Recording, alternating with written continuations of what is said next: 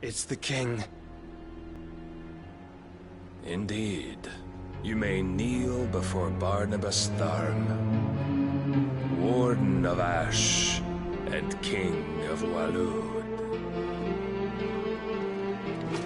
Get back.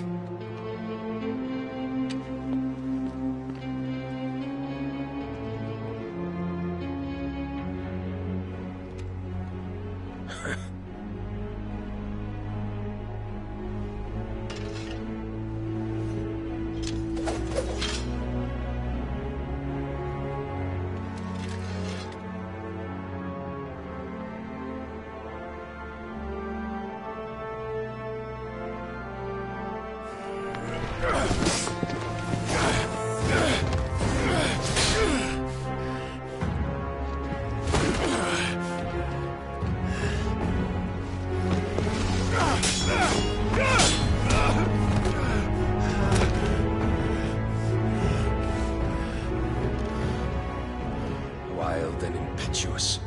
I expected more of the boy who bested my Lord Commander. Yet I see why my master covets you so. The power within you, Mythos. The potential.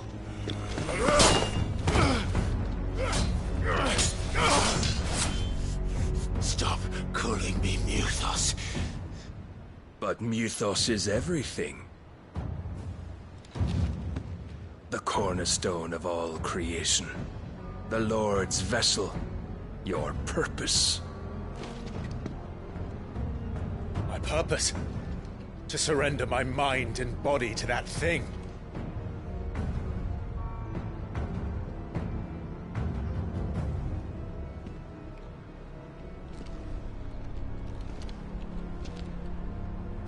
No, Your Majesty. My purpose is my own. I made a promise to my friends, to my people. And nothing is going to stand in my way. You would allow this delusion of free will to bar your path to greatness? Truly, your volition is a cancer. One that must be excised.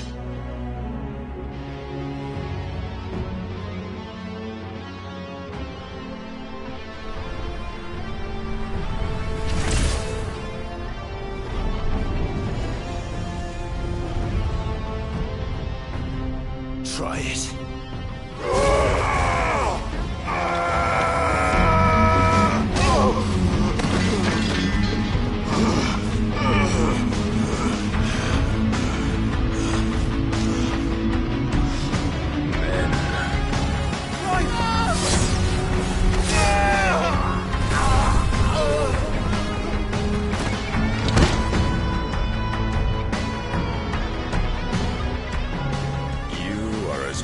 As all the rest. Joshua!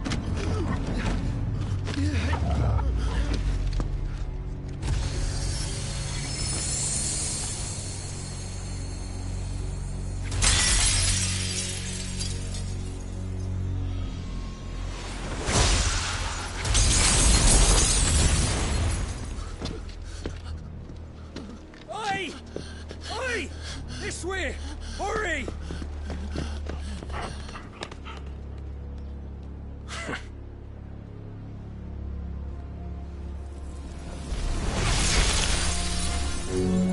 Power beyond reckoning, and they use it as a crutch. Such a waste.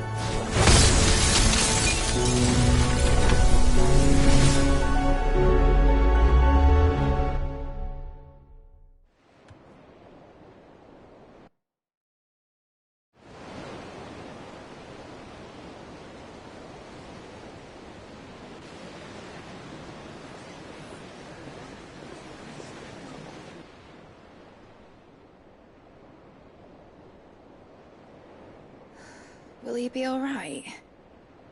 The phoenix can mend flesh, but the spirit must recover on its own. I'm afraid the rest is up to him. This place is remarkable. Outfitting it must have been no small feat. But why go to such trouble? That beauty's belly's filled with wonders the world ain't ready for. If the guilds caught wind of what we were up to, they'd all want a piece. All right? And how is he? Do not blame yourself. He was barely breathing when you brought him here. We would have lost him if it were not for you. No. Barnabas may have severed nigh every sinew in my brother's body. But he made certain the wounds were not fatal. Nigh every sinew? Allow me, your lordship. Don't know what I was thinking, putting you to the trouble like that. 'Tis no trouble carrying comestibles to my ailing nephew. I know, but you've already done so much for us. Pouring your gale into the hideaway and now the ship. I don't want to take the piss. You risked your life. And for what? Some girl you hardly know. Why'd you do it? You not mad or something? I wouldn't go that far. Clive! You're awake, my boy. Oh. All I want to do is help. And the world won't save itself. It was Sid. Your father, who taught me that. Sounds like him. Don't you dare do that again. What of the Royalists? Fucked off, the lot of them, along with the galleon. With the king on board, no doubt. The Iron Hair wouldn't sail without him. Clive. Jill didn't come back. What do you mean? She kept the king busy while the others dragged you out. It's all right, Mid. Jill is fine. The ether of her icon endures. And as long as it does, we can be certain she is alive.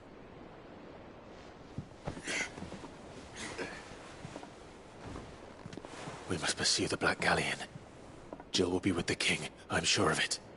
Well, good luck catching him, because my ship's going nowhere. It's the Mithril engine. She's got a kick like a wild chocobo and a mind to tear the hull in half. But do you have an idea? Well, of course I do.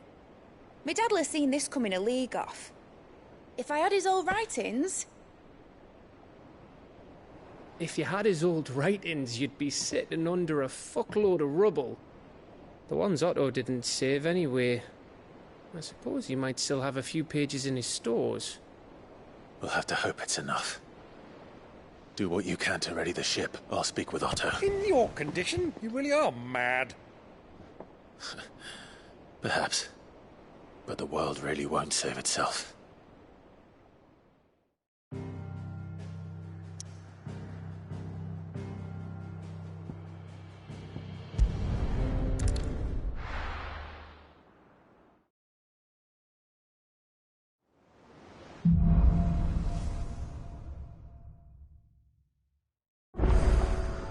Right. Gav said that Otto might know something.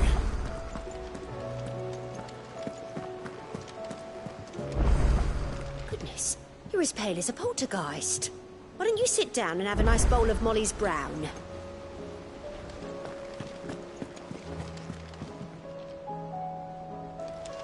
Cole said it was an army of Akashic.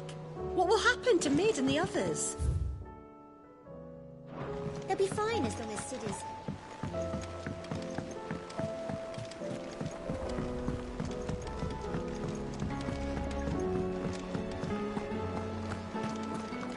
You don't know what you're talking about.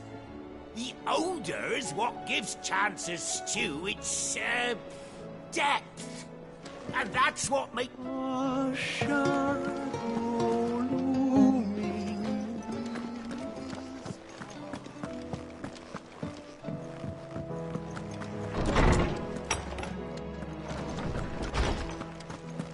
Let me help. I know my letters. Knowledge hoarded is knowledge lost. I have compiled some new entries, if you would like to see them. You wish to study the tomes? You are always welcome, Clive.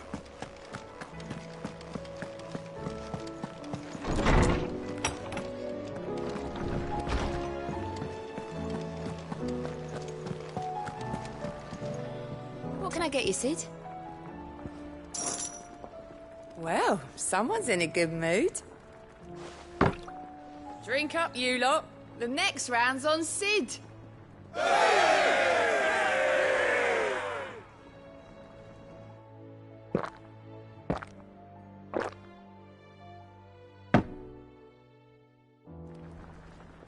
Oh, keep your mug handy.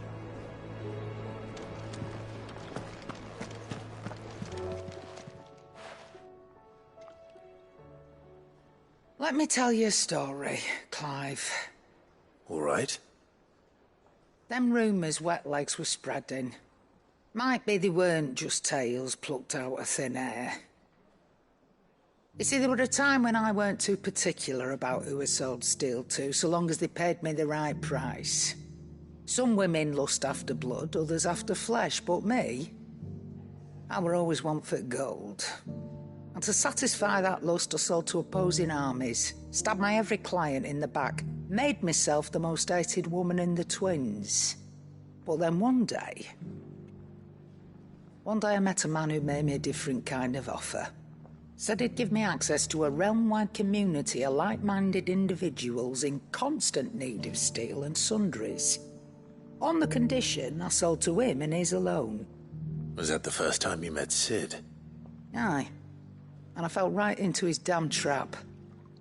He was true to his word, so I ended up being true to mine. And I soon started making the best profits I've seen since taking up the trade. And all without aiding or abetting any outlaws. Except Sid himself, that is. Told me about his plan to topple the mother crystals, you know. Said that with them gone, the realm would want for all manner of things. An opportunity for the likes of me to mint gil. Why, I reckon an enterprising individual could find himself the richest dam in the twins. And that's when he had me. I emptied my stores that day and moved into the hideaway proper. And the rest, as they say, is ancient bloody history. A dozen years on, and I'm still not the richest dam. Not for lack of trying, mind. But I can say that I have never been happier. You've all shown me there are some things more precious than gil. That there are. So don't you go messing it all up, or you'll have me to answer to.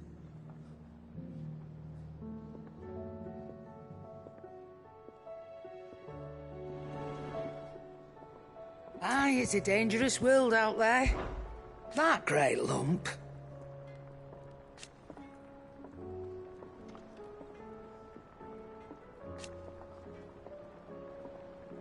No.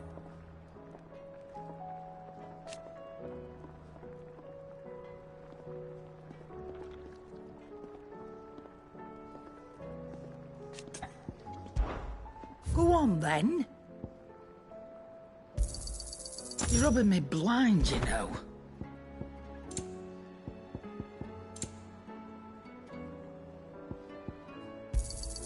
You'll not find a better price than that.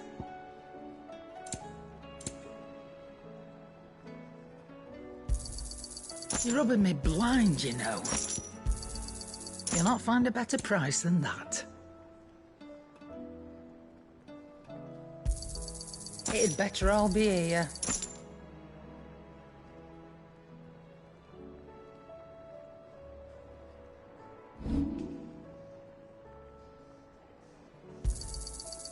I reckon I can find a buyer.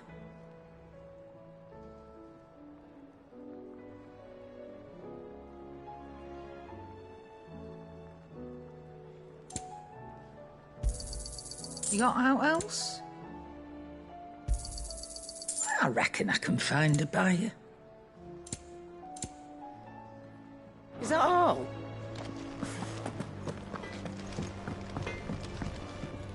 Trouble with your gear, or... So, will it be?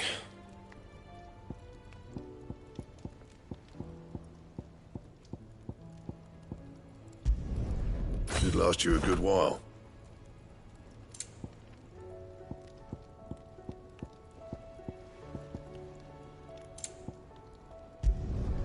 Not bad, if I do say so myself.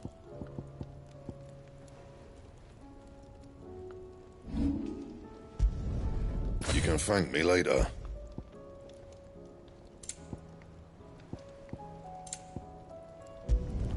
Not my best work, but it'll do.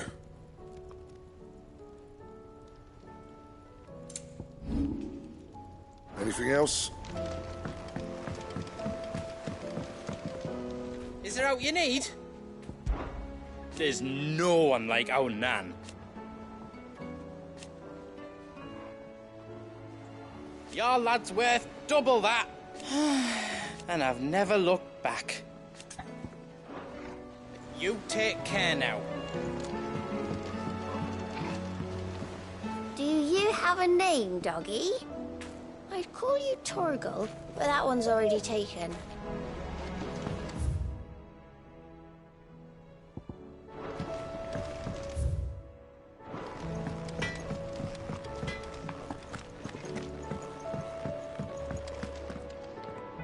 My Lord Marquis, I heard about Eastpool.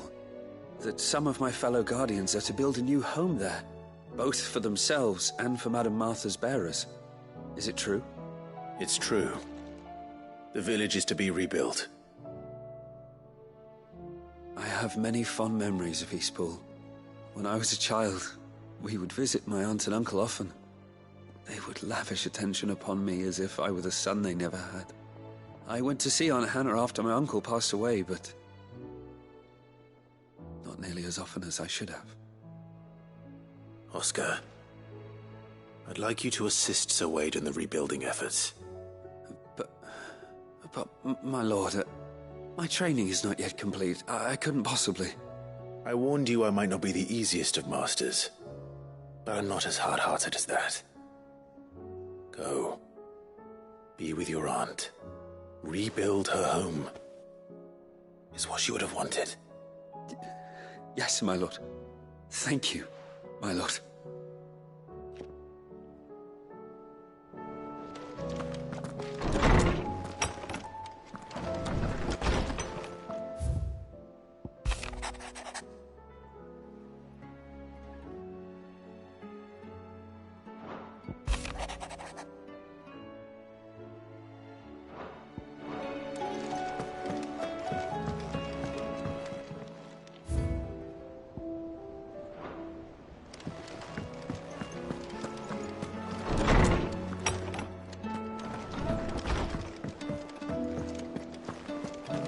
If it's knowledge you seek.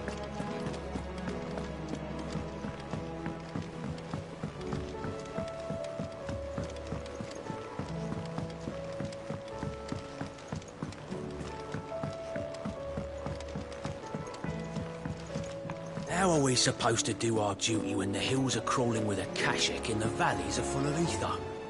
How indeed. My men and I lost an entire day avoiding a flood that wasn't there a fortnight ago. Will you be heading back to Canberra soon? You let us know if you need an escort.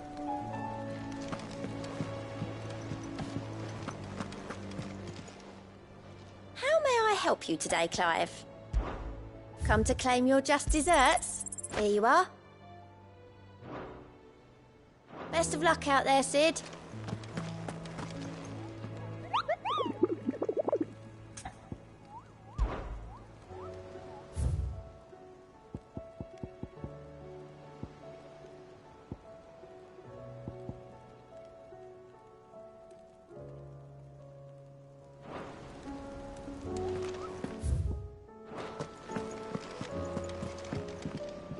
Clive, what is it that you wish to learn?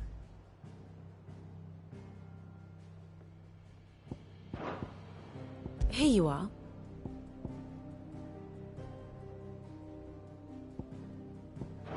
Thus ends today's lesson.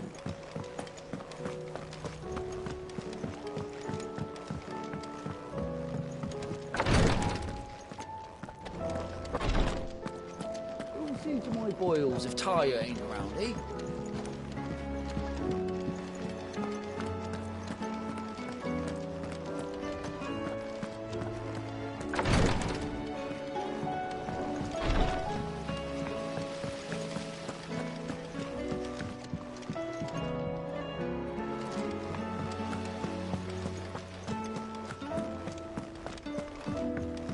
If Amber and the Lazarus are gone,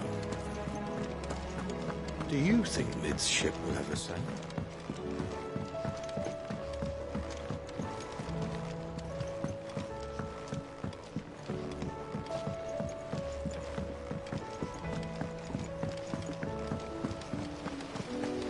Miss Shirley, how can we learn to be clever?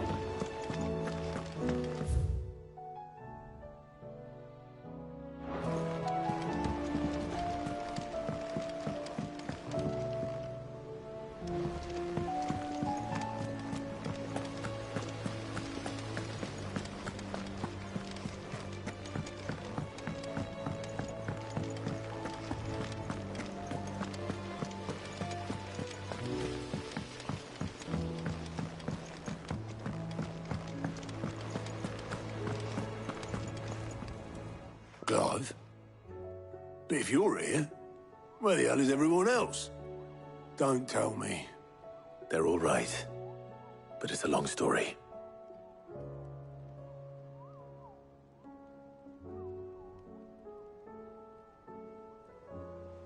You lot don't do things by halves, do you? Well, at least everyone's still breathing. Now, as for these writings, I'm sorry to say, Clive, but if you had those, you'd be... Sitting under a pile of rubble, I know. But we were able to save a few bits and pieces from the ruins, most of which ended up being used to build this place. The more personal items we gave to the next of kin. In the case of Sid's things, that would have been Mid. Then I'll check the workshop.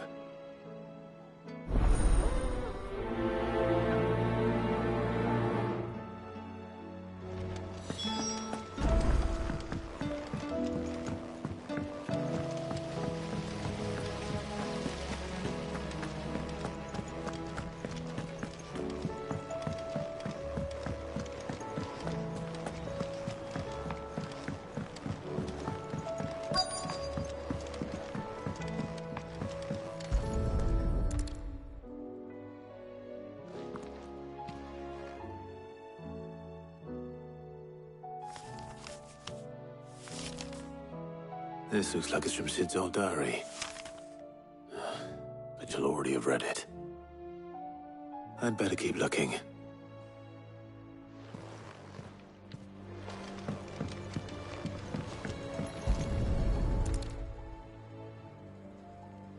What do we have here? Oh. Sid's pipes. Something tells me Mid won't be needing these.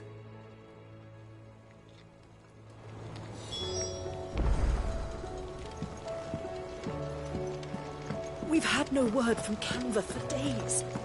Please tell me Mid is all right.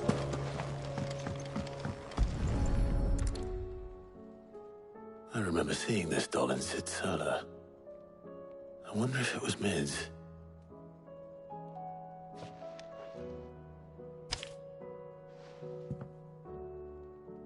Huh.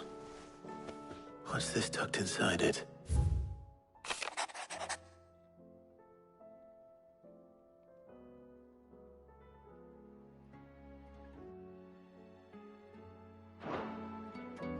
Sid's best invention. Huh. That sounds promising. So Sid hid something in Mid's first opus. What would that be? Perhaps Otto might know.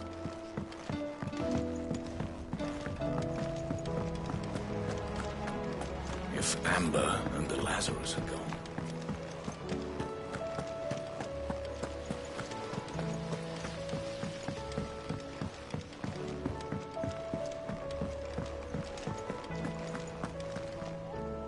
Well, did you find anything? Possibly. You wouldn't happen to know what Mid's first opus was? Opus? That girl's as tone deaf as a banshee. Unless you mean the orchestrion. She couldn't have been more than, what, 11, 12 when she cobbled that thing together? It surprised us all. Not least her dad. You should have seen how proud he was of the little scamp. What's that battered old box have to do with anything? I think Sid may have hidden something inside it. Wouldn't surprise me. Those two and their bloody treasure hunts. Half the things in the hideaway were hidden one time or another.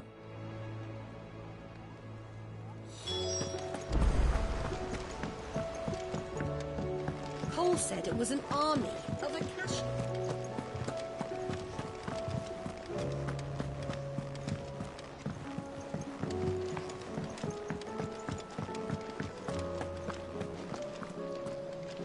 Who's that? I didn't break it. Well, I didn't break it. What didn't you break?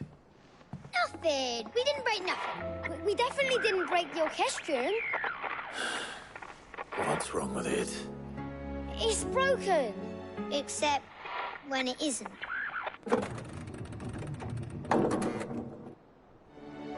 See? And you had nothing to do with this? Nope, nothing.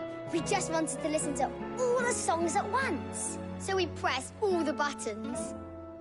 Like this.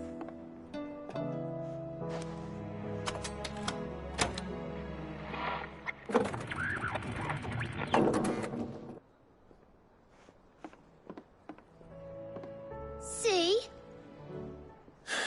All too well. All right, out of the way.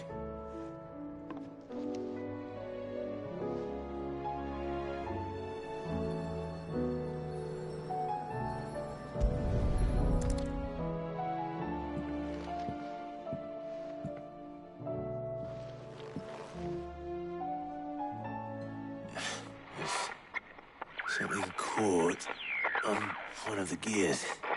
Did you break it? Can you fix it? No, I mean, yeah, yes. There. How about now? You fixed it! Sid fixed it! He more than fixed it! Yeah, new music! Huh. Never heard this one before. It started playing when I removed this. Whatever it is.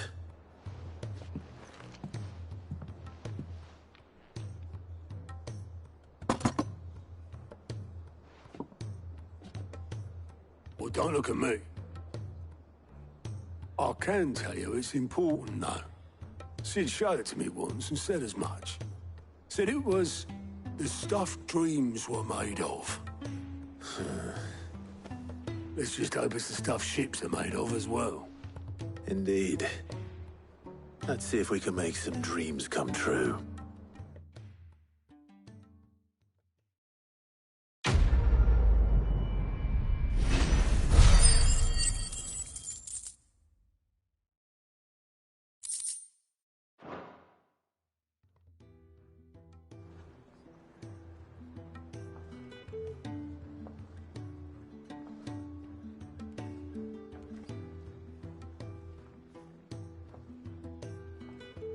Just the two I was looking for.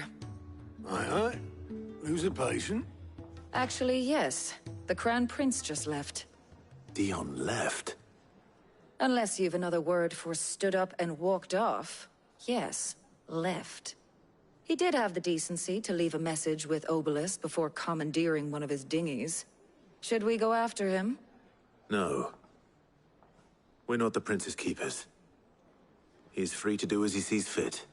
I'd rather he did so in bed. His wounds are nowhere near healed. Much like yours, I suspect. Otto told me what happened in Canver.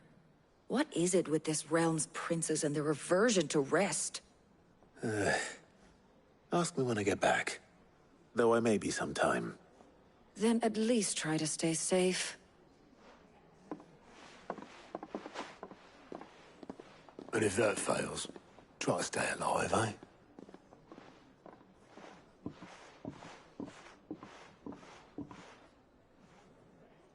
Every moment I waste here, the further the flagship sails. I have to get back.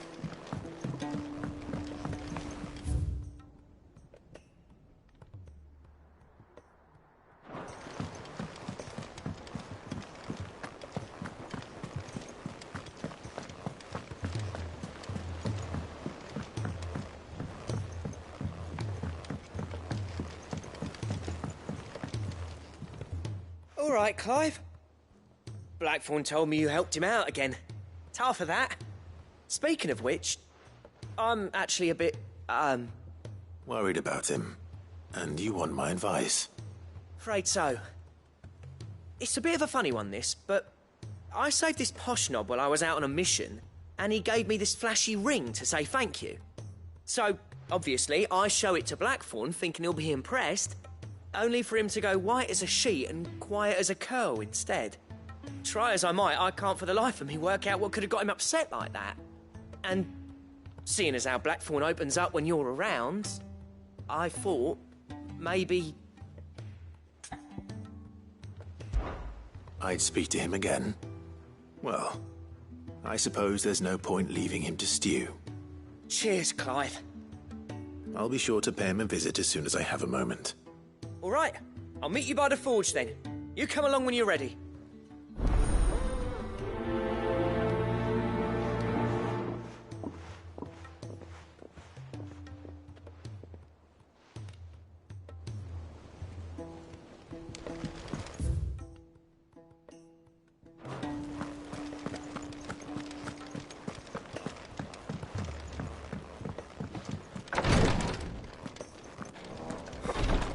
She can't kick this. Glory to Griga. There you are. What's happened? Taya's busy working herself into an early grave.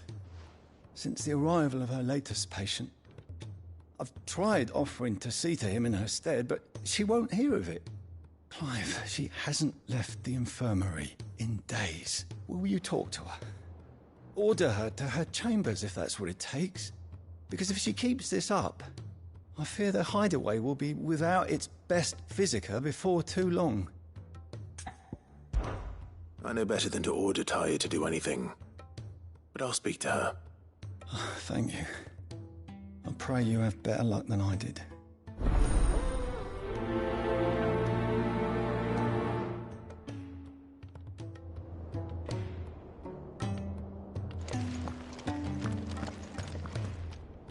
Well, Taya, Rodriguez worried about you. And if what he says is true, then so am I. We all admire your dedication, but you do need to rest. I will, when it's time. Until then, I'm staying put. We owe him that much. Who is he? Someone from my past. Someone who doesn't deserve to die alone. It won't be much longer. The crystal's curse has almost finished its work. If I had the tears, I could ease his passing. But without them, we've nothing that will touch the agony of those last few hours. How would tears help this man? Not my tears. Tears of mercy. Alicia, it's the only thing strong enough. You wouldn't, Taya. Surely. There must be something we can do for him. Sometimes an easy death is the greatest kindness we can offer. You do well to remember that, Rodrigue. I will. We have all the ingredients we need for Alicia Balwam. It needs to be fresh, though, so we rarely have much to hand. I can make the draft if you can bring me what we're missing. Just tell me what you need. There is a species of venom-weeping spider that lives in the forests of Norvent, near Lorbert's Pass. Bring me one of their eyes. Preserve it as best you can, but avoid contact with the tears. I'll make sure the other ingredients are ready before you return.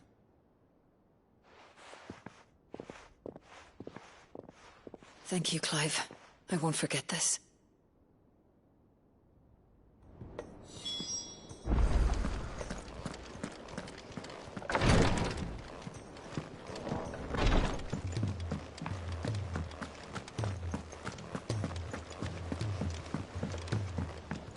Cole said it was an army of Akashic.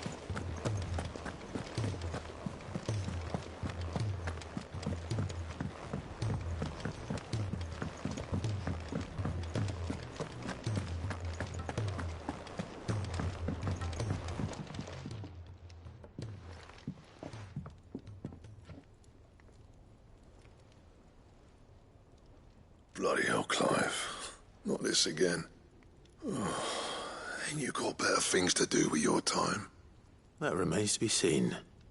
August tells me he showed you a ring, and that the sight of it clearly upset you. Would you mind telling us why? Come on, mate. Bottling it up ain't gonna help no one. If it weren't the ring, and it was something I said, then I'm sorry. It was the ring, right? It brought back some unhappy memories, that's all. Memories better left forgotten.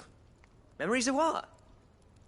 There are things we'd all rather leave behind, Blackthorn. But sometimes it helps to talk about them. And sometimes it doesn't. Is that so hard to understand? Don't be like that. Fine. If it'll get you off my back.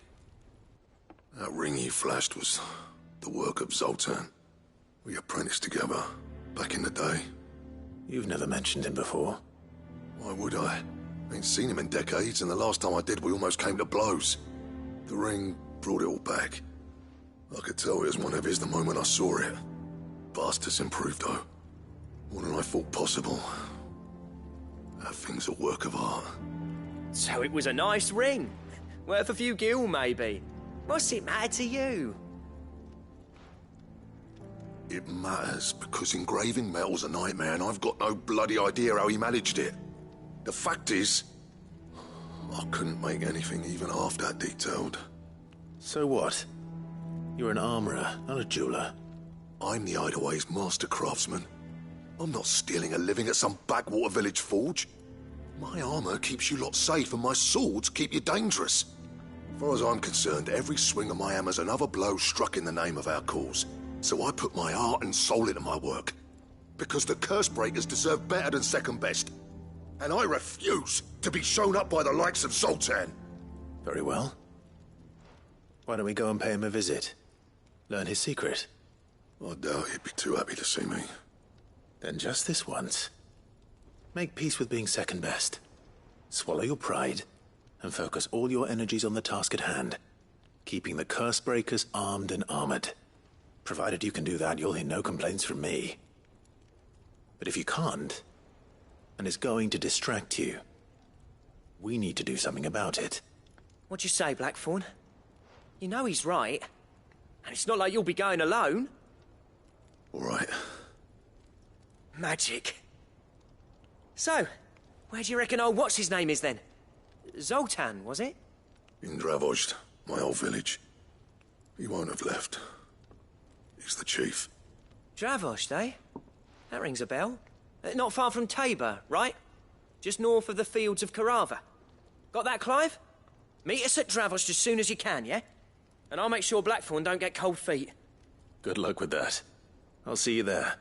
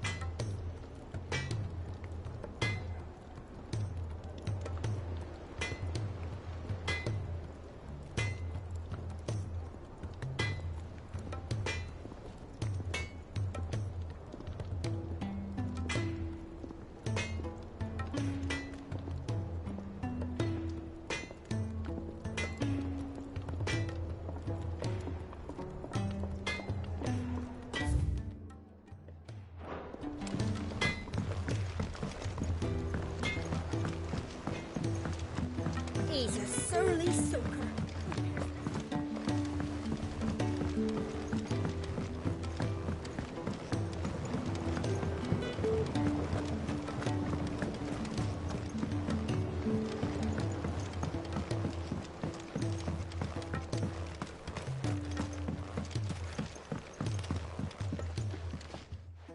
Sid, do you recall the flowers? Vaguely. I'm afraid so. I was able to get most of the Morganbeards to take root. I fear the soil here does not agree with them. However, I believe I have a solution. I can't wait to hear it. I'm going to marry the Morganbeards with Morbles. I know, but hear me out. Morbles are possessed of a highly choleric temperament. The fire which drives them appears to be maintained by an abundance of nutrient-rich ether drawn from their environs. I believe that by grafting a Morble vine to a Morganbeard, the appendage's wealth of vigor-inducing nutrients might well stimulate the flower to bloom. The endeavor, I assure you, is scientifically sound. I simply need a vine to prove the theory.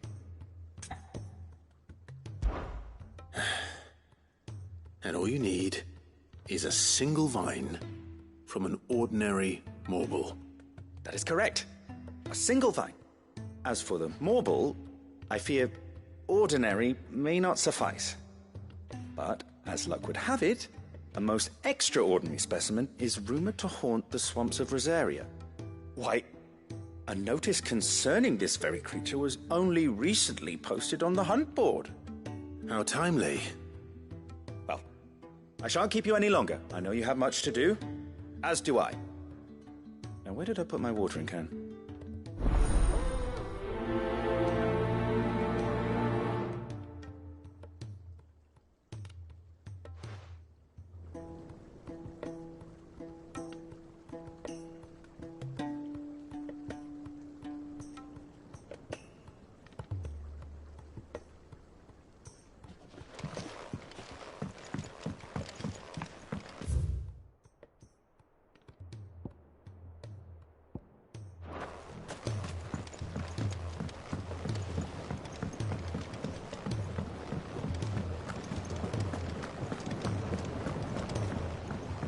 The realm's crops are all being harvested.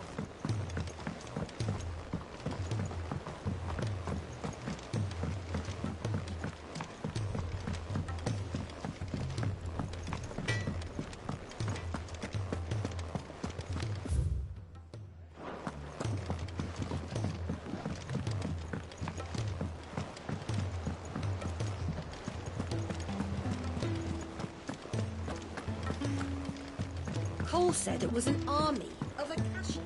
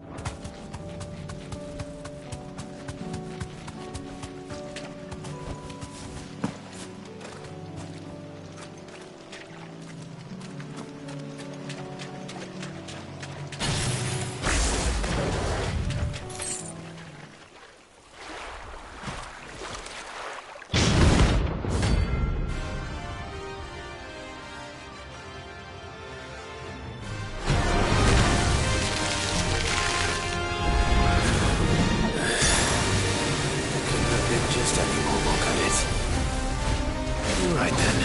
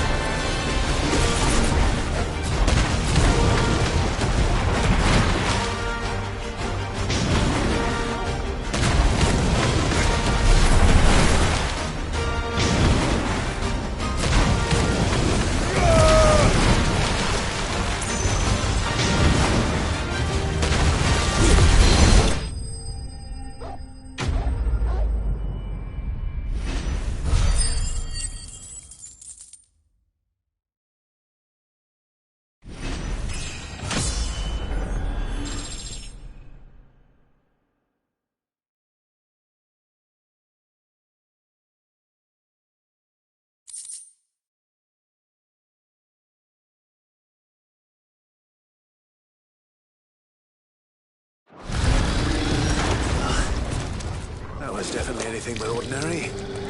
Now, let's get this vine back to the yard.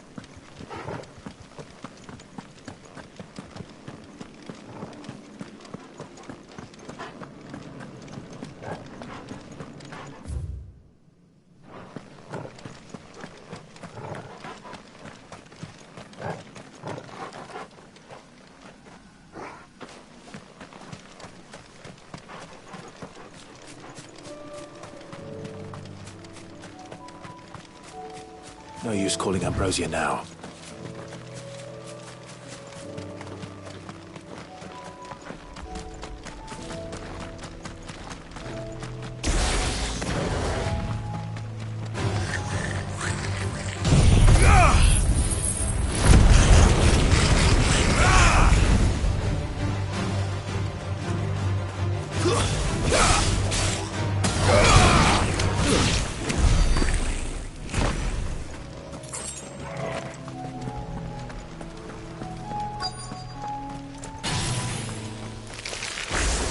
Rodriguez could have mentioned his spiders would be the size of curls.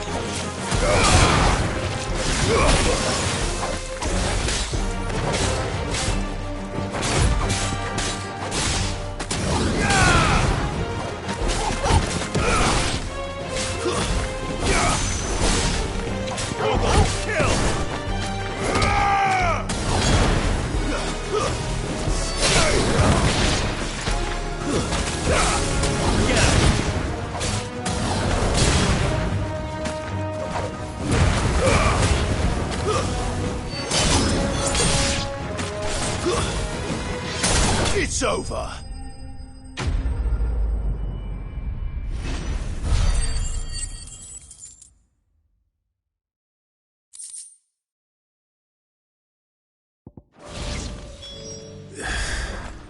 Hopefully one will be enough.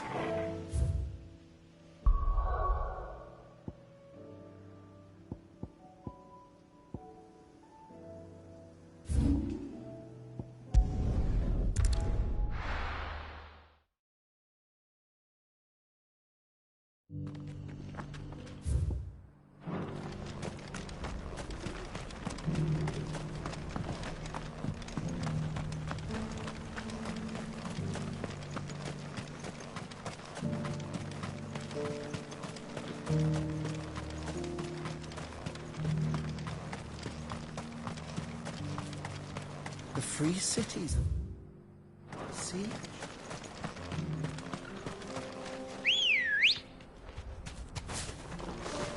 Good girl. Faster!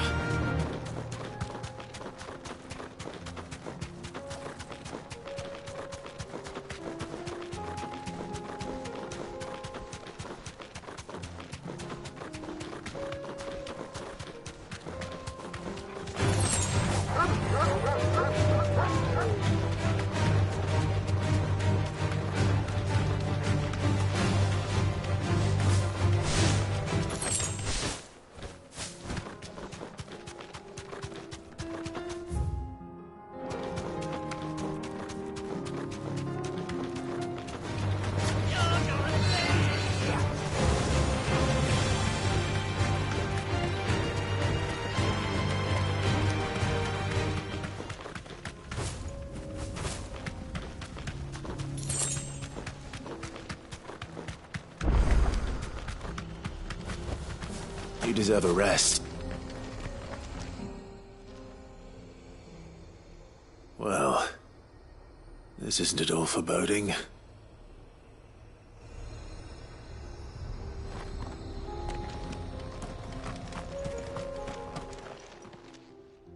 Kicked out already? No. This charmer ain't letting anyone through. Why are the gates closed? Chief's orders. No one's allowed in without his say-so. Not that I'd have let you in anyway. You look like trouble. I suggest you go home. That's what I'm trying to do, you little prick. Ain't changed a bit, have you, Snotty? No. It isn't. Blackthorn. Long time no see, eh? What the hell are you doing here? Well, it was meant to be a surprise, but since you asked so nicely, I'm here to see Zoltan, you fucking numbskull. Now let us through. All right. Just don't go starting anything with the chief. Yeah, I promise I won't throw the first punch. That good enough for you?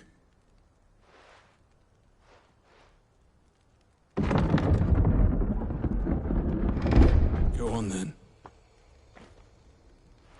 Much obliged.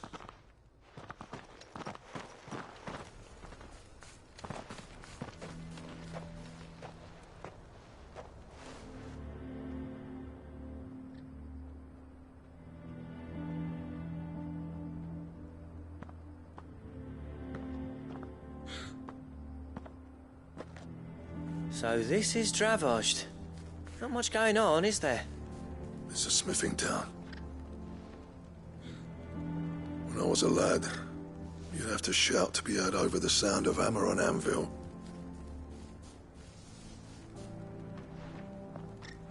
Clive, you're good with people. You speak to Zoltan. Hey, you ain't backing out now, are you? There's a river of bad blood between me and the chief. But if someone can build me a bridge, then I'll cross it. All right. I'll see what I can do. I appreciate it. He'll be near the forge on the hill. It was our master's. He'd have inherited it when I left. Forge on the hill. Good luck. You'll be needing it.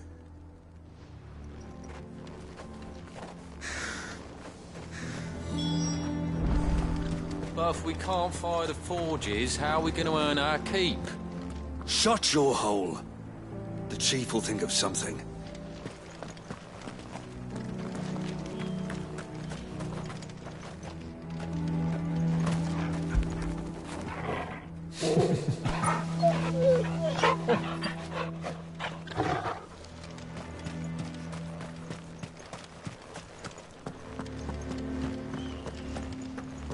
Mama, why hasn't Papa come back yet? He's helping the chief with something very important. Go back inside now.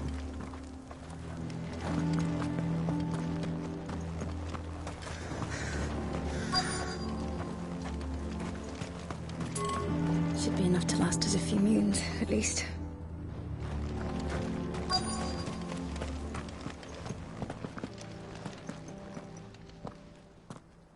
Hotter! Hotter, damn it! Those miserable flames wouldn't melt butter, let alone iron. Pardon the intrusion. I'm looking for the chief. That'd be me. It's a pleasure to meet you. I'll bet it is. Keep the gates closed, I tell him. Well done, Snotty. You're not welcome here. Get out. Before things turn nasty. Blackthorn's here. What did you say? He's traveled a long way to see you. Yes, has he? He's waiting. Down by the gates. Then I suggest you take him with you when you leave. Didn't you apprentice together? So what if we did? Fuck! We're getting nowhere! These bearers' flames are next to bloody useless!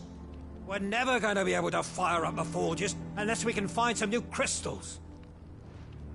I'm a busy man, as you can see, so do me a favor and piss off.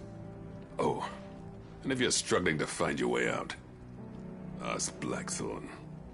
That prick knows exactly where the exit is. He's not wanted here. And neither are you. All right. I'm going.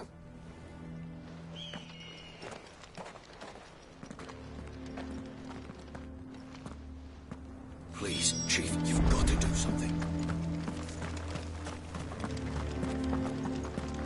Mama, why hasn't Papa... But if we can't fire the forges, how are we going to earn our keep? Let me guess. Zoltan told you to piss off. As a personal favor to him, yes.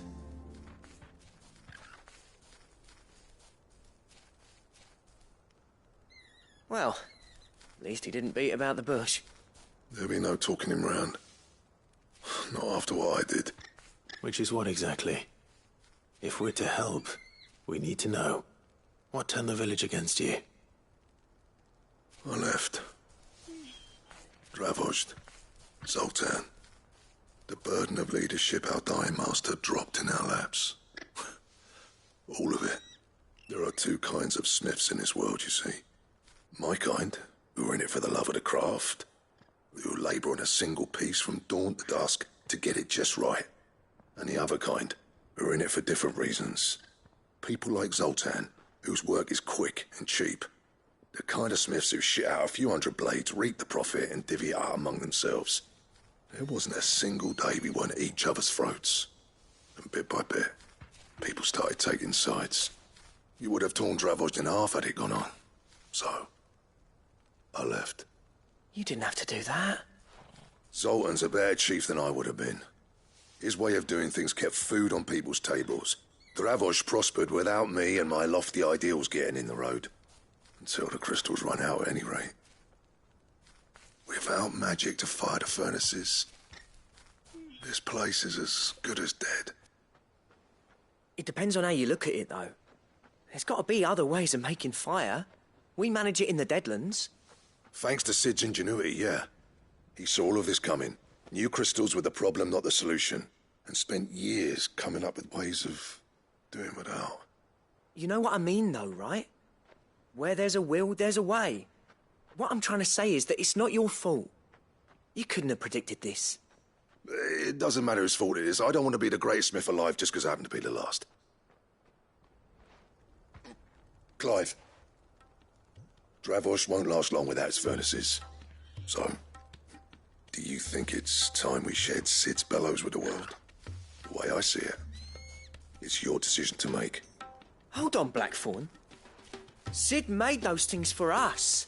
They give us an edge over the rest. And you'd be throwing it away. All right. Do it. This place was your home. I won't abandon it to its fate. Sid's creations were never meant to be hoarded. It was only ever a matter of time before we shared them. Let this be another step on the road to freeing Valisthea from the prison of the Crystal's blessing. Dravojd will show the world that it's possible. Wouldn't you agree, August? When you put it that way, of course. It's like hearing Sid speak from beyond the grave. Thank you, Clive. Shall I go and fetch the plans, then? I know I'm off by heart. I'll be needing some help, though. Building a furnace isn't exactly a one-man job. Do us a favour and round up anyone strong enough to lug a brick or two, would you, August? All right, then. And I've got a job for you too, Clive. Finding me some salamander skin. I need leather for the bellows and nothing else will withstand the heat. Luckily for us, salamanders feed out in the fields of Carava. Time for a spot of hunting, men.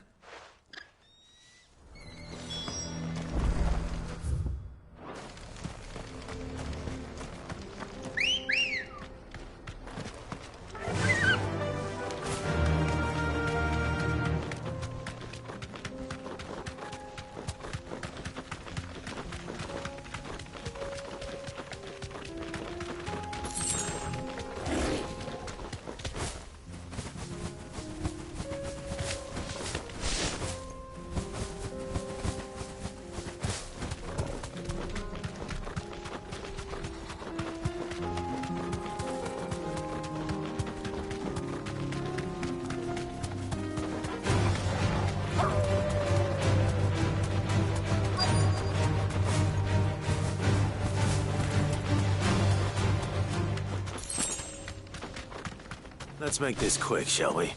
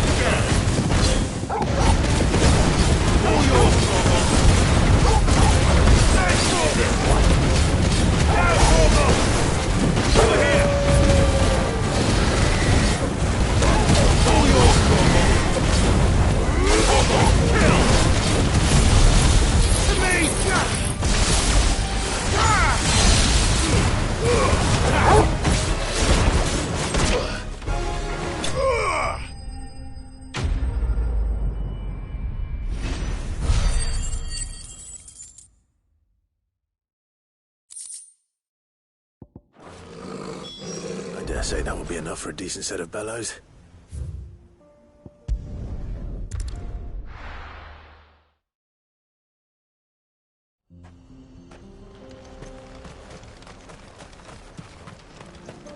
What's this all about, then? Don't know. Any trouble finding the skin? Nothing I couldn't handle.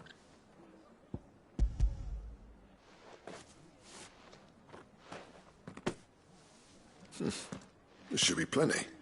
Right then, time to put these louds to work. If everyone pulls their weight, we'll be finished in no time.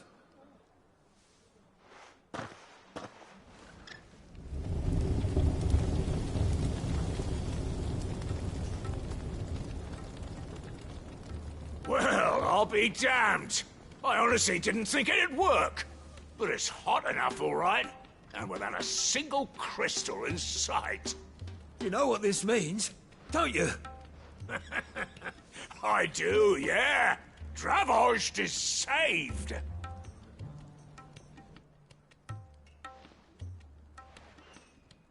Sorry about earlier.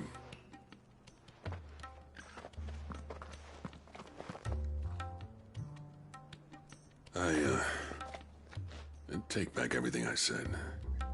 That thing you built us is an honest-to-God's marvel. You've saved our village. It's Blackthorn you should be thanking. He oversaw the construction. Give this to him, would you? What is it? Pit Cole's cinders. After he left, I spent years trying to eke the most out of our forges. That there was my answer. Chuck it in the fire, and your forge will burn hotter for longer, which will do wonders for your steel. Our secret for yours. Only fair. I've always envied Blackthorn. Since the day I became chief, I spent every spare moment trying to match up to the bastard. No amount of sleepless nights at the anvil will ever bridge that gap, though. He's a genius. Plain and simple. The man Dravost needed. But he took all his talent and left. Gifted and free. Is it any wonder I hate his guts? The cinders would mean more coming from you. I need to forgive him first. And that's not gonna happen.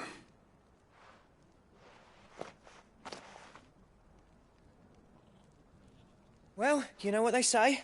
Oriflamme weren't built in a day and all that. These things take time. Especially when they involve two geezers who hold grudges tighter than their hammers. But what matters is, Blackthorn's got that twinkle back in his eye. And I'd call that a job well done. So would I. I reckon he's going to be at it a while yet, though, so why don't you head off without us? I'll see that the old git gets home safe and sound. See that you both do. I'll save the cinders till then. All right. It'll be a nice little surprise for him.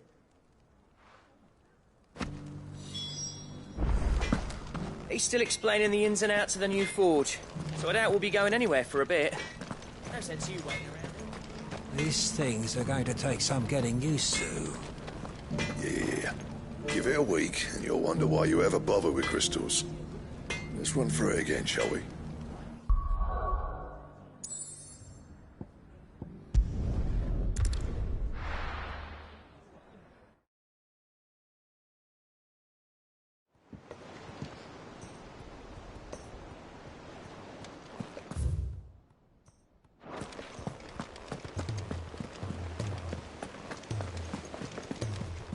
Cole said it was an army of Akashi.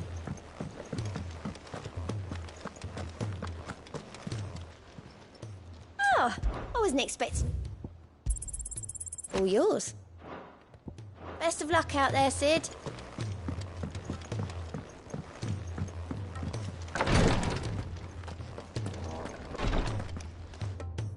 Thank goodness you're back. Is this what you needed?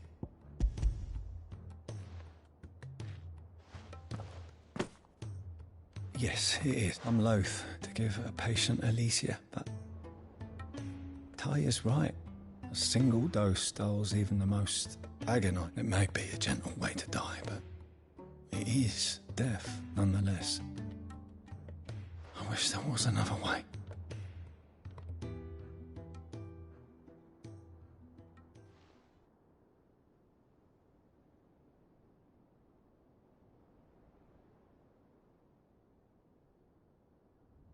How are you feeling?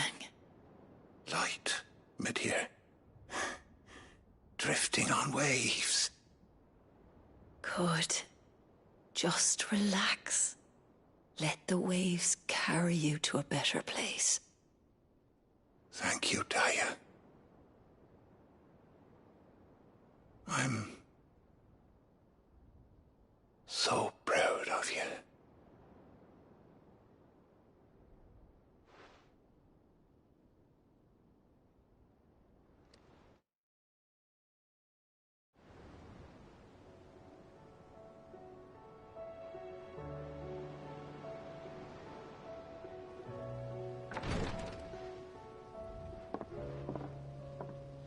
He's gone.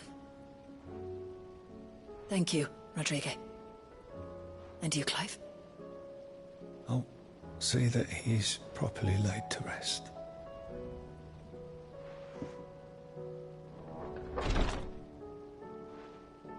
The man you helped today was my mentor, back in the Southern Isles, on the front lines of some meaningless war.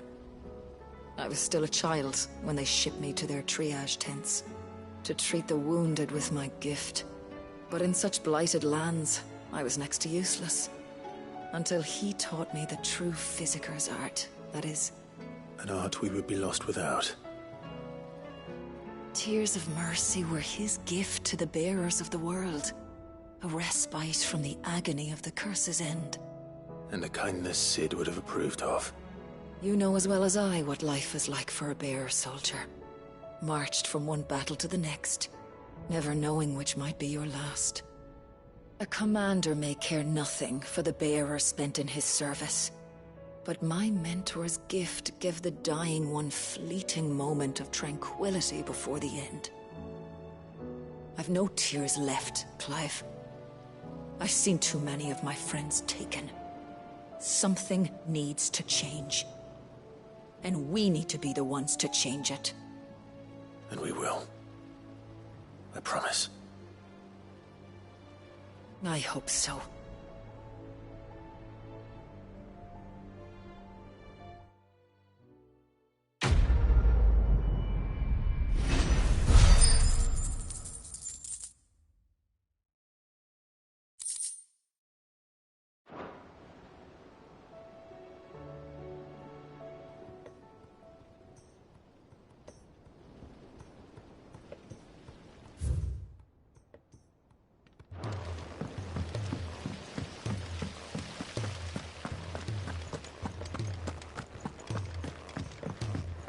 If Amber and the Lazarus are gone. Miss Shirley, how can we learn to speak?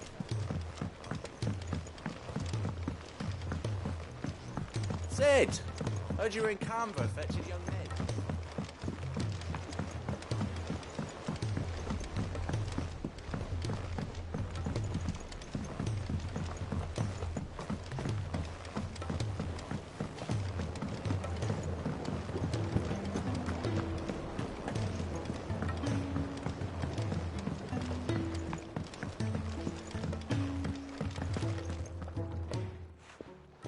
Sid, I can't help but notice that your satchel is twitching in a most violent manner. Here. It's your problem now. What an amazing specimen. The flesh positively... When I successfully graft this to the Morganbeards, I suspect the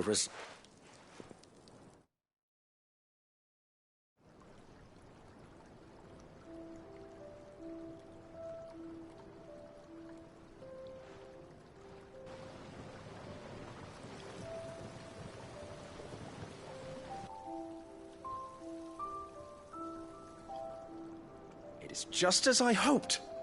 Witness how the Morganbeards have taken to the blighted soil. How they bloom with heretofore unseen vigor. Why, I dare say such a vine graft would yield similar results when applied to other specimens as well. I'm glad I could be of assistance. You've not only helped us, Sid, you've saved us. Do you recall the extract with which I provided you before? I took a moment to distill some more, but this time with the petals from the invigorated Morganbeards. And would you believe? Its potency has nearly doubled. You must accept this vial as thanks for your assistance. The rest, I shall give to Taya.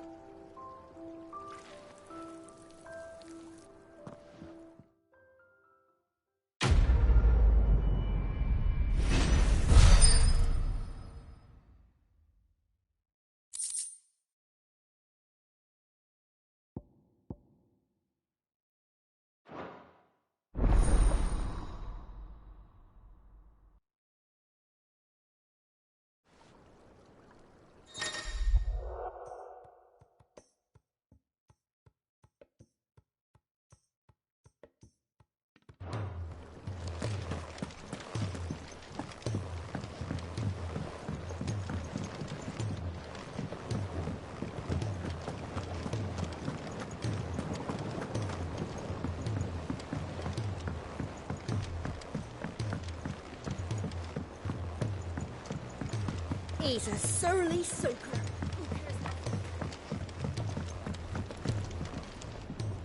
Gentlemen, I see you both made it home in one piece.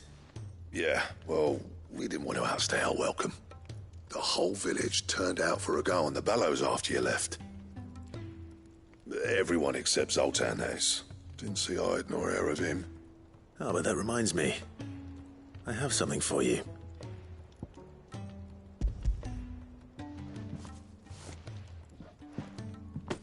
Pico Cinder? How'd you come by this?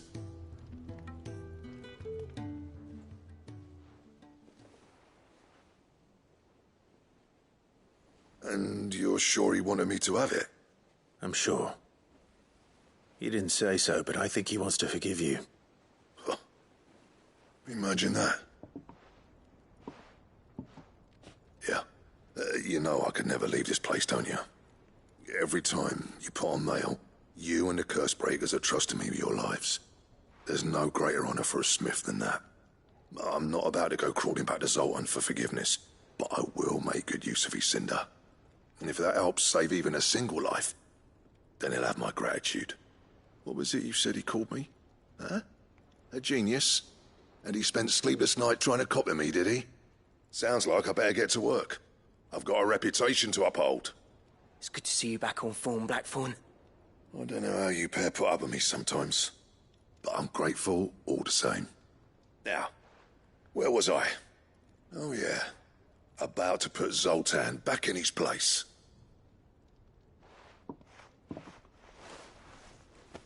Ain't got the art to tell him how similar they are. Stubborn bastards. A little healthy competition should be good for him. You're not wrong. Still, it's a shame him and Zoltan couldn't let bygones be bygones. No use grumbling about it now, though. Blackthorn's happy. Or as near to happy as he gets. And that's good enough for me.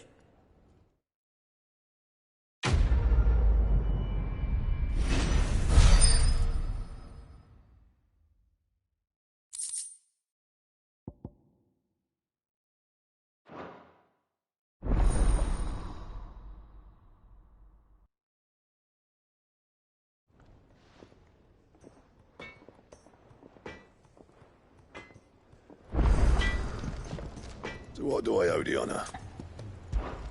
Not saying Fordian, do you?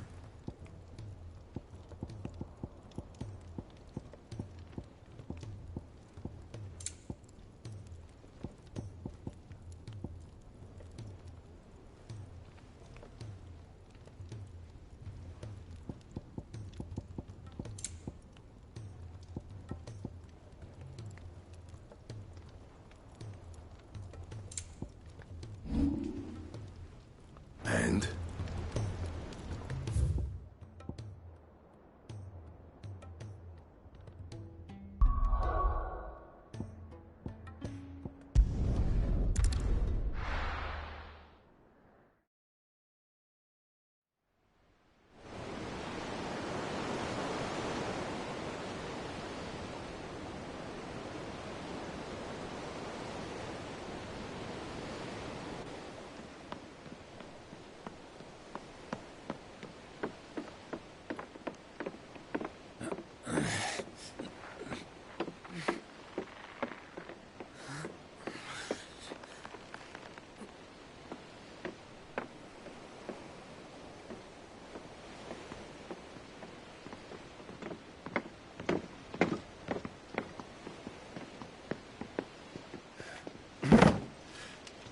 I were right, Clive.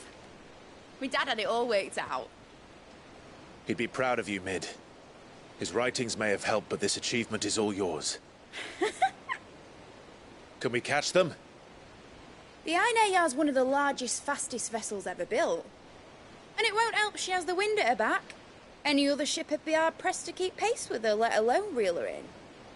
But this isn't any other ship. This is the Enterprise! And the world's never seen anything like my dad's engine. It certainly hasn't.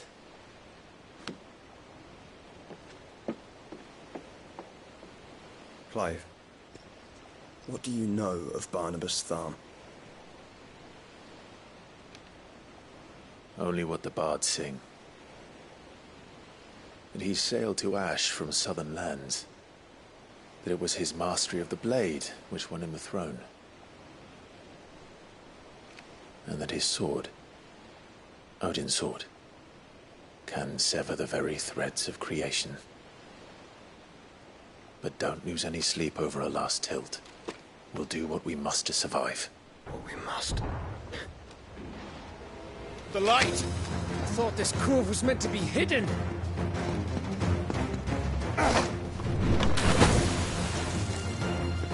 Mid! Company! Eh? We'll hold them off until the ship is ready. But hurry!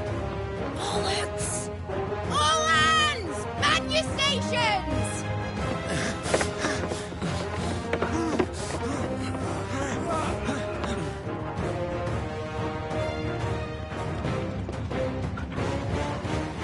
Everyone with me?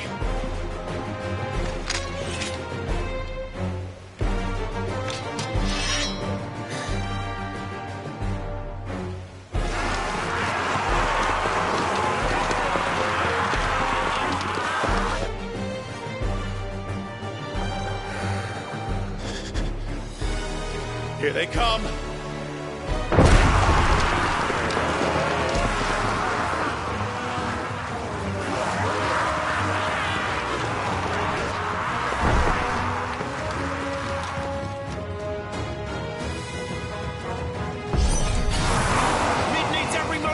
Give her. Behind me, Lord Roskilde. I'll take care of these fuckers. Behind you?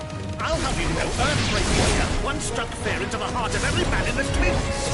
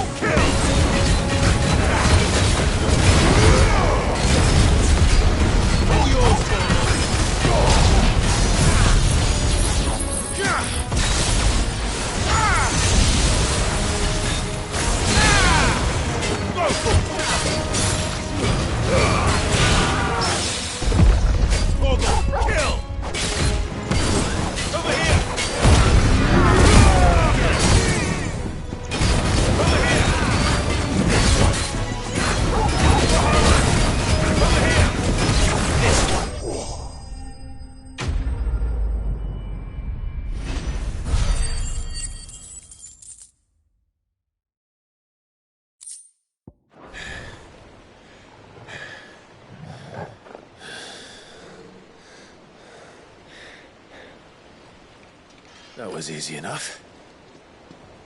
All right, you lousy lot. Get your asses on board. She's ready to sail. You heard the captain.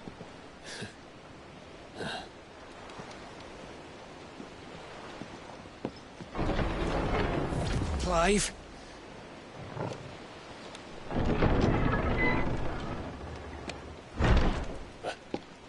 But I thought he was... Confounded. Then it is as I feared. Sleipnir is no man, but a creation of Odin.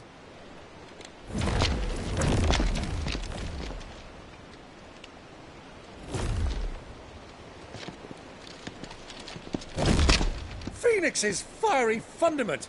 Have you no normal enemies?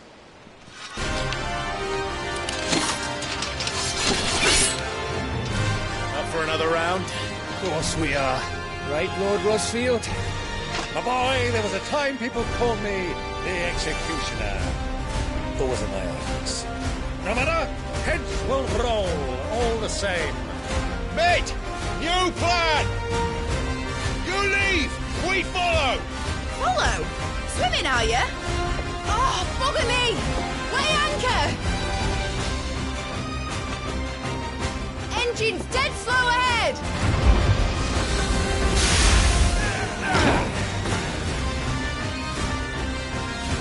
Have care, my friends. 'Tis not blood that runs through a lady's veins.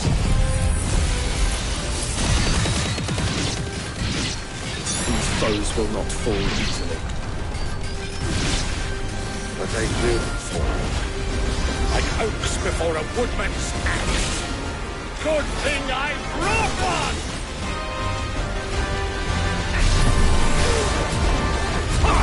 How long are we meant to keep this up? As long as it takes. Unless you have a better idea. Well, I've already killed at least 5 of the bastards. Fuck it! Let's do the lot!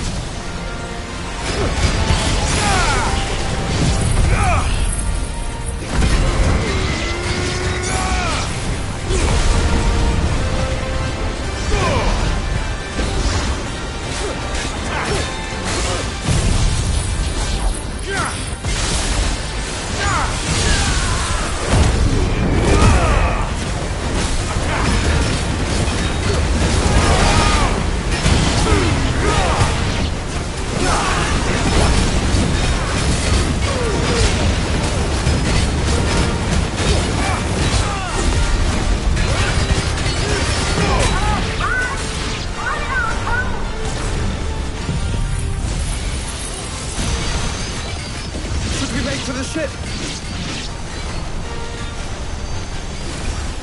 Not yet. Wait for my signal.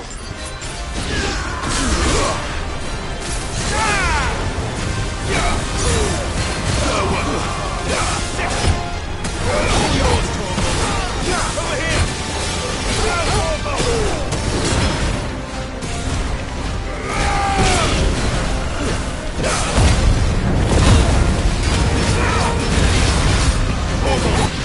In your own time, Clive!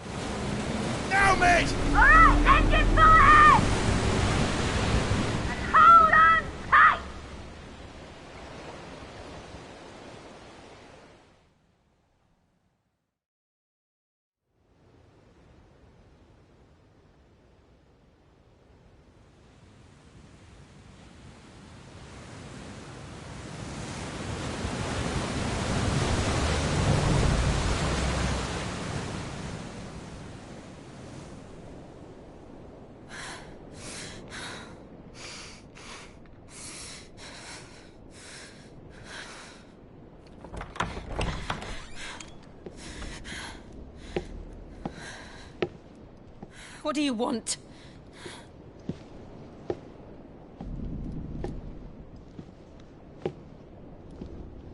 That's quite a mess you've made. And wholly unnecessary. You are my offering to Mythos. I would not see you damaged.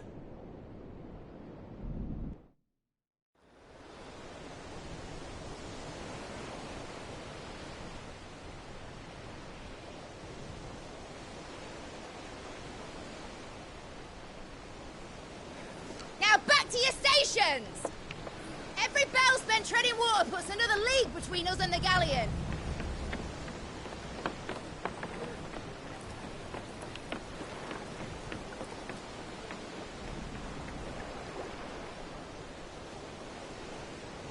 I don't suppose Mid has a spare engine?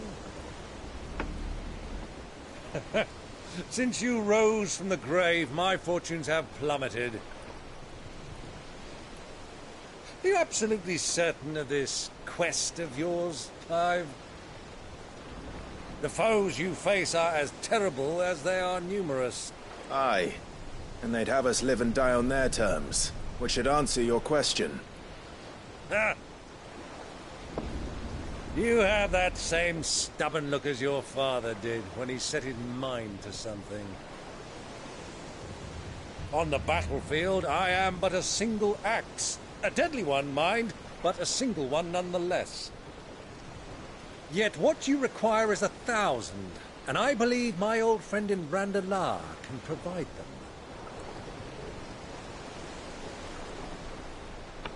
Take care, Clive. I have many more tales of your father's exploits to share. And I cannot very well do that if you're dead. Again. Good luck, Uncle. And may fair winds attend you. As for you, Joshua, take care. I shall do my best, Uncle. Farewell, my nephews. When next you see me, it shall be with an army at my back.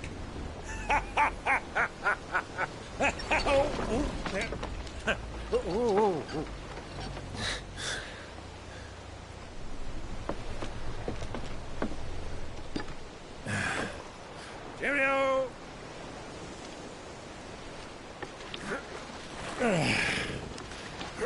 Oh, yeah. Do keep up, my boy.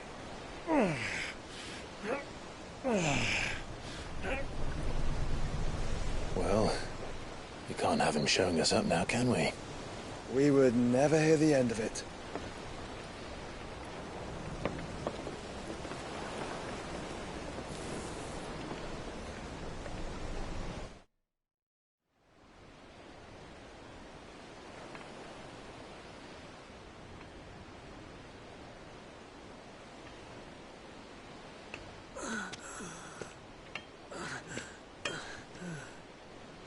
Greek of mercy.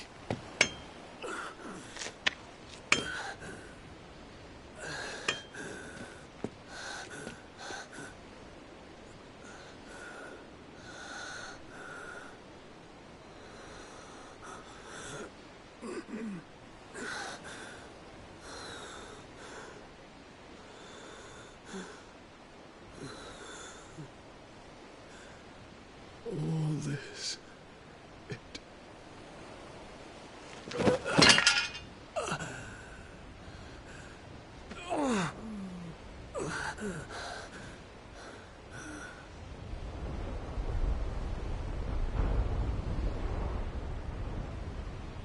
What have I done?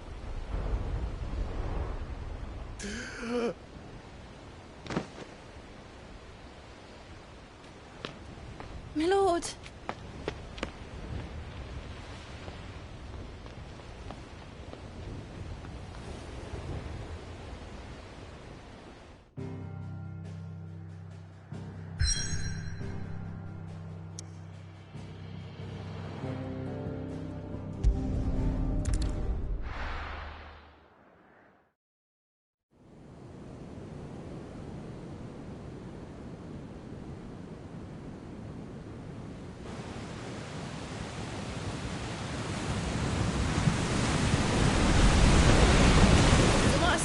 between here and Waloed, but any ship heading north has to round Zemeckis and put through the Narrow.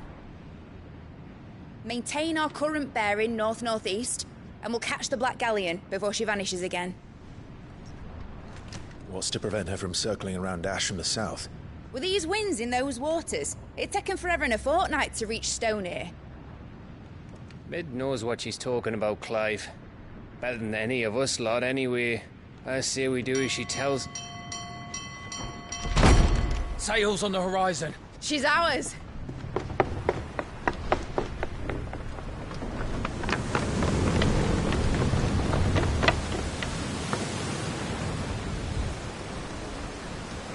Look alive, boys! Full ahead! And keep those furnaces fed! Aye, aye! You feel that? Jill. All hands! Battle stations!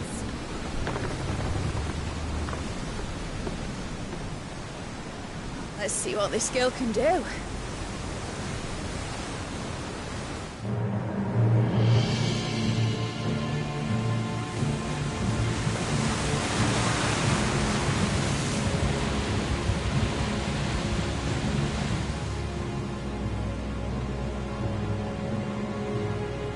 Where one leads, so does the other follow. The bond of consciousness which joins them condemning both to the same fate.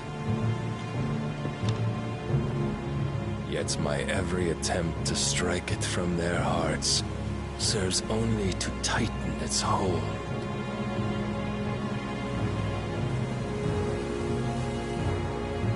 Fascinating.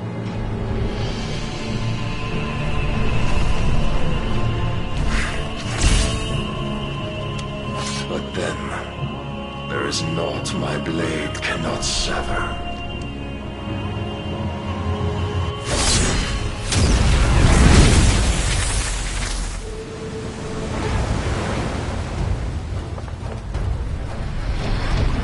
Great Gregor's gas!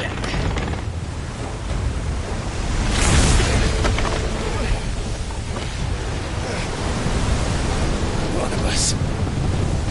Hard a port! Heads down, you brutes! And brace for impact!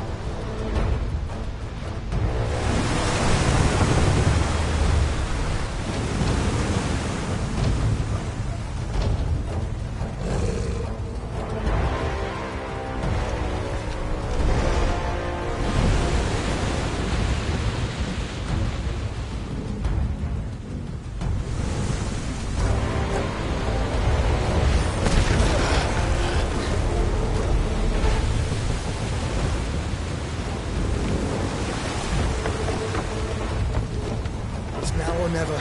I'll find her.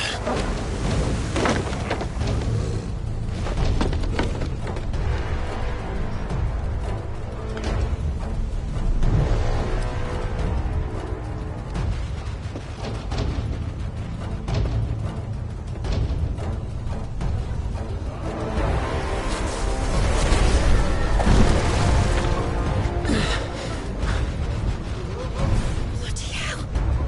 Hard a starboard!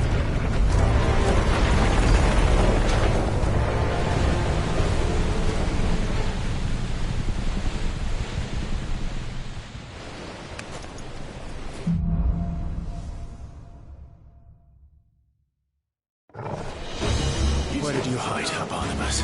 Cut it down!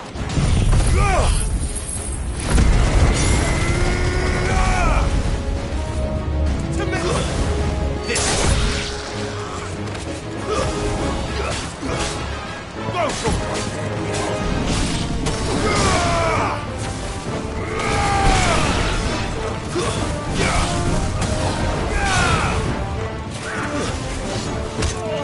Farewell!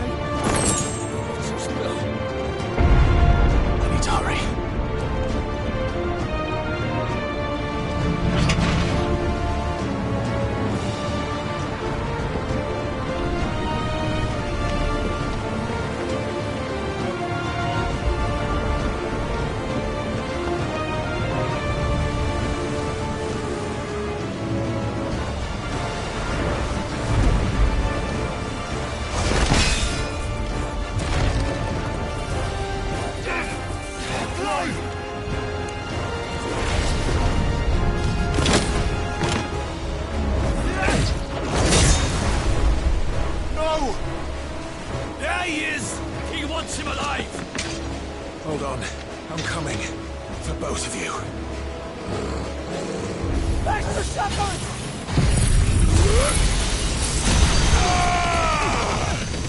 It's over.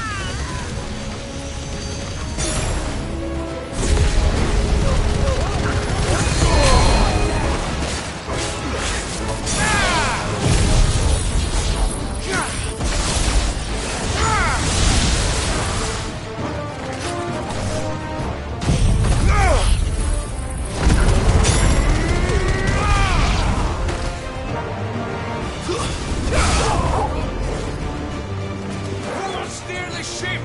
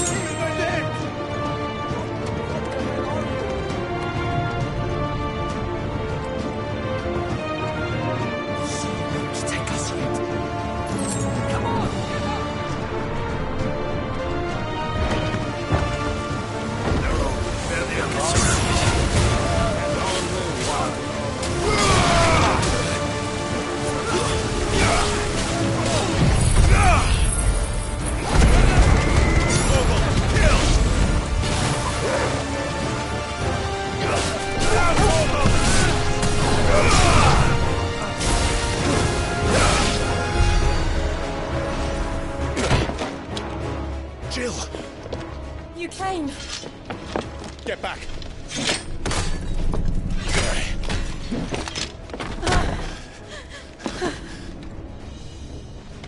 Clive, how did you... I'll explain later. Hands.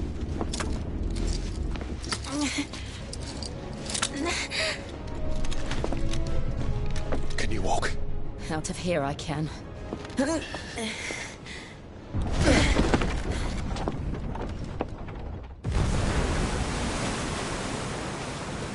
Stand still! Phoenix. Are you not the dominant of fire? I see naught before me but a guttering flame.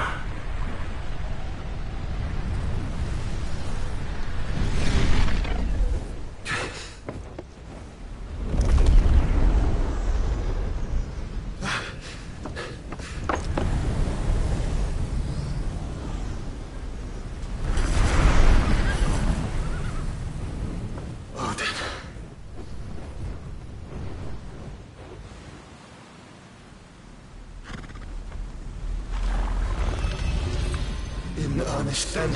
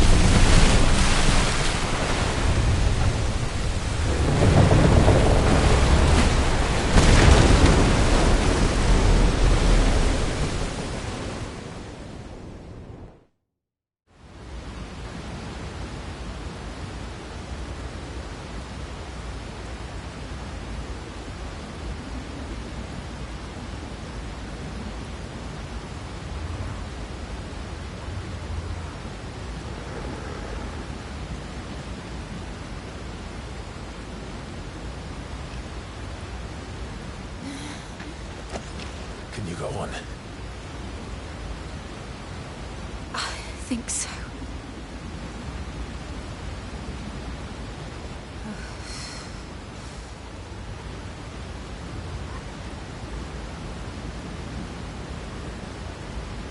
But to where?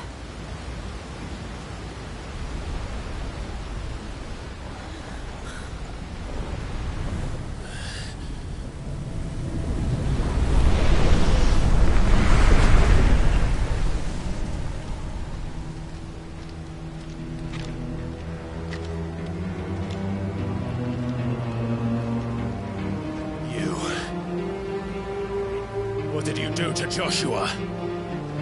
The Phoenix?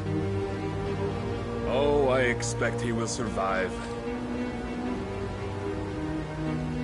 This consciousness in which you coil your feeble souls is grown thick with desperation. And thus has my master turned to my blade.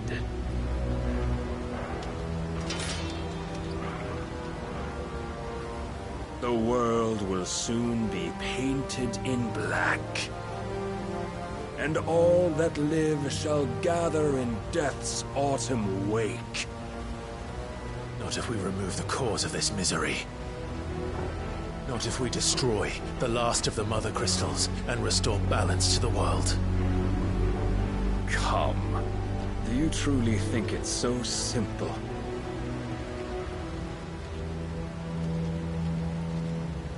The Blight is inevitable. Not even the Almighty might stop its endless march. Your efforts will avail us naught. Naught, that is, but suffering. You must embrace the truth, Mythos. Accept your place with the Lord. Keep it. As long as there's a chance, there's a choice. Ever led astray by your blind resolve.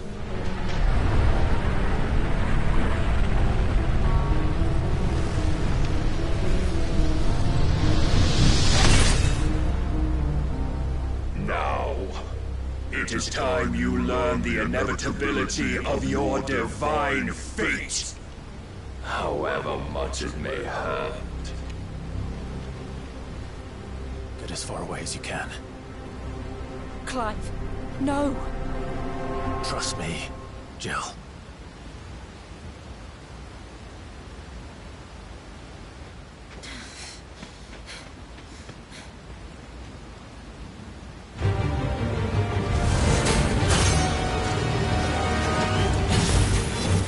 We don't have to do this. Oh, but we do. If only to remind you of your duty.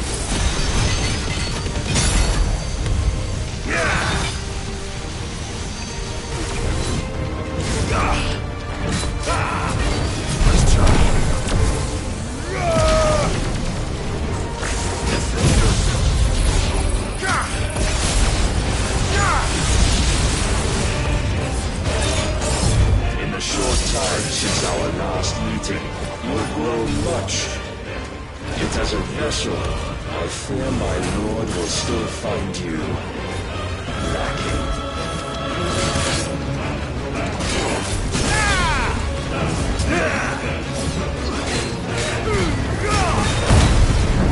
Rise with us, all this fire and fury.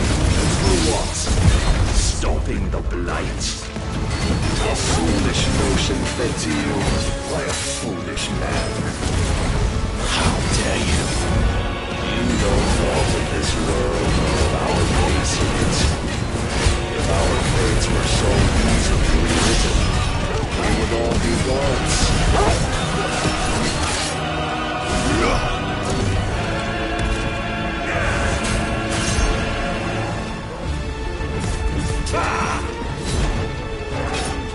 I have seen enough.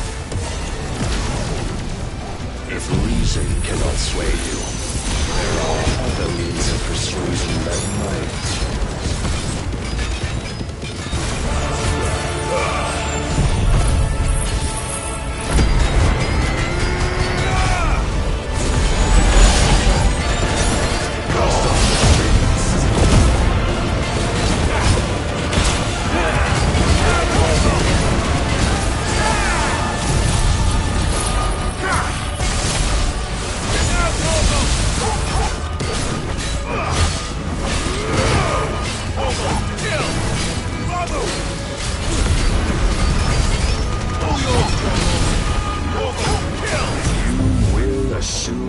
Mantle you've been given. And thus is the light of hope severed.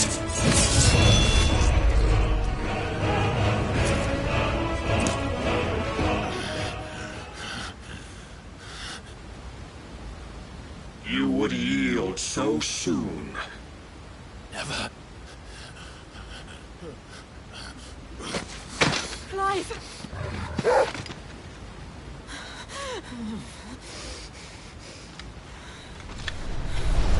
Do you not see? Your iron will weighs you down, dragging you ever further from your purpose. And what is my purpose? Mythos. Who are we? What are the dominants? The breath of the Creator still warm on our lips. We carry his light that we might guide the masses in his name. We are but mighty acts of God. We are more than that. You would be nothing without what he has granted you. The power we wield is his, and yet every time we draw upon it, it wears away at our very being. It breaks us. It unmakes us, that its immaculate aspect might reveal itself. The icon. It is too much for even his chosen few.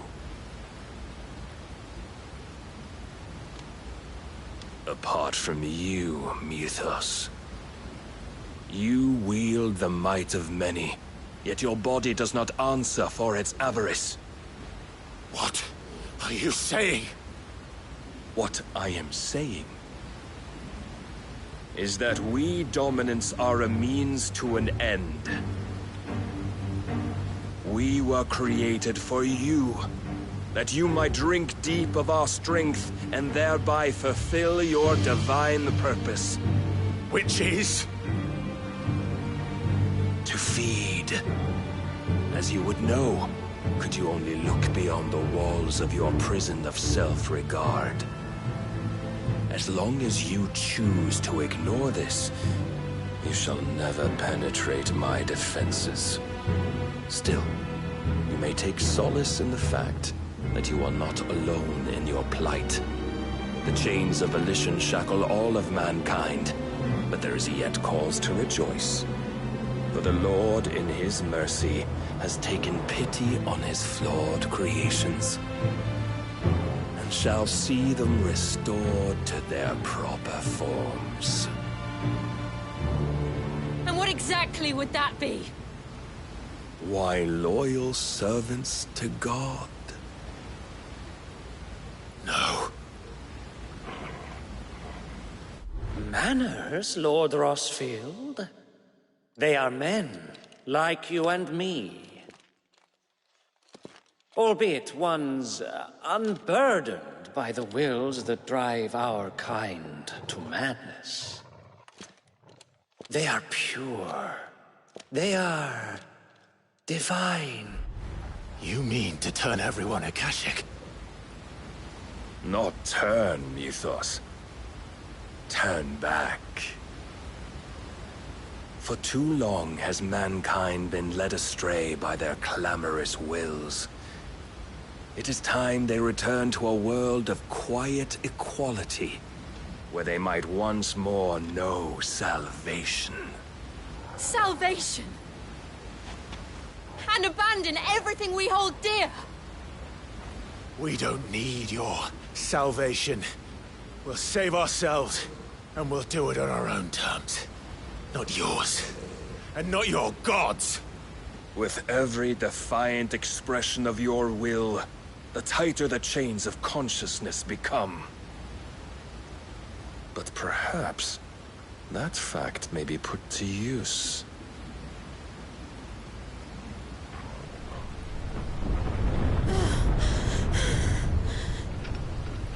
Clive! The faster it binds you to the remaining dominance, the stronger your hunger will become. Until it leads you back to the only answer there ever was. Mayhap not by the path my master intended, but back all the same.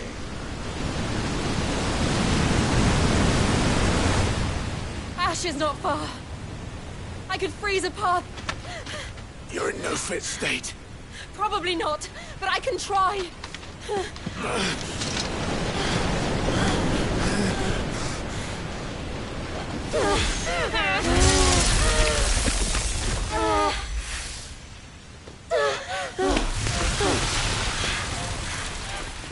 Don't look back!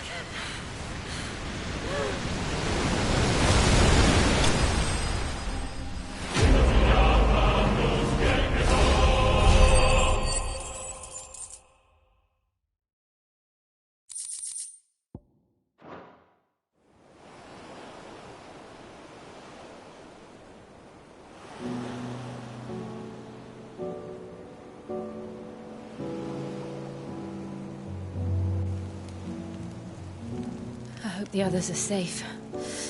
The Enterprise was clear of the gap when we fell. They made it, Jill. And they will have seen the ice, where it led. We need only wait till dawn.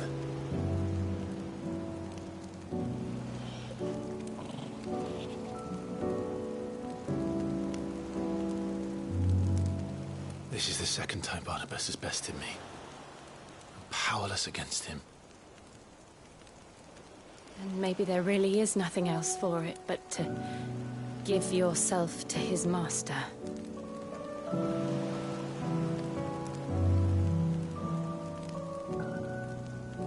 Only you won't do that. The Clive I know would never do that. So you believe? But do you really know me? If what Barnabas said was true, then I'm more monster than man. And each time I summon the flames from within, I burn away the things that make me who I am. Do you, though? Think of what you've used that power for. Of all the people you've saved.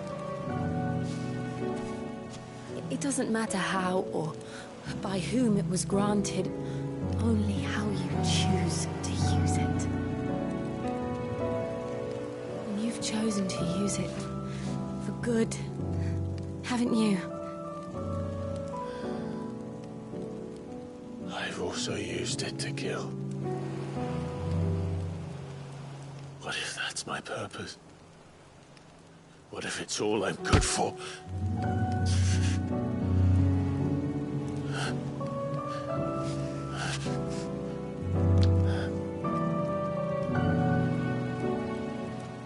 still that same boy I grew up with.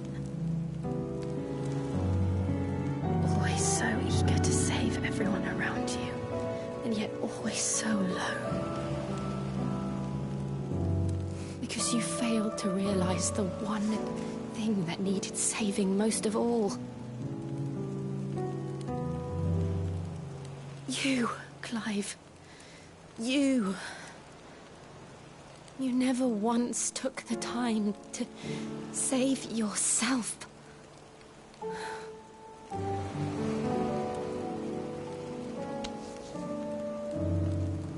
Myself. I think I might be beyond saving. No one is beyond saving, provided they want to be saved.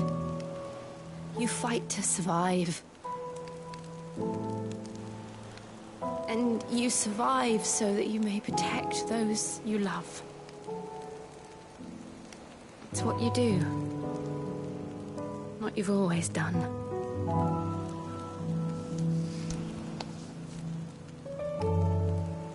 And I know you're not about to change. So I'm going to help you.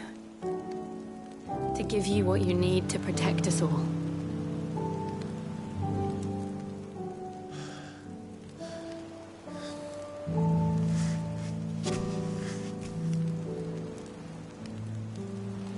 Jill.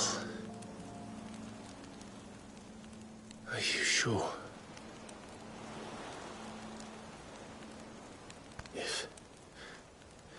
If this is what you want, then...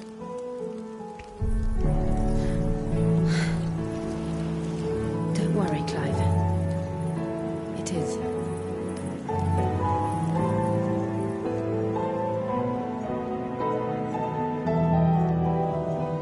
This burden, I'll give you the strength to bear it alone. But I'm not alone. These burdens I carry, my sins, my pain, my sorrow, I see now that they are all a part of me.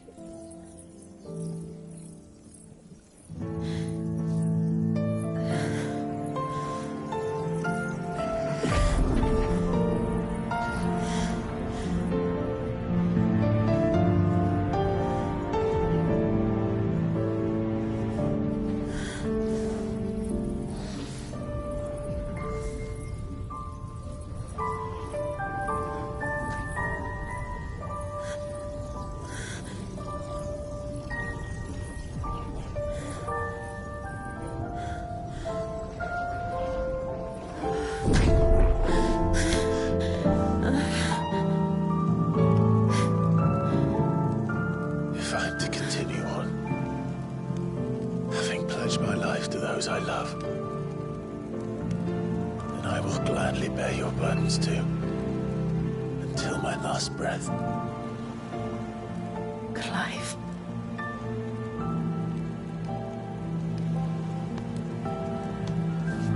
I promise you, Jill,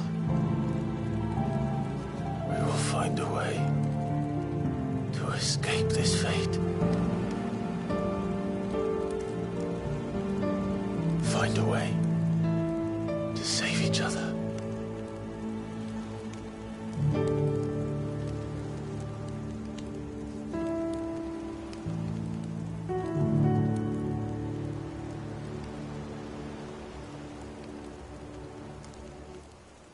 That we might one day look upon the moon again, together.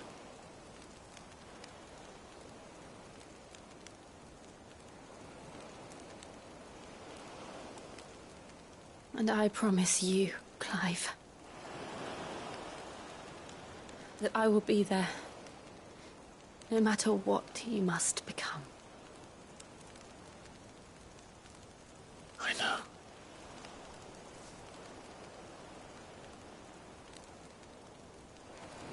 I never thought a smile could bring me so much joy.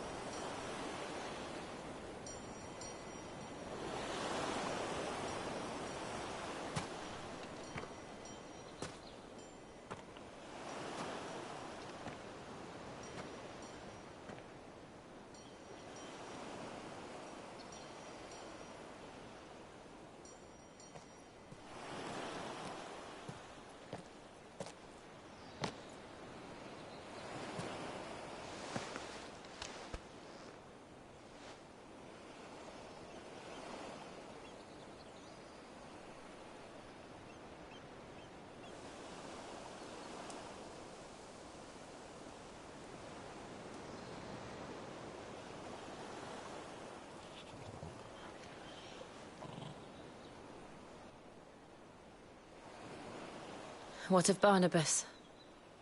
Do we pursue him? No. Our paths will cross again soon enough. Whether we like it or not. Besides, there is something we must do first.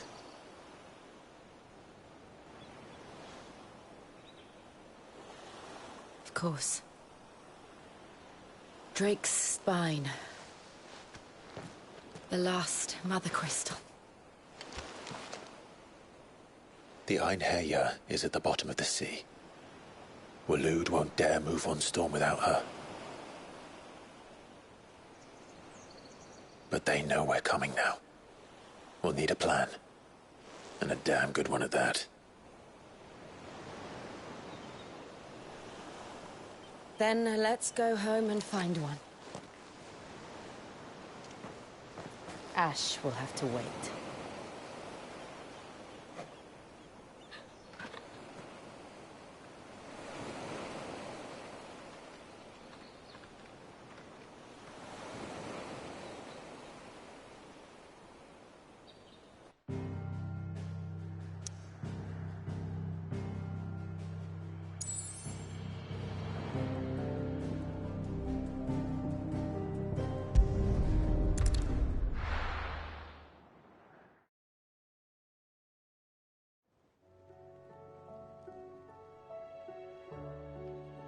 Mid says Odin split the sea in two.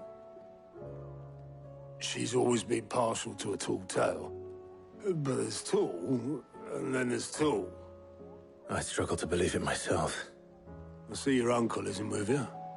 He stayed with the Enterprise. After our brush with the Einherja, she was in urgent need of repair. And my uncle knows a shipwright in Randalar. We're to join him there when we're ready to sail for Ash. You sure that's wise? Last I heard, the place was still overrun with Akashic. Show me a city where that isn't true. Ultima's plague is spreading. We're running out of time, aren't we?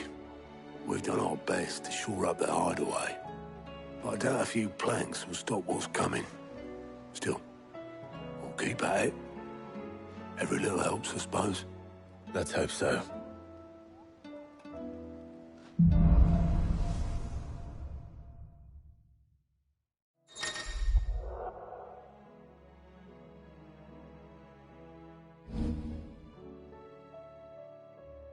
I should visit Joshua, assuming Talia will allow it.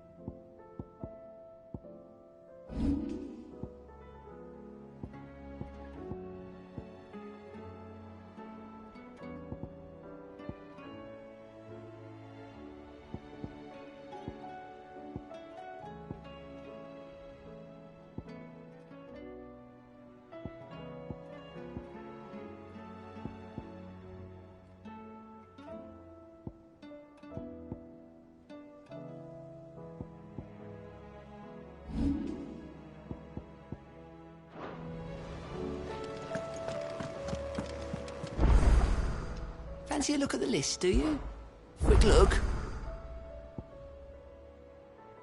Always something in there.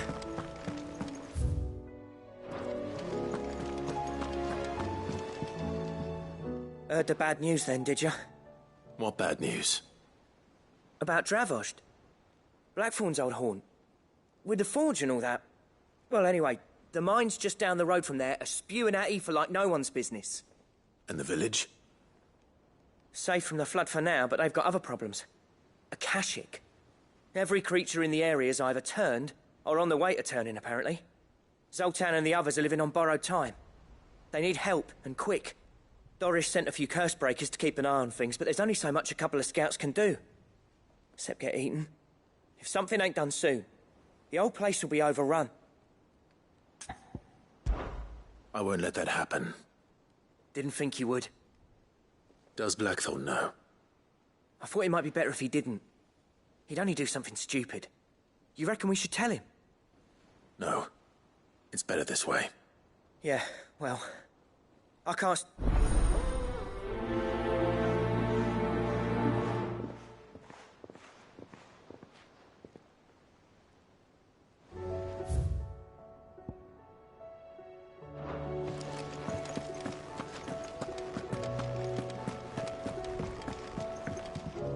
Clive. How may I help you today?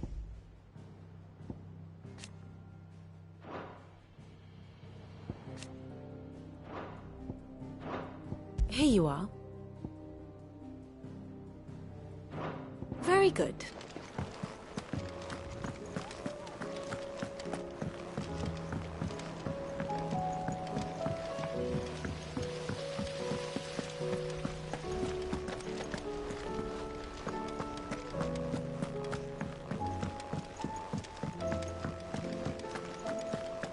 So, she don't need sails? How was she? Ah, Sid. Don't tell me. Oh no, I'm working on bringing another one of the Chief's designs to life. This time, it's a new smelter. It's got a reverberatory hood over the top for additional thermo amplification and a system of reciprocal recirculatory regenerators that let's just say it gets very blimmin' hot. A heck of a lot hotter than anything Blackthorn's got in his forge, that's for certain. Only mithril engines get hotter, and you can't chuck ore in one of them and get metal out the other end. Trouble is, we won't be able to make out of any old rubbish neither. We need the good stuff. And I hear you once helped Helena get her hands on exactly that. Any chance you could help me too? If it's for the... Oh. So... We've got a couple of examples here. More fallen material. So this smelter is similar to the mithril engine in more ways than one. That's right. They're a bit like the thermal helms. Fallen ceramics deal with heat like nothing else, see? And what's more, they're directional. Transferring heat from the inside to the outside. We've collected as many as we can. And I know where we can get the rest. Trouble is... So you want me to visit some ruins, destroy some echoes, and bring back the spheres that... That's it, and we're only 3 short, mind. And there's one up Amber Way, in that, and another in the Silent South, over in Dalmekia. Last one is in the ruins of Advent, which is in the Empire. All right then. Wish me luck. Will do. I'll be keeping all my fingers and toes crossed.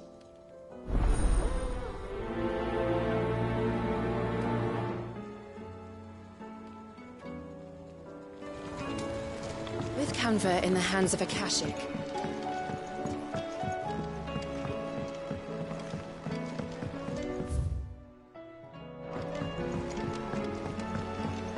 Miss, can we read Miss Editor's story for a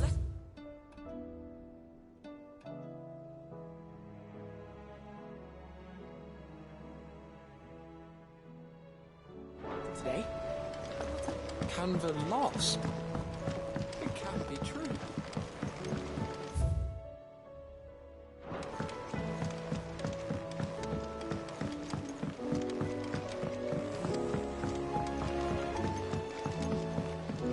Have you tried Molly's lemon tarts?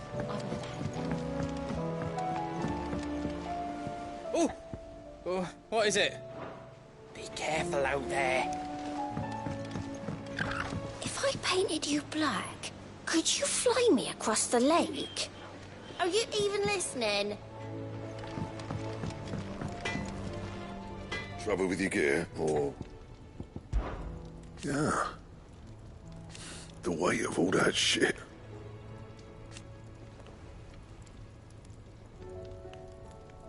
Clever girl, that one.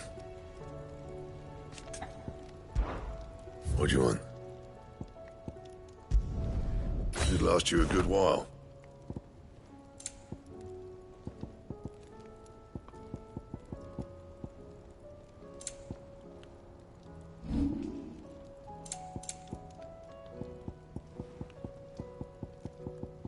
That it? Fine. The stew's awfully thin these days. What do you expect? Farmers are abandoning their fields and traders their routes. Aye, it's a dangerous world out there.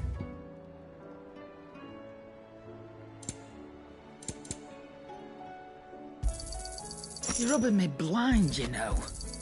You'll not find a better price than that. You're rubbing me blind, you know.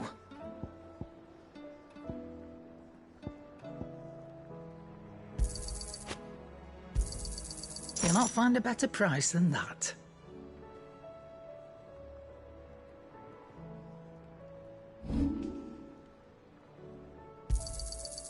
I reckon I can find a buyer. I'll be thankful you got that much.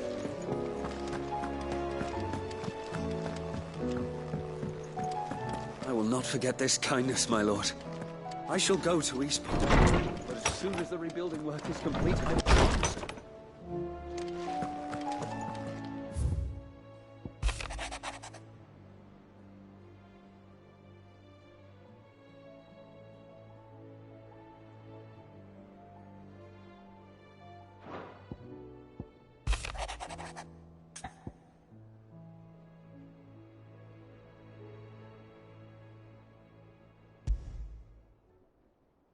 There's no way of knowing if Doris will confide in me, but I can speak to her at least.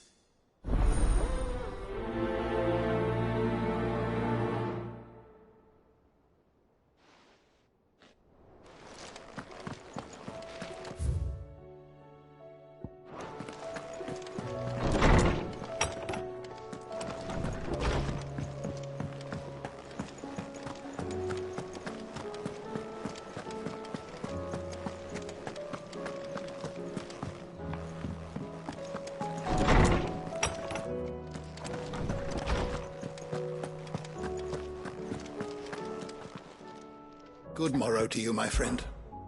I have compiled some new entries, if you would like to see them.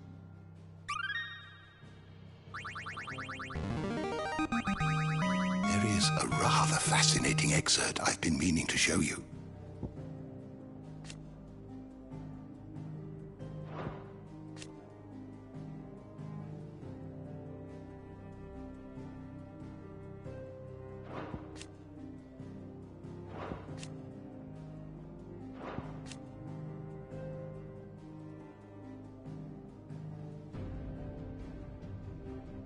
What subject shall we consider today?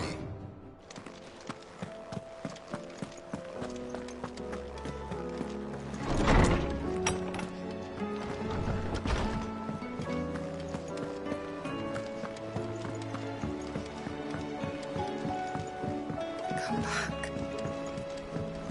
Thank goodness Sid made it home safely. Covered in nicks and lumps. I suppose you've got quite the tale to tell. It's a wonder they can. I'll let you get some nice warm stew in you first, before I go bothering you for the details.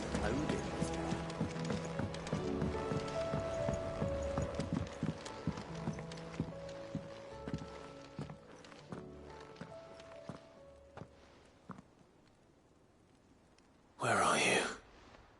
Can I help you, Sid? I'm looking for Doris. Is she here? I'm afraid not. She's at Martha's Rest on a job. My job, actually. When she heard what the mission was, she insisted on going herself. Alone. Did she? What was the mission? Following up on some new information.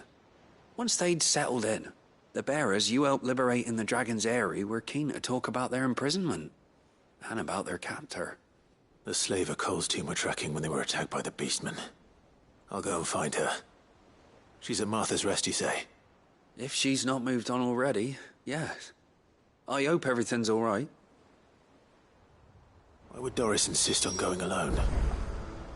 Maybe Cole was right to be worried.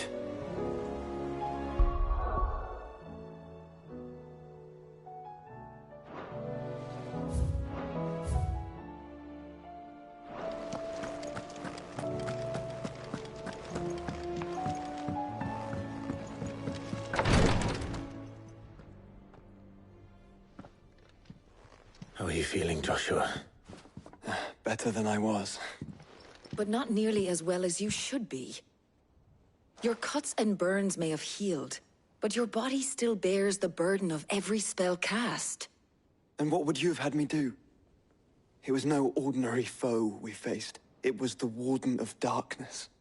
Yet still, it was not enough.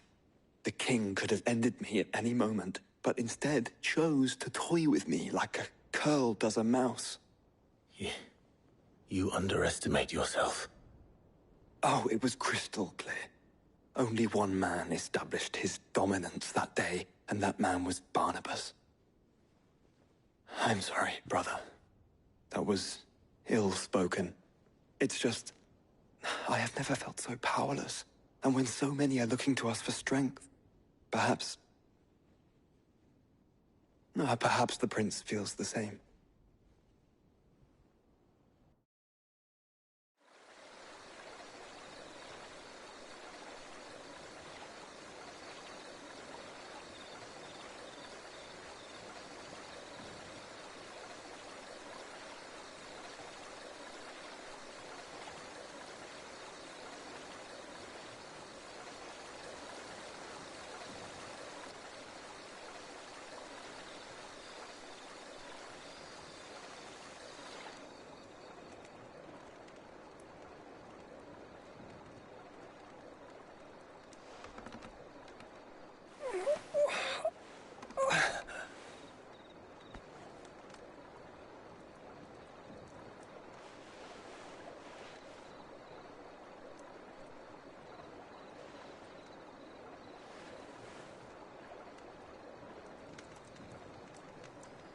What is this place?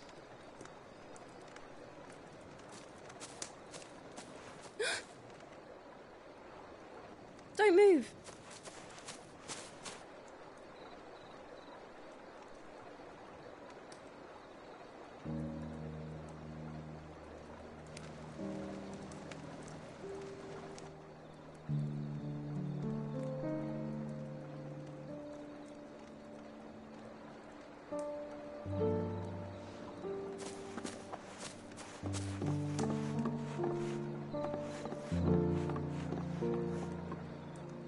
Here, it's fresh from the well.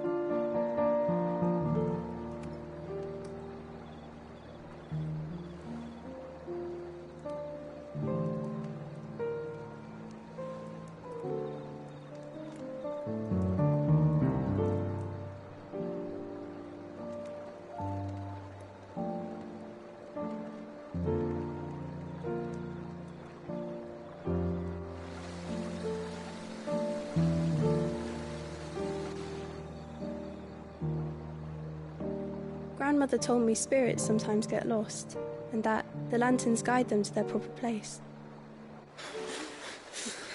I set one on the river for her when she passed away.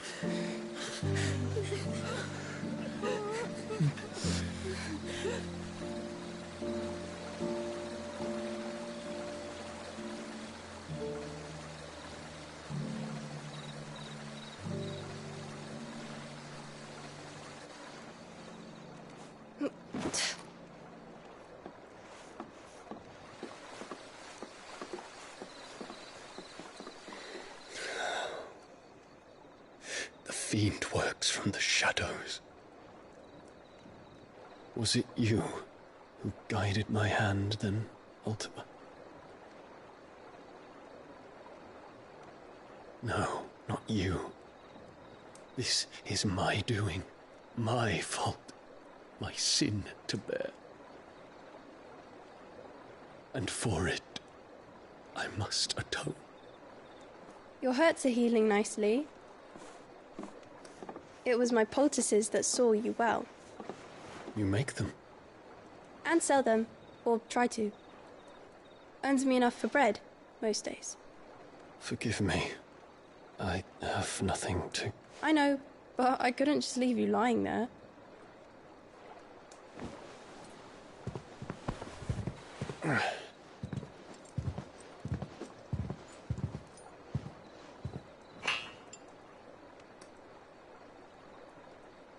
You're going then? Of course. I'm healed. Thanks to you and your poultices. Will you promise to come back and visit?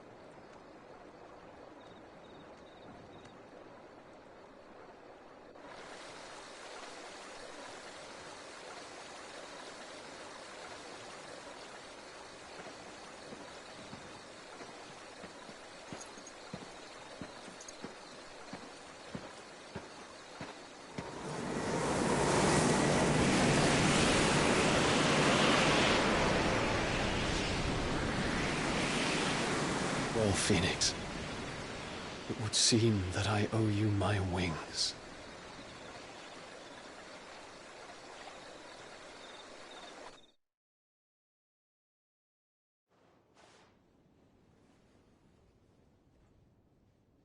Perhaps he can find an answer.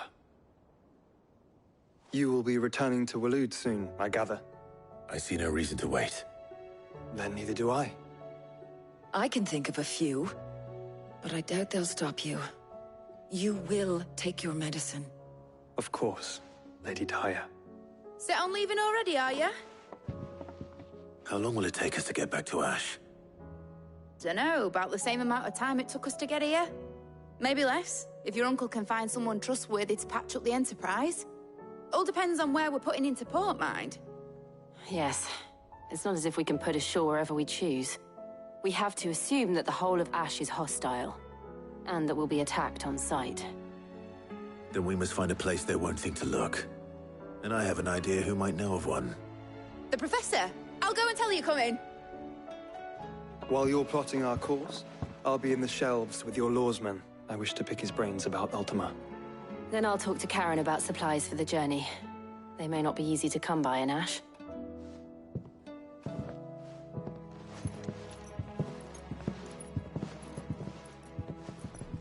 Your brother's body won't take much more of this recklessness.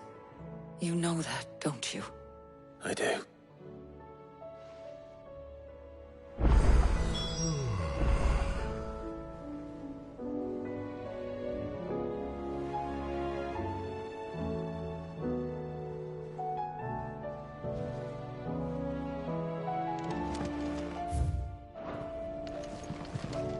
You've seen more of the world these past 5 years than most do in a lifetime. It's a shame you never had a moment to enjoy it.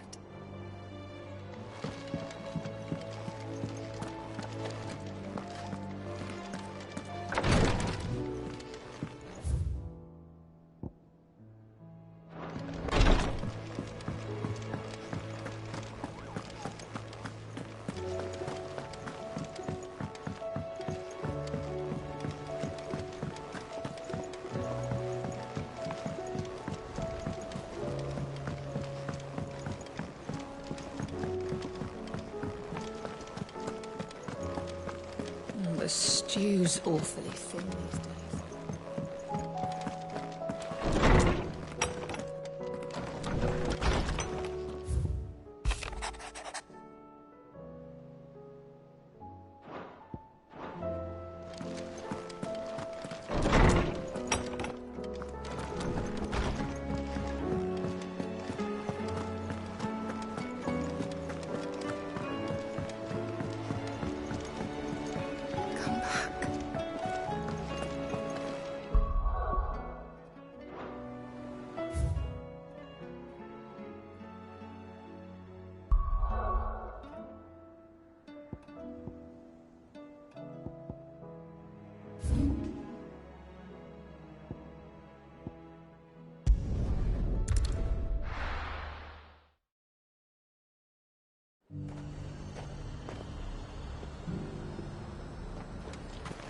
High Cardinal, the Dominion's all but done for. Was that shouting I heard from the barracks?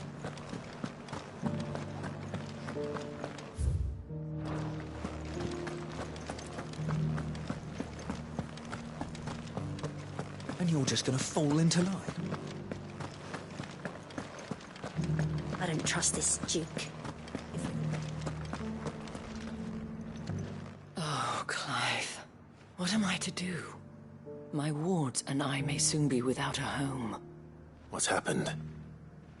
The High Cardinal has descended from his lofty throne and taken up residence here in Northreach.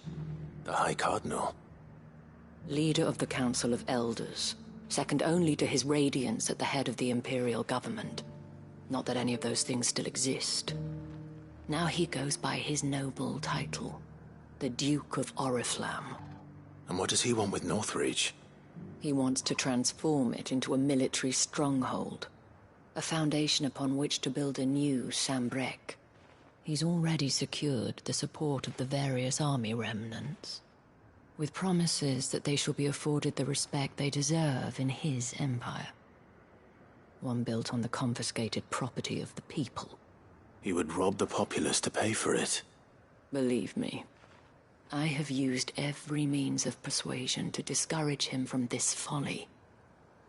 But for whatever reason, he will not listen to me. What does Captain Philippe make of this? When the town was under attack, it was him the soldiers rallied around. Couldn't he use that influence again? How? By speaking out against one of the most powerful men in Sambrec. A man whose stated aim is to revive the empire Philippe's comrades swore to serve, and to improve the soldiers' lot within it. The captain can offer them a regular supply of gruel, and an occasional trip to the Vale to help them forget the terrors they face each day. The Duke offers them a vision of strength and safety.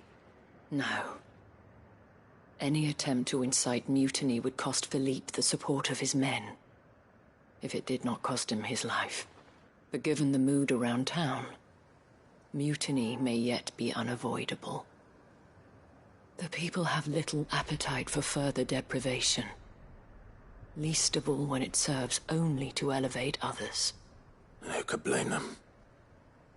Clive, would you appeal to the Duke on my behalf? For your services to Northreach, you have the respect of the soldiers, and they will take you to His Eminence if you ask them.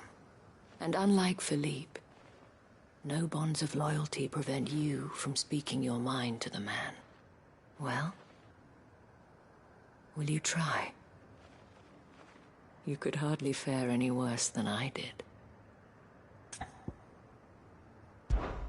I'll see what I can do. Thank you, Clive. Tell me then, where will I find this Duke of Oriflamme? In the garrison? Overseeing the troops, yes. All right. Wish me luck.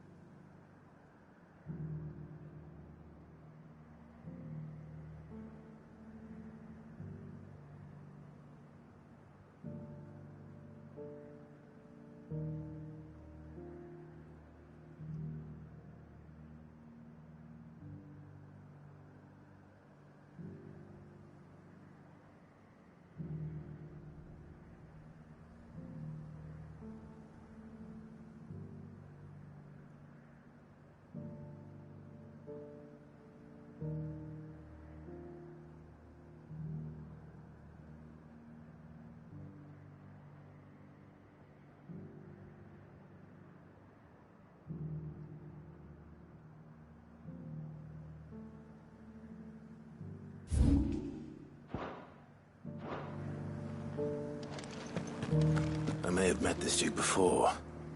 At the Remembrance Ceremony. Let's hope I didn't make a strong impression.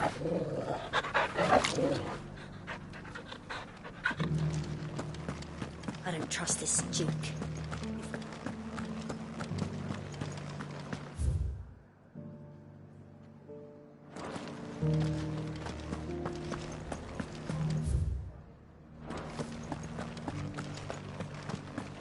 It's not only control of the garrison he wants. It's not...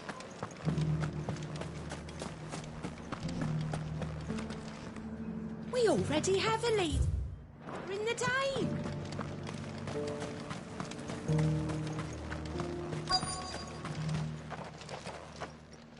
Halt! Oh, sorry about that. You're the dame's man, aren't you? You got some business with the captain? No, actually. With the Duke. I was hoping I might be able to speak with him. We're under orders not to let any civilians pass. But you should be all right. His Eminence has heard all about you and your heroics. Wait here. I'll go and ask.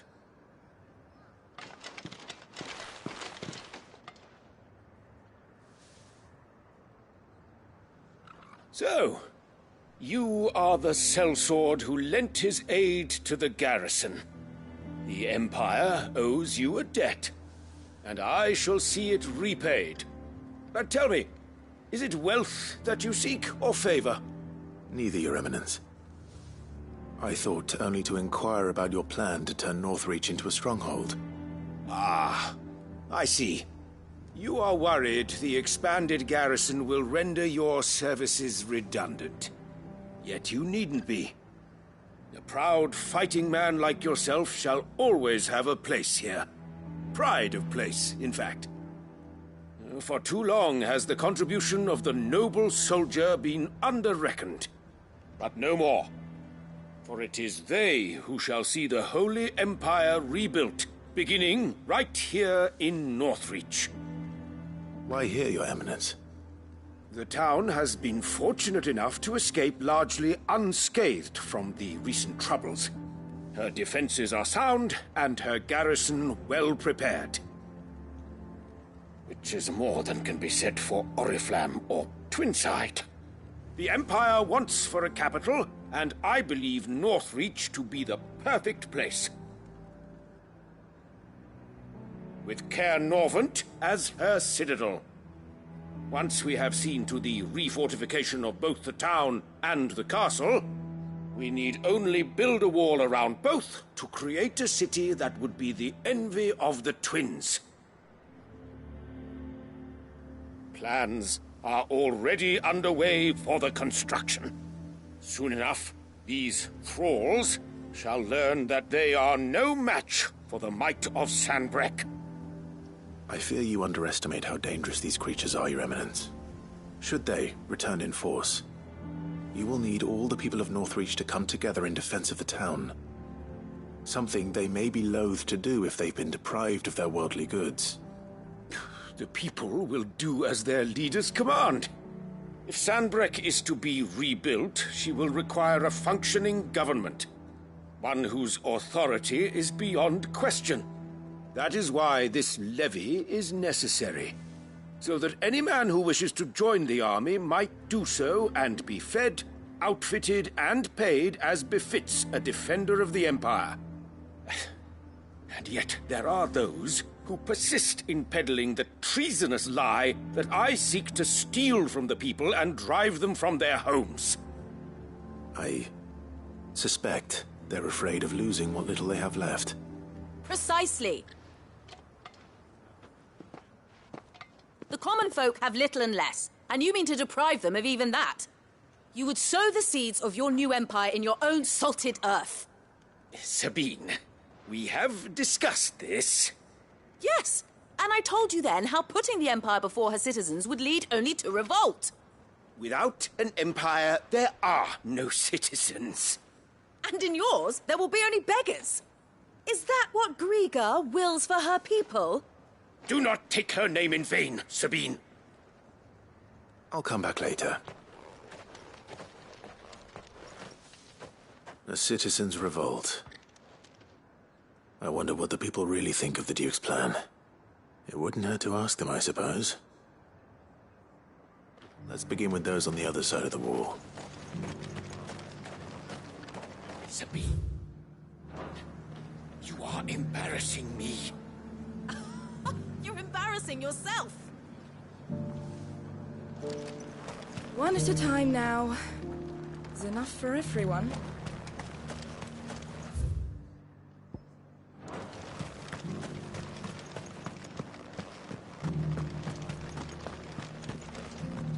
The Lord leaves his tower to build a new keep.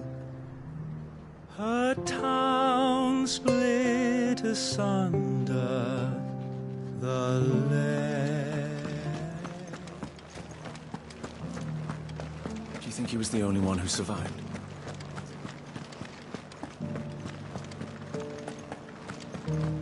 Was that shouting I heard from the barracks? Could be trouble again. All right there. What is it you're after, sir? Just your opinion, actually. I wondered what you thought of the Duke of Oriflamme. Oh, him. Not much. None of us traders do.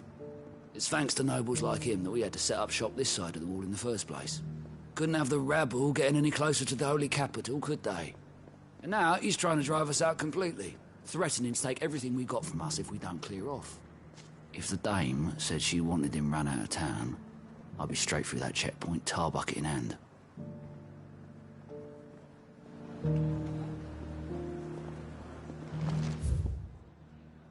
That so-called Duke is asking... Ether floods, icons, whites and walks. And then there's the skies.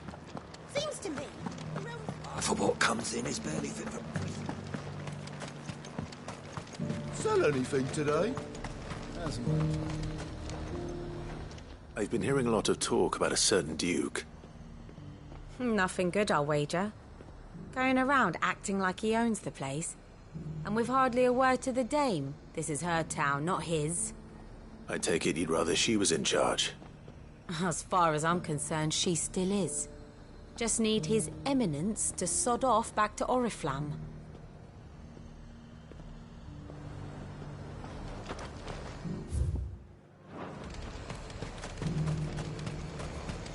Not a day goes by without new arrivals from the old capital. And it's the dame that tends to their hurts. The dame that keeps their bellies full.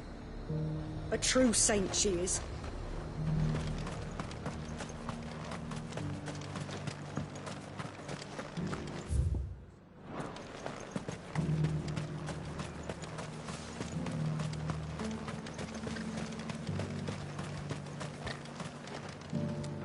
A question, if you don't mind. What do you think of the Duke of Oriflamme? Don't get me started. You build a life for yourself somewhere, earning for some noble to turn up and tell you you've got to hand it all over to him. If he thinks his name and his chains give him the right to empty our purses, he's in for a rude awakening. We'll do whatever it takes to keep what's ours. Whatever it takes. Well, the people seem united enough. What about the soldiers?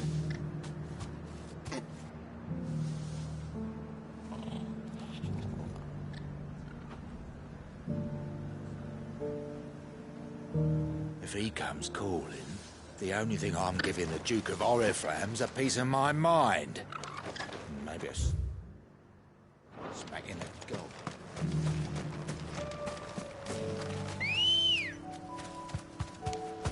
Let's go.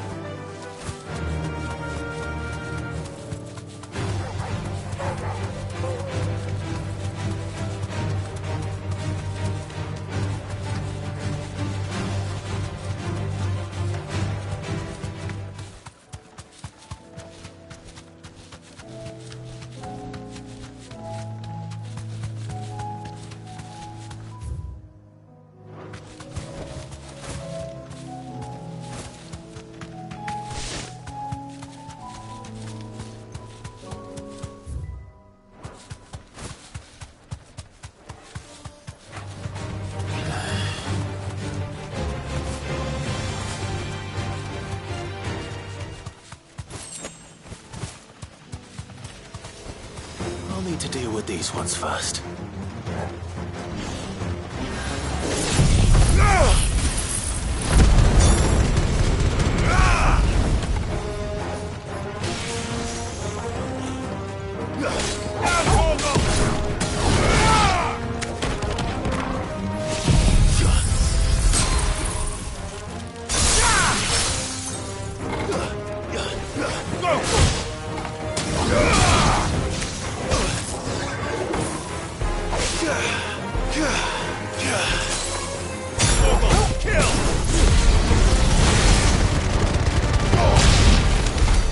Now to find this spherical echo.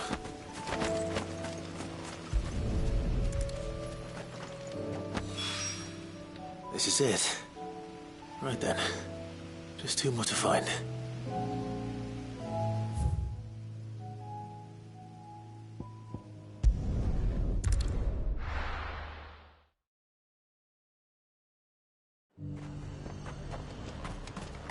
The Dominion's all but done for. Was that shouting I heard from the barracks?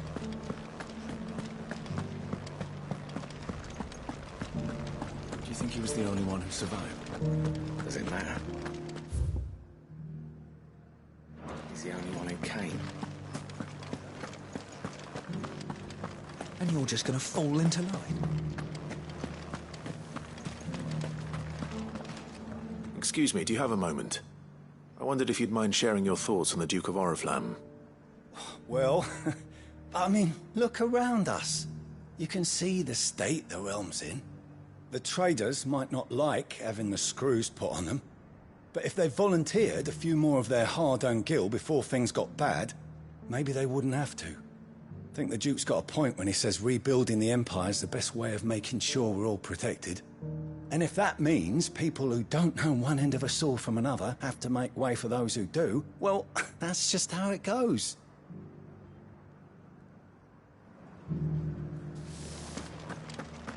It's not only control of the garrison he wants. We already have a leader in the Dane. One at a time now. There's enough for everyone. You. You're the one who was talking to His Eminence. On the Dame's behalf, yes. I was trying to persuade him not to take the people's goodwill for granted, but it seems my words fell on deaf ears. What do you think of his plans? I'm a soldier, mate. He tells me what to do, not the other way round. Listen, I've got nothing but respect for the Dame, but I've got a family to look after. That's where my loyalties lie. Not with the town or the Empire, but with my wife and children. If the Duke can get us the men and the equipment we need to fight off those blue-skinned bastards, I don't care how he does it.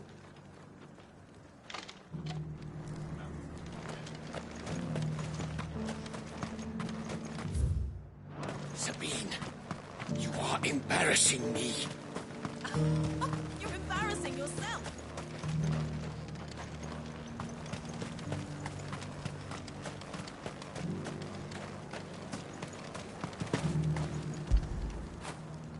I feel good, boy.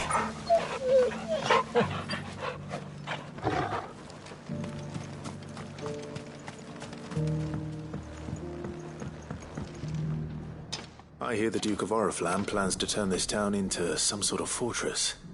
Do you think that's a good idea? It's not for me to say. All I know is that unless the Emperor orders me otherwise, His Eminence's word is law. Look, no one likes all these taxes and tariffs, but empires don't come for free. Once Sanbreque is back on her feet, we'll all reap the benefits. Let's see what Philippe makes of all this.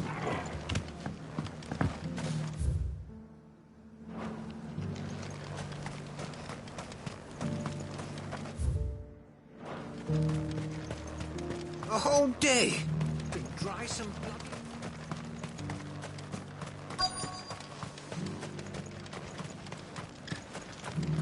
Welcome back. Wraiths give you any trouble? Captain, do you have a moment? For you? Certainly. Clive, wasn't it? Thank you for last time. How can I help you? I wanted to ask you about the Duke of Oriflamme. Do you intend to go along with his plan? But to tell you the truth, I'm in two minds. It's my sworn duty as a captain of the Imperial Army to obey his orders. But I can't say I agree with him.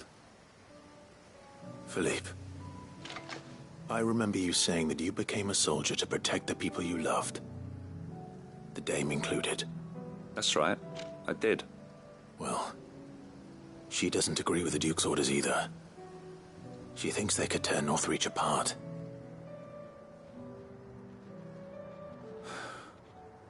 And she's probably right.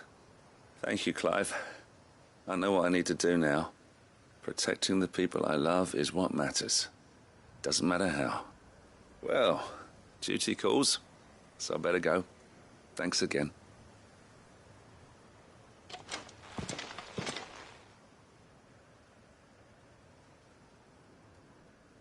It seems Philippe wants to do the right thing at least. I expect Isabel will be pleased to hear that, if nothing else.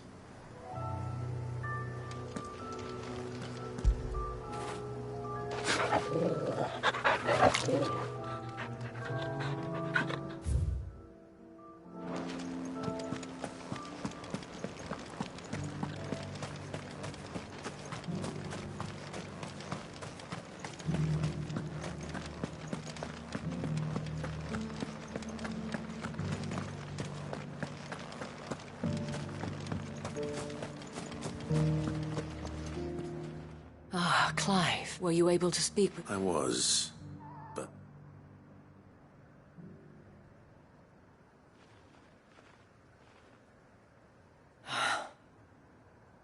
So Northreach is to be a fortress after all. Well, it will certainly help to hold back the thralls. There's no denying that. Though I doubt it will come as much consolation to the townspeople whose worldly goods are confiscated to pay for it. They deserve to be heard, Clive.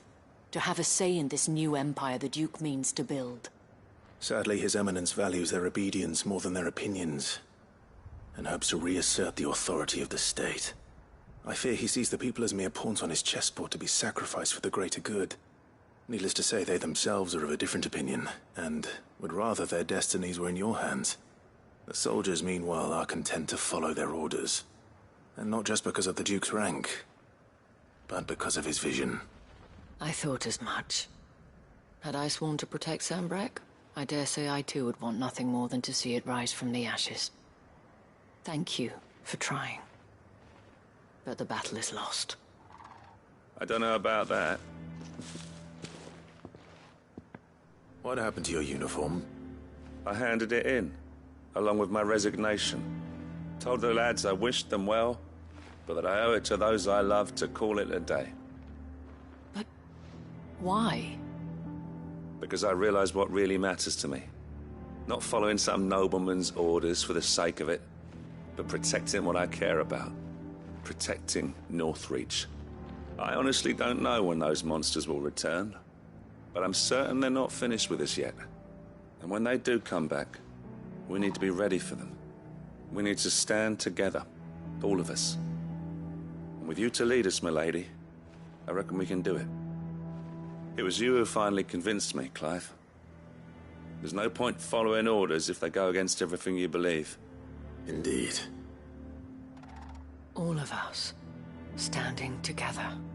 That has always been Northreach's best hope, and one which still lies within our grasp.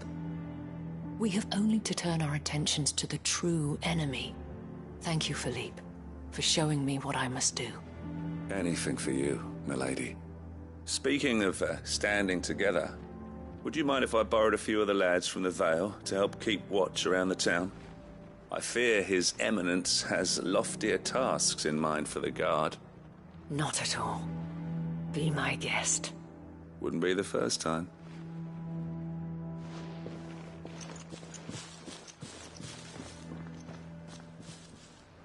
There may be hope for Northreach yet. Especially with men like you and Philippe to champion our cause. I, for my part, shall continue to work upon the Duke. in the stubborn belief that I might still tempt him into joining hands. But I suspect I shall have to call upon your aid again. Until then, Clive. Until then.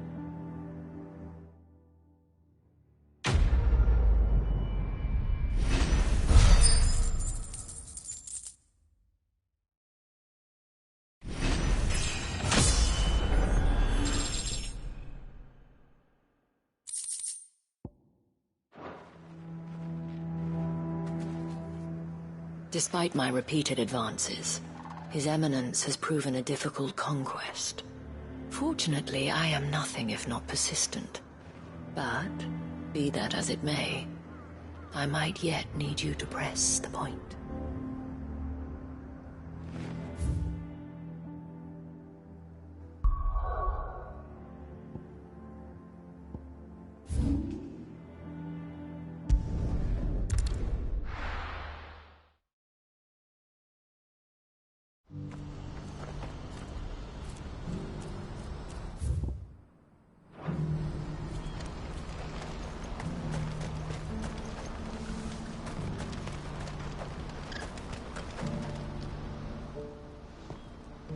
Clive, you'll be pleased to know that the negotiations are progressing well.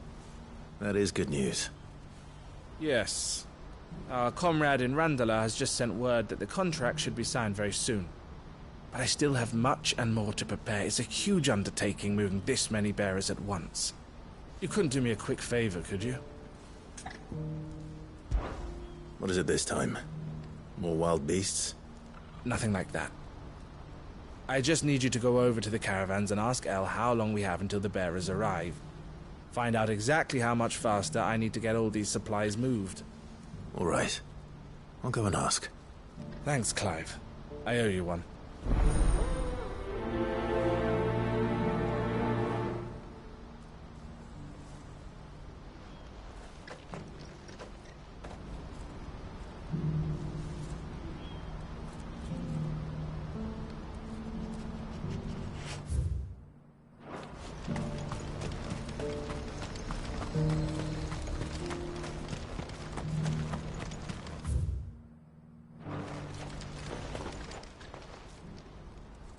Don't blame yourself, El.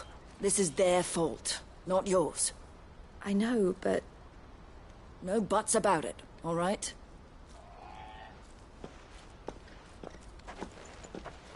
Is something wrong? Vonnie came to give me a message from our intermediary. The talks with the Republican army have fallen through. They've reached an agreement with the Silver Peak Consortium instead. Though prices have fallen of late, we deliberately offered above the going rate to try and deter other bidders. But the Consortium offered double what we did, and the army jumped at the chance. And you had no opportunity to make a counteroffer? None at all.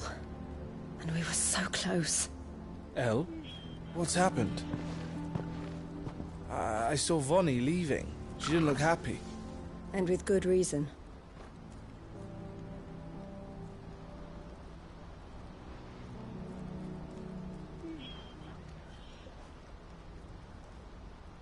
But I thought we were the only ones the Fist were speaking to about the bearers. How did the Consortium even find out about this? It's not so surprising. They have ears all over the Republic. This isn't over. The Consortium will have to sell these bearers eventually, and at the price they paid, buyers will be few and far between. I'm going to Randalar myself. Alone? You sure that's wise? Are you offering to be my bodyguard? How kind. Meet me at the checkpoint near the capital gates. I'll send an owl ahead and request a meeting. You go to Cashlock, Theo, and get everything ready.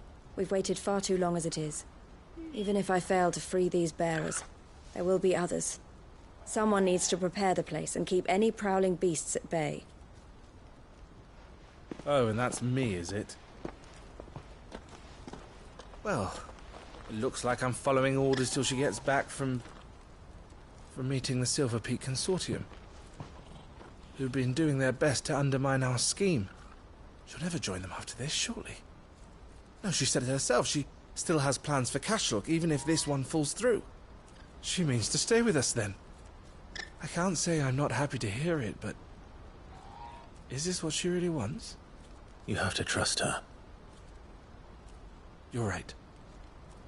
It's what she wants now. And if Elle's off fighting for the cause, I should do my part too. So I bid you farewell and safe travels, my friend. I'll gather my men and leave for Cashlock. We'll make sure the place is well stocked and defended. You go to Randala and see if you can stop my sister biting the Consortium's heads off. If she won't consider her prospects, someone has to. I'll do my best.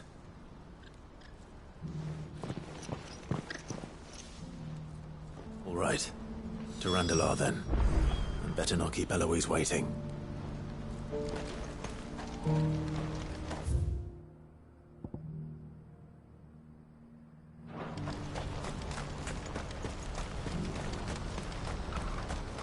What's happened?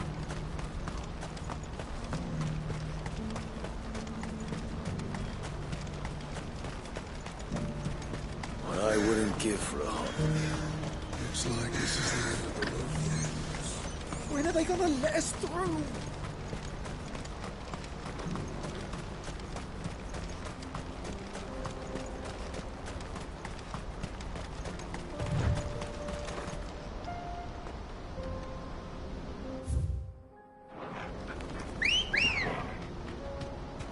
Let's go.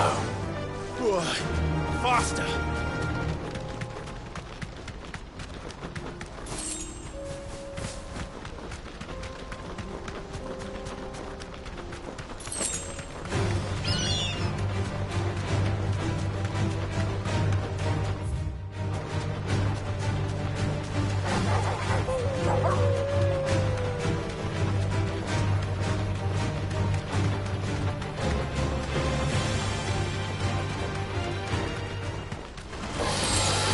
Back.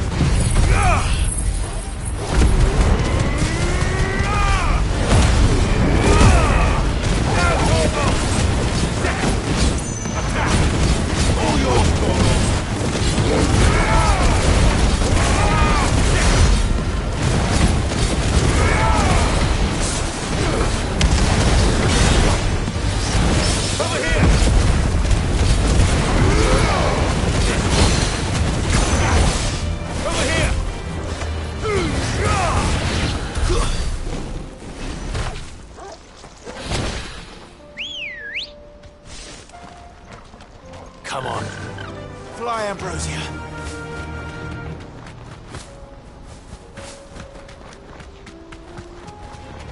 All right.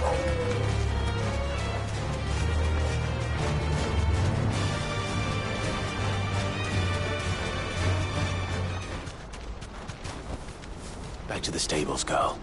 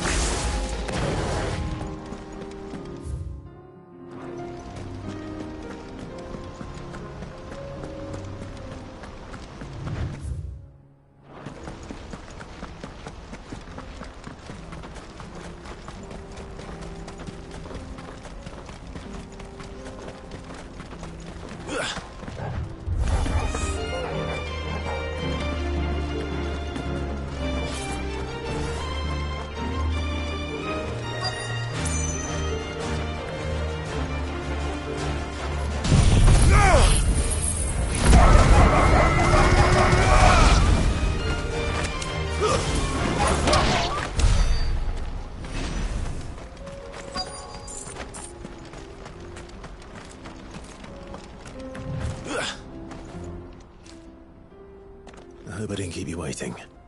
Did you arrange to speak with the Consortium? Here they are now. You wish to consult with me? I did. It's about the bearers you recently purchased from the Fist.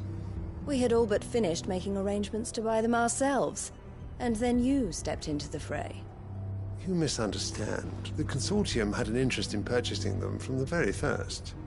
It was only our regard for you that kept us from bidding. But your hesitancy in accepting our offer to you suggested that the regard was not mutual. And so we resumed our business.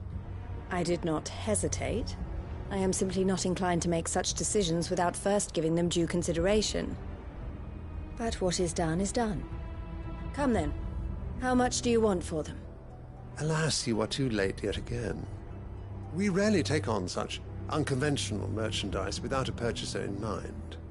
The bearers belong to him now. Who is your buyer? A trader from across the water. A most demanding fellow, if it's any consolation. He insisted the bearers be fed, dressed, even given their own bunks for the voyage over. That's what you get when you deal with continental types. I wouldn't know. Oh yes, the culture on the continent is quite different to ours. They pay good money for bearers not fit for the knacker's yard, and treat them like kings. But as long as they pay... That does sound unusual. No matter then. If they've already left our shores, there's little that can be done.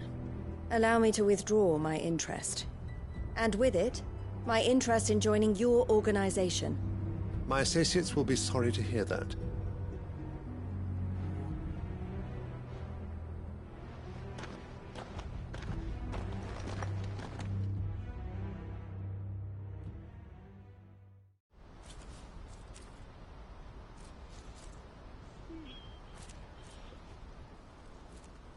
I'm sorry you weren't able to save them. As am I. But I only have myself to blame. He was right, you see. The Silver Peak Consortium did intend to buy those bearers before I did. Their representative hinted at a possible purchase when he came to recruit me.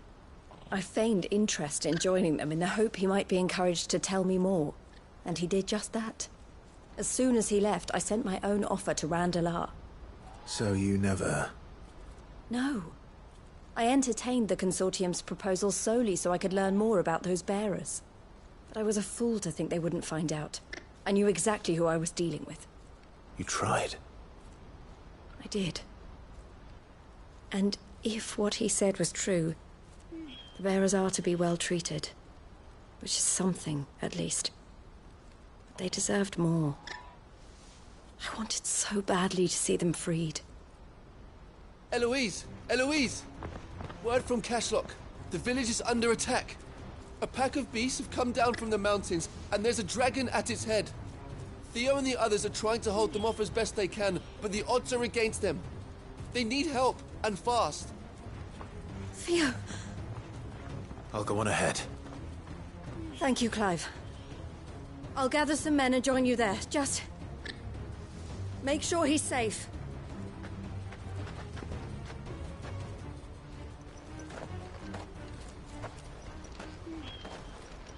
Hold on, Theo.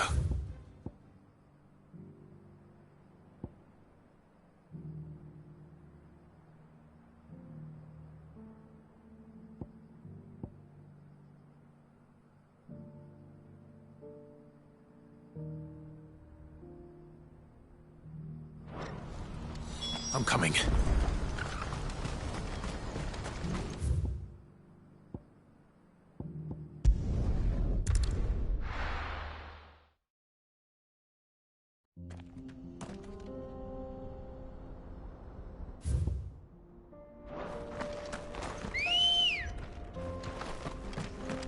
Good girl. Yeah!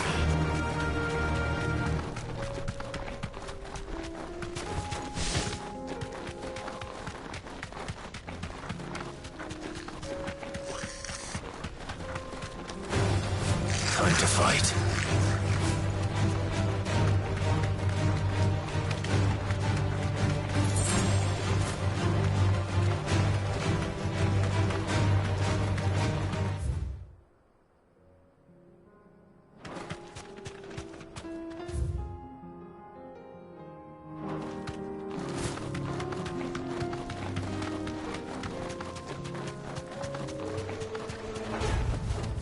back to the stables, girl.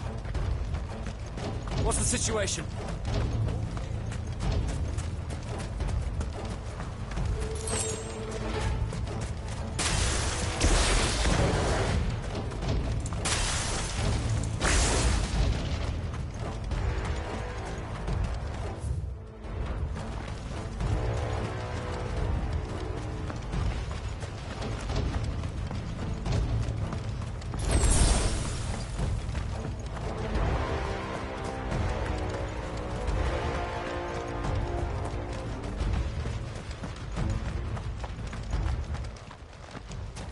Where's Theodore? Upriver! He led the dragon that way to keep it from the village, but the whole area's flooded with ether. We just have to pray he makes it out in one piece. I can do better than that. Torgal, with me.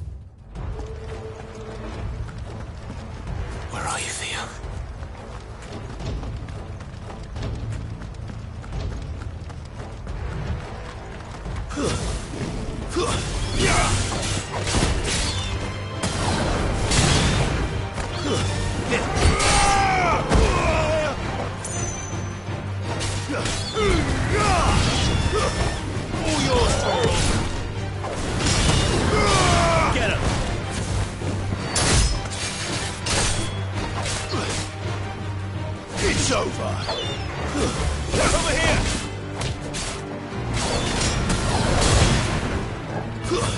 Go for this way!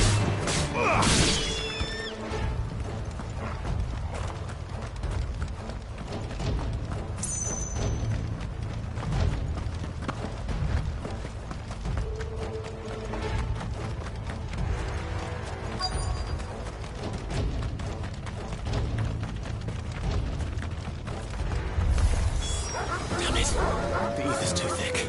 These creatures have already turned.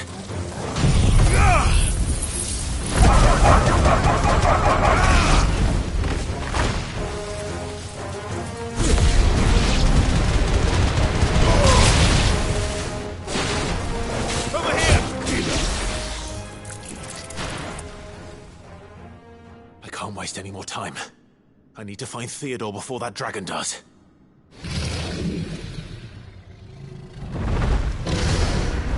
Looks like it's found me.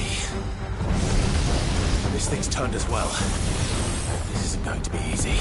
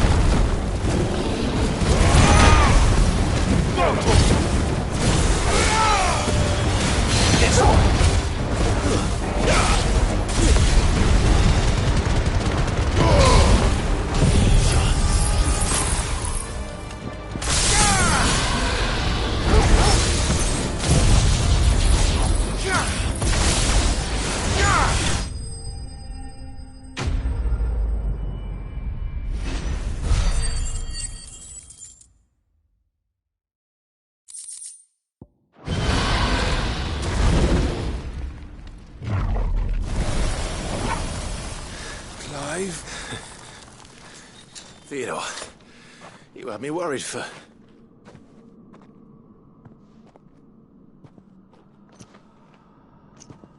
We have to get you out of here.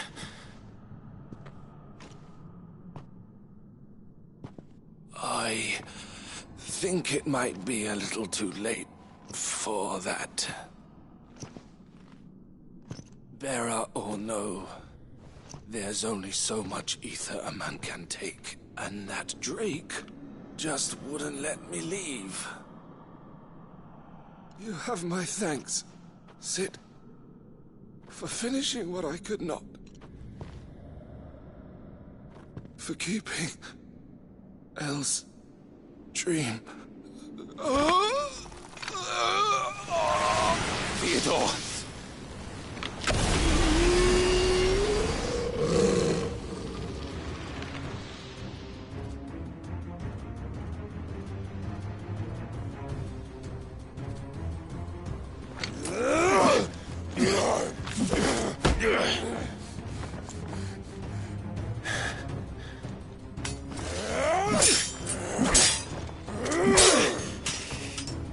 Don't make me do this.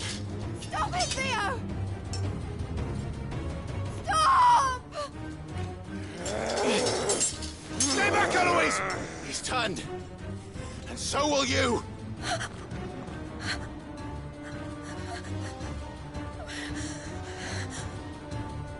Elle. Theodore.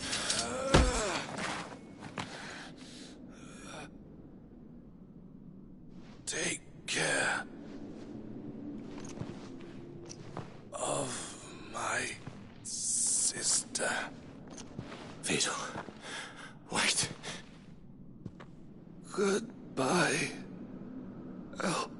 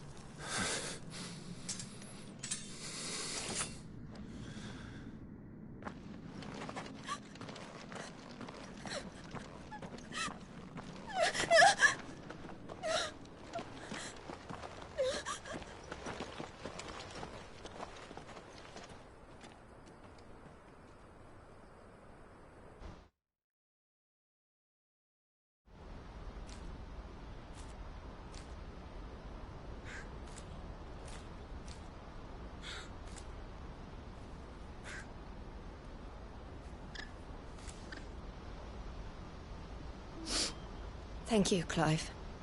I think I'll be all right now. That was true bravery he showed. Leading the dragon away from the village like that. His first instinct was always to protect people. To put others' well-being before his own. And now he's gone. Because I sent him to that place, against his will. It wasn't against his will. He was ready to do whatever it took to show you he could stand on his own. So that you would finally be free to live your own life. To live my own life? He never could come to terms with the choice I made. What exactly happened? You once told me Theo was the first bearer you ever helped.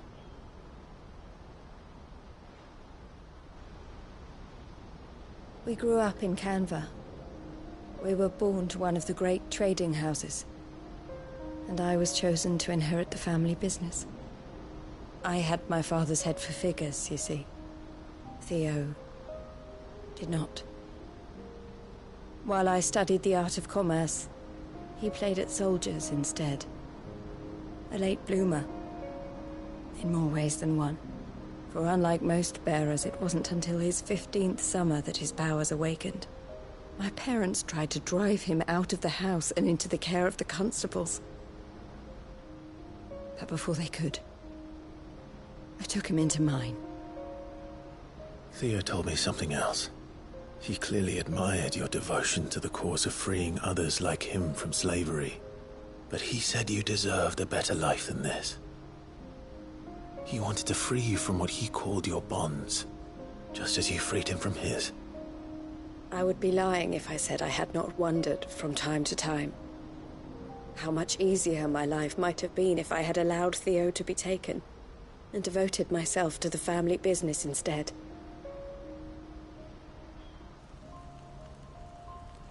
But I have never regretted the decision I made. Being with my brother meant more to me than tradition or reputation. I only had to look at him to remind myself of that night and the choice I made and the fact that I would make the same choice again in a heartbeat.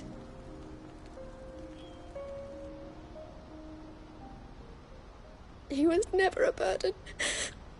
How could he even think that? If anything, I was the one who weighed him down. You weren't, Eloise.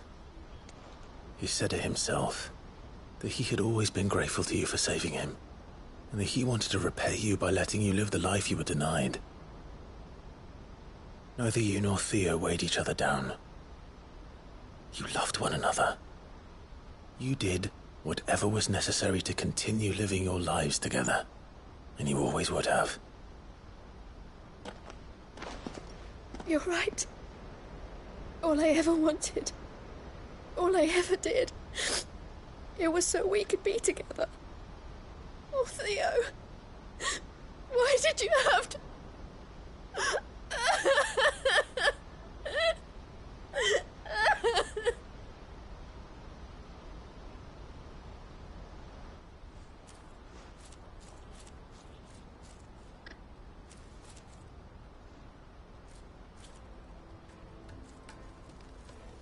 I know Theo wanted me to move on, but I'm staying here at the Crimson Caravans to continue our work. We can make a difference here. We can help people, save them. I need nothing more from life than that. So I'll carry on doing what we do, ensuring that goods, people, bearers get where they need to be, bringing smiles to people's faces just like we always have, and to Theo's.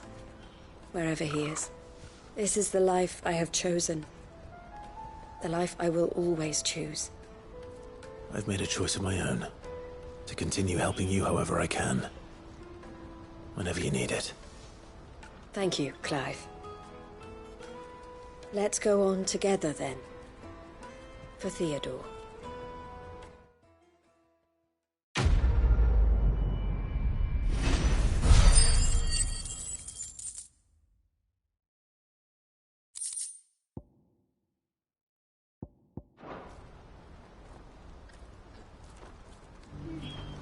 The Crimson Caravans is my family business now, and I would not exchange it for the world. I brought Theo here to be safe, and I have never looked back since.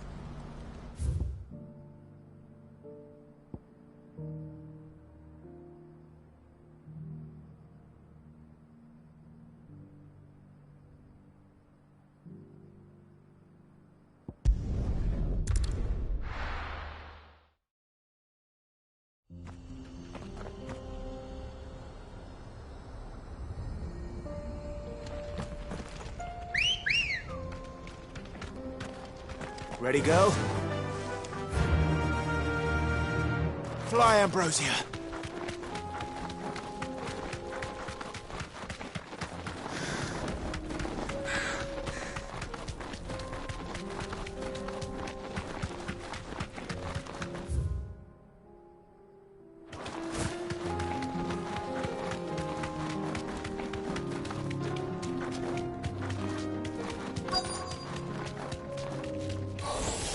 Enough of you, are there?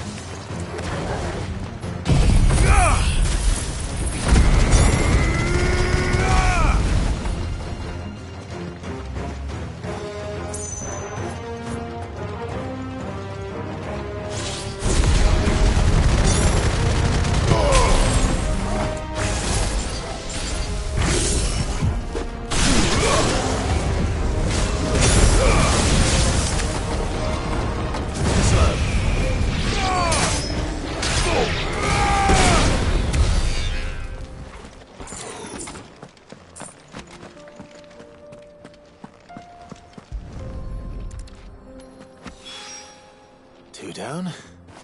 One to go.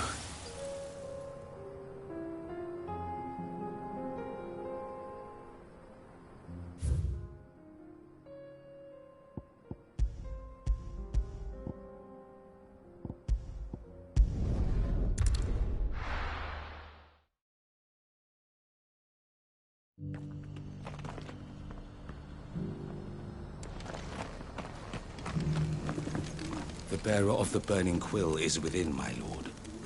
Prithee enter.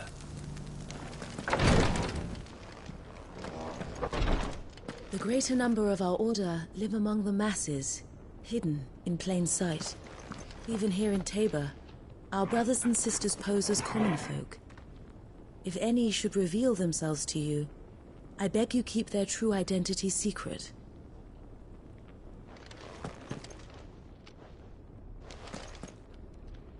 Lord Rosfield, is there aught the Undying might assist you with this day? Perhaps.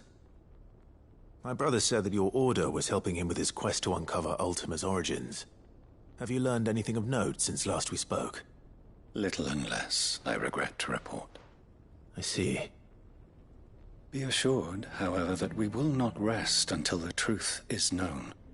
Even now, our archaeologians scour ruins in every corner of the realm for traces of Ultima's touch. Fallen ruins, I take it. Dating back as far as Phoenix Gate. Indeed. Ultima's thralls are oft sighted among the remnants of the fallen civilization, as if protecting the secrets concealed within. Secrets we'd see unearthed. Should our methods be of interest, my lord, mayhap it would please you to observe some of our number at work. Would that be possible? Of course. A survey is being conducted not far from here. Perchance you are familiar with Kretov, a small hamlet built around a fallen airship.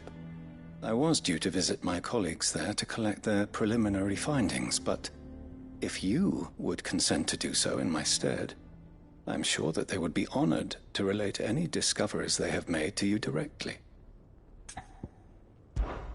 All right. I'll go and meet with them. They will be most gratified, I am sure. Might I suggest you take the road through Titan's Wake?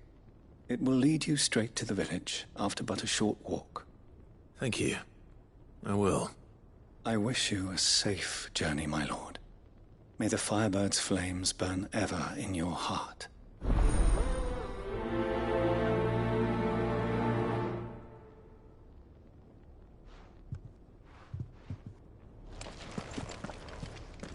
My colleagues await you in Kretov, my lord.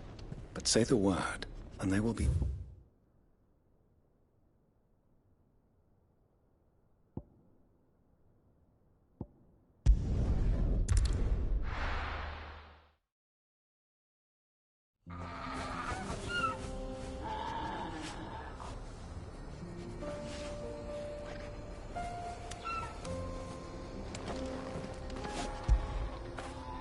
When did you get so big?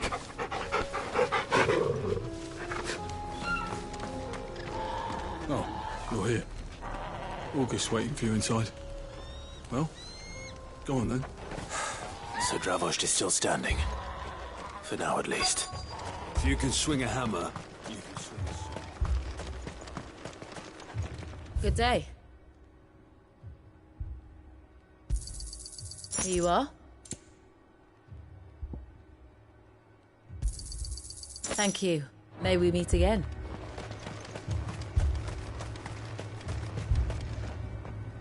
Clive! You're here! And the Akashic? Mostly off to the north still.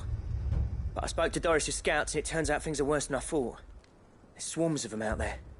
Told old Snotty to be ready to seal the north gate. That should buy us some time if we need it. Enough for the villagers to barricade themselves inside their homes at least. Well done. Welcome back, Sid. I'd never have guessed, you know. Not if August hadn't let slip. Who'd have thought that the savior of Dravost would turn out to be the realm's most infamous outlaw? Keen to help us out again? I am. Thought you could sneak off without me, did you? Blackthorn. Oh, what are you doing here? One of the scouts couldn't keep his voice down. Unlike my best mate who didn't think I deserved to know. Zoldan, how long's it been? Long enough for us two to turn into a pair of old codgers, I see. That your idea of an apology? Prick. Don't listen to him. You only did what you thought was best. For the village and that. I did, yeah. But that ain't the whole of it. Vulcan, our master, didn't leave the chiefdom to the two of us. He left it to me. The best blacksmith in Dravost, barring himself, of course. Bloody stupid tradition, in my opinion. If someone's got talent, you should let them practice their craft, not ask them to settle petty feuds and barter for grain. Our master wasted half his life that way. I wasn't about to let that happen to me. So you wasted half of mine instead. You're what Dravost needed. Under me and my precious ideals, this place wouldn't have lasted a year. So I left to devote myself to the work and spare you lot the consequences. I may be a selfish prick, but I only did what I felt I had to. What you had to do was your duty! Even if it meant we all starved? Enough. This is no time for bickering. You can finish beating each other up once Dravost is safe. Fine. I've said my piece anyway. Yeah. So have I. Sorry, Clive. I shouldn't have stuck my nose in. We're short enough on time as it is. Still, give us a mo, would you? I need to get my head straight before any of them Akashic try to bite it off.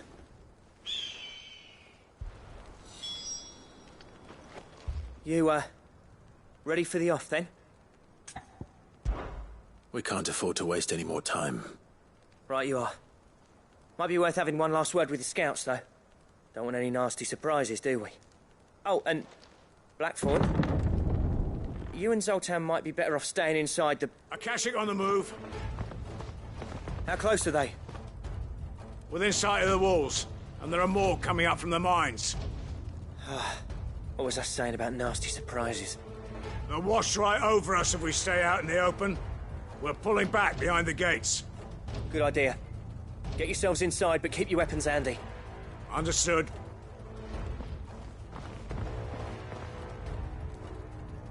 I'm prepared to fight if I have to. Well, let's hope you don't. That's our job. Once the scouts are inside, order your men to barricade the gates. No heroic last stands, you hear me? No fighting at all if you can help it. August's right. I've seen what Akashic beasts can do to armor. The people here are tough and willing, but they ain't equipped to face what's coming. I'm going out there. Start work on the gate as soon as I've left. I'll give you as much time as I can. And if they kill you? You evacuate. But it won't come to that. I promise. You'd better be right. Take good care of Dravost till I get back. Leave it to me. And give those things what for, yeah?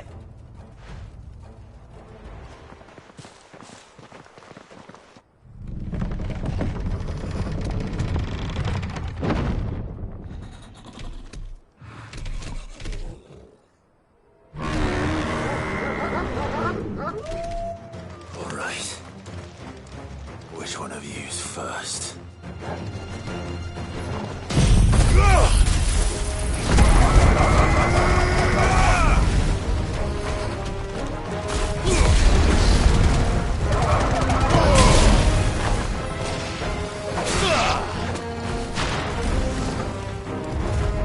Too slow.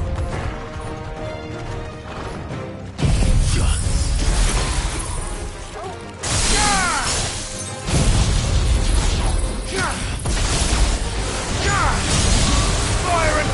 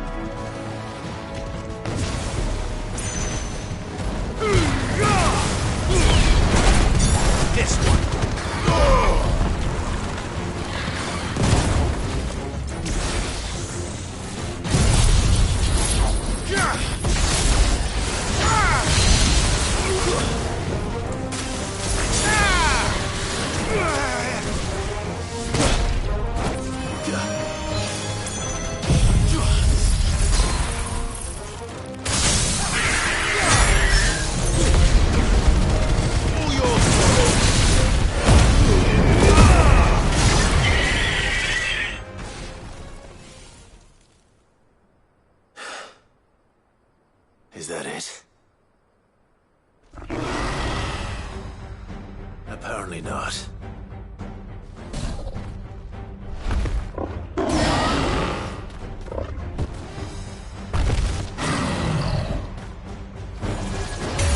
Not getting past me.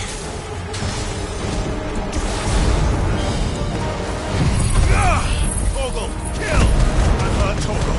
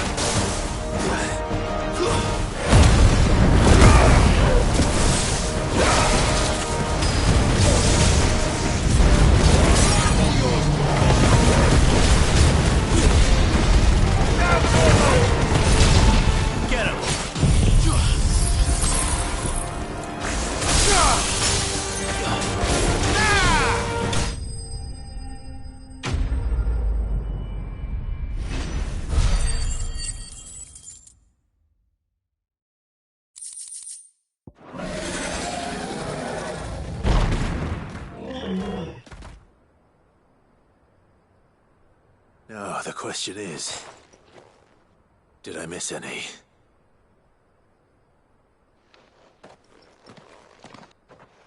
Man alive! You're still in one piece! I slew as many as I could. As many as I could, he says. The old bleeding lot, more like it. Well, almost. Only almost. Yeah, one or two did try to sneak over the wall. But we got the bastards, don't you worry. Good. Though you do know, more will come in time. In time, yeah. But we can think about them later. Let's get you back inside.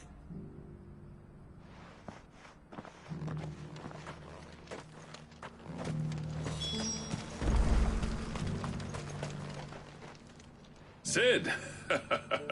You're even more fearsome than your reputation.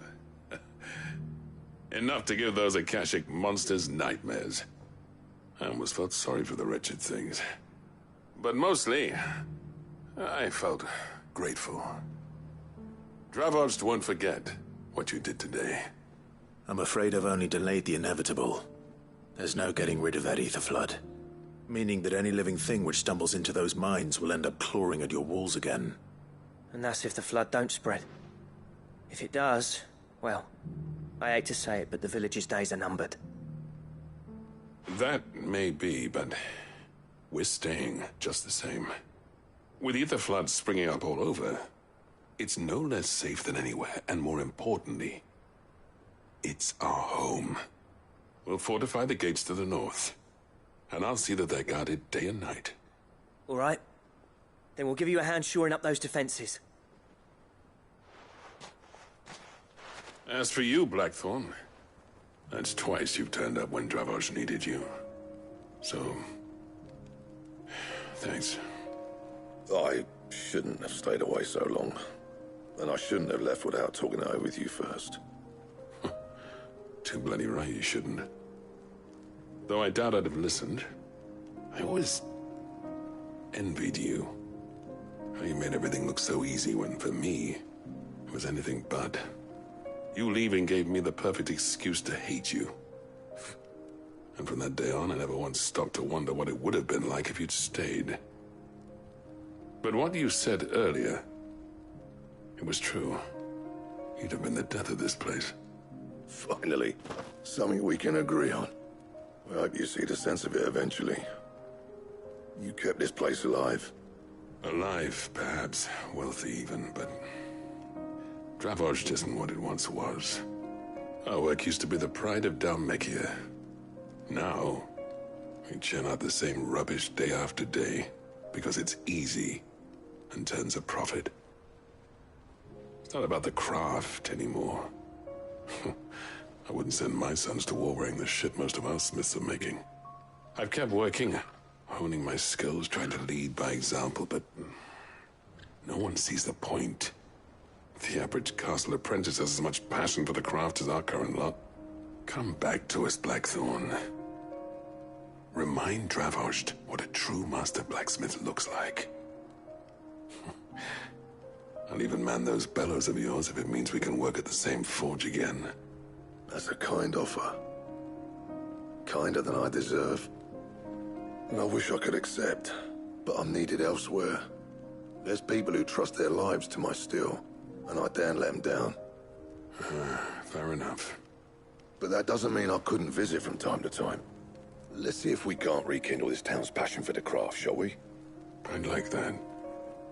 Just be sure to tell Snotty to let me in the next time I come calling, yeah? Knowing him, he'd let you in anyway. Blackthorn. The Master Smith turned outlaw, back in my good graces. I never thought I'd see the day.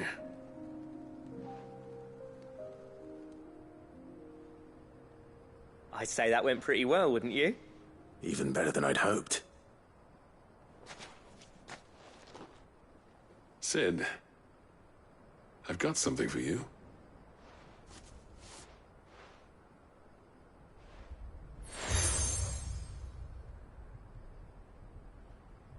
And this is? A token of our lasting gratitude. But I'm of a mind to make you a far grander gift. Designs for a certain sword have been passed down from chief to chief for generations. Now hold on, Zoltan. There's a reason no one's made that blade in centuries. There's not been a craftsman equal to the task. I'll admit your cinders make impressive steel, and I've learned to hone an edge Odin will be proud of. But the engravings on that thing are enough to make a jeweler cry. And they're not just for show, either. Have you forgotten what brought you back to Dravos in the first place? A certain ring? I knew I'd never surpass you with the hammer and tongs. So I turned my hand to a different kind of metalwork. Between the two of us, I'd say we're the equal of any master craftsman ever to have graced a forge.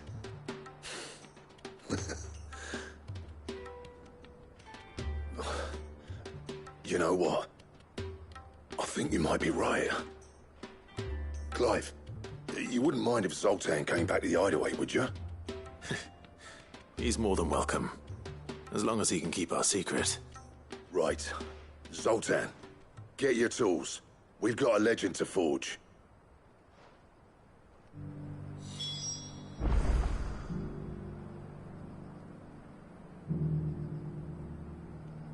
With a little help from Blackthorn, I don't see why we can't restore Dravoj to its former glory. I'll tell you what, Clive. If we pull this off, it will ruin every other sword you've ever held. I'll get him back to the hideaway. Don't you worry about that.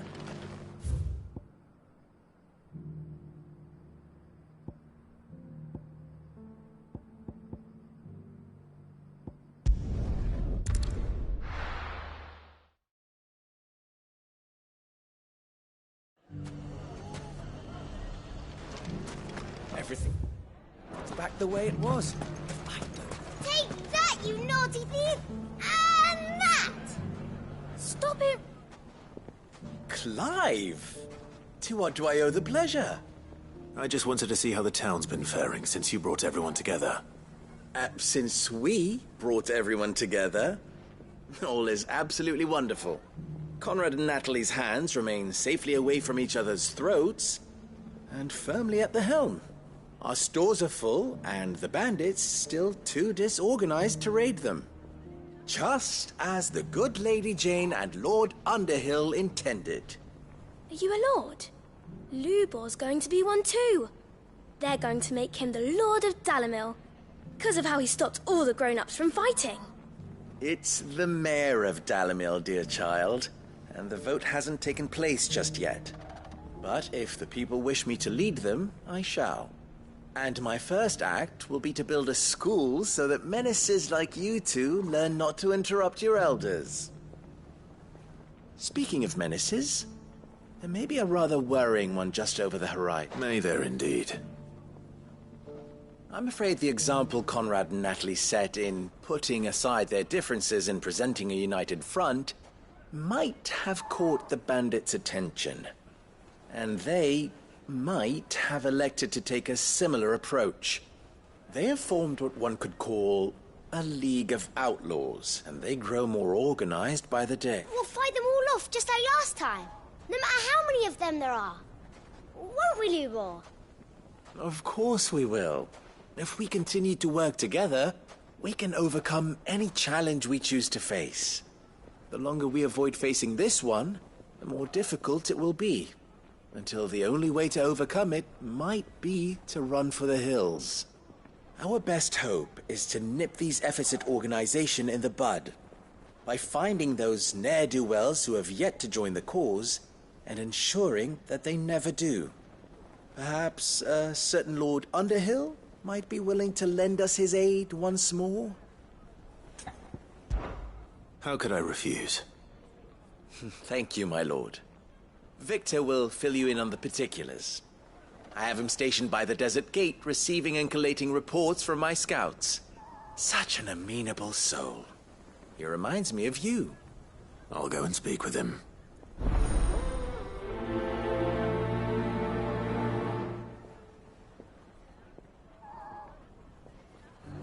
What's the difference between a lord and... A League of Outlaws. Sounds like we have some competition. We may have bloodied the bandits' noses, Sid, but it seems we have not yet broken their spirit. Victor is helping us keep track of them.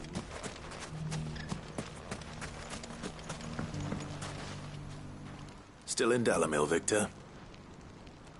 Ah, Sid. I thought you'd have returned to Cosnis by now. I did. Then I came back. I've developed something of a fondness for the place. And having worked so hard to see it saved from one fate, it would seem remiss to abandon it to another. A sentiment Master Lubor certainly isn't shy about exploiting. You're not the only one. What does he want you to... He asked for my aid in putting down the band, and he said that you might be able to help me find... Then you've come at just the right time. I was on my way to speak with Conrad. There are more camps in the vicinity than we... But we must strike together, and we must strike soon, at as many camps as we can. All right. There's one upriver. Leave it with me.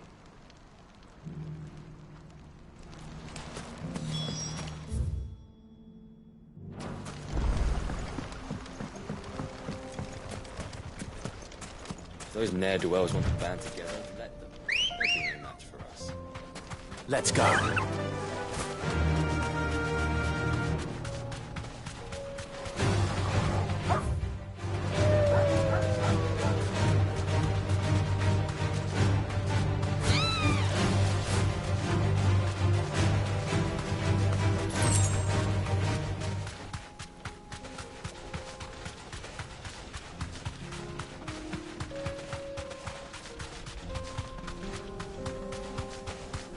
That must be the camp Victor mentioned.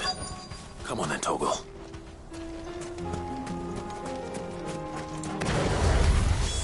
That's him! The one who kills Locke and Fingers! Take his head off!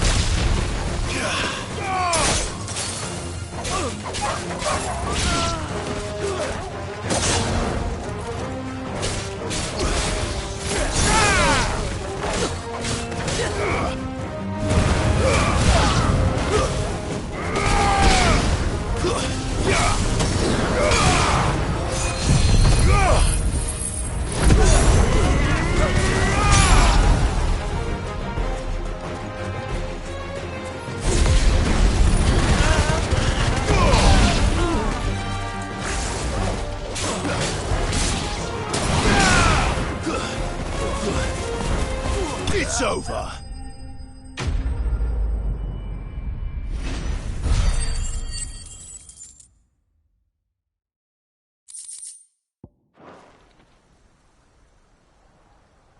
I'd better let Victor know.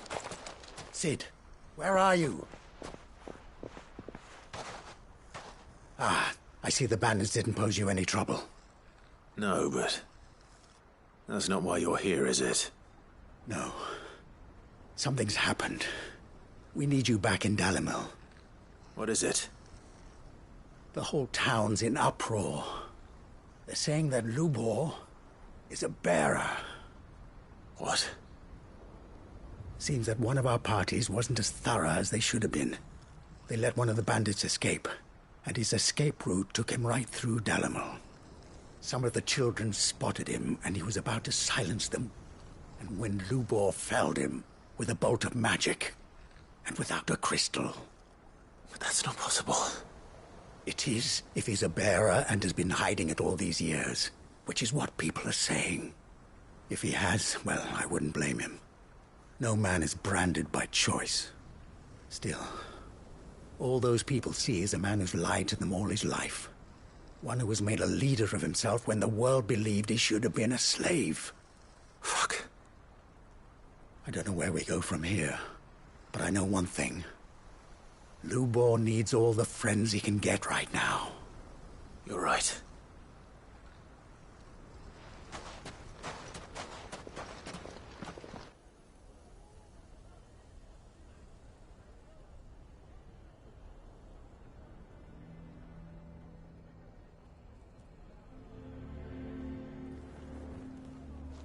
And now everyone knows.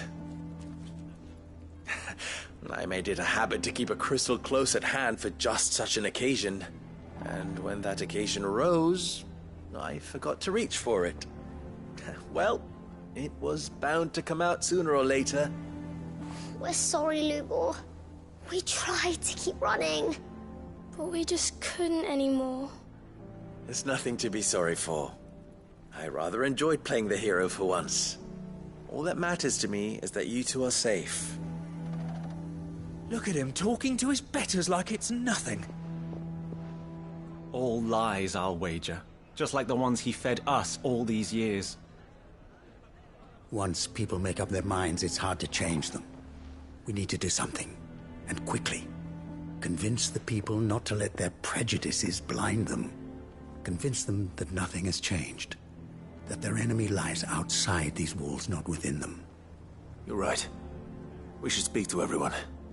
I'm glad you agree. I'll handle the townsfolk. I'm a Dalmec born and bred. They listen to me. You head to the tavern. Make Conrad and Natalie remember who Lubor really is. They know that Lubor and I are friends. I might not make for the most impartial of interlocutors. Lord Underhill of Randalar's League of Merchants, however, is a trusted and impartial mediator of note. I'll do what I can.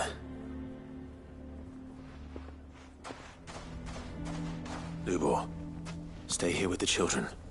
I can't promise anything, but we'll try. And that is all I can ask of you.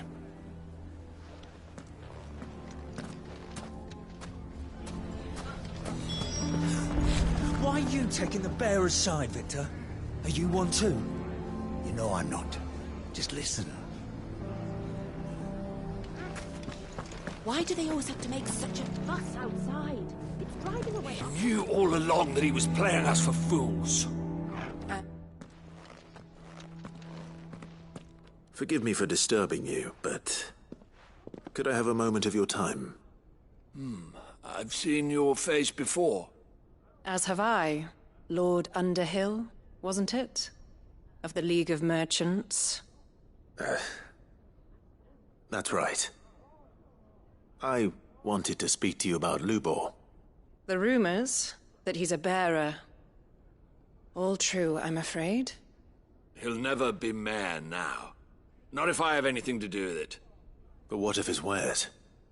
Bearer or no, his steel is highly valued throughout the Republic. In this at least he's done the town a service. Might that not earn him a little leniency? Leniency?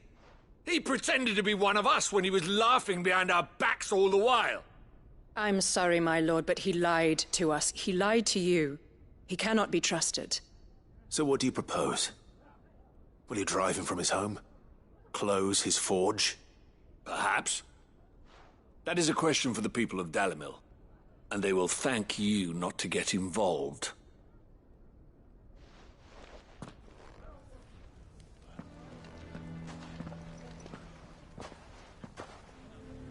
The townsfolk have made their minds up. There was nothing I could do. Nor I. Conrad and Natalie refused to consider anything but their own wounded pride. You never know. Once their anger is cooled, they might see things differently. For now, we should report back to Lubor. All right.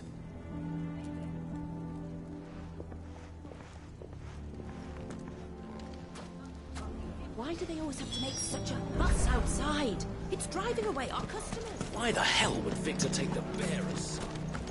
For a share in loot. I assume the situation is hopeless? There's still hope.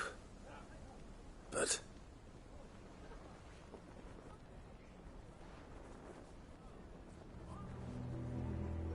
But perhaps not in this lifetime, I think it's fair to say.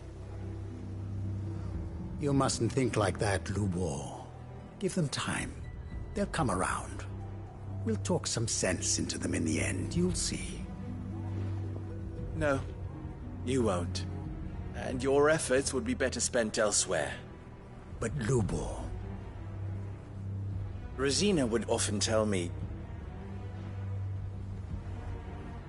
that steel does not lie, that a blade is a reflection of the smith who forged it. To yourself be true, that was her point. Rather an ironic one when you consider that her life was taken with a blade of her own making. But I do not doubt that she was always true to herself and what she believed in, right to the end. And so must I be.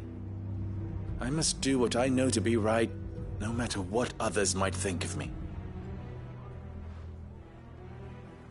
And now, I know what that is. I must embrace my new role of villain so that the people of Dalimil have something to unite against. For only united can they hope to stand against the threat that awaits them. I'll need to make a suitably dramatic exit, of course. Don't go, Lubor. You're the only one who was ever kind to us. We'll be all alone. Again. Trust me, little ones. It is for the best that I go. Not only for the town, but for you, too. How could it possibly be for the best? These children need you. The least you can do is give the townspeople a chance to change their minds. I would not take it, Victor. It's over. Over, you say? And so just like that, you're going to throw this town and these children to the wolves? I thought you were better than this. But it seems you had me fooled as well. Victor. Forget it. Do what you will. You sure you're making the right choice, Lubor? Of those available to me, I believe it's the best one. Yes. Ah, but where are my manners? Here. A reward for clearing out that bandit camp. Right then. I have packing to do. If there's anything I can do. Anything. I'll bear it in mind. Thank you.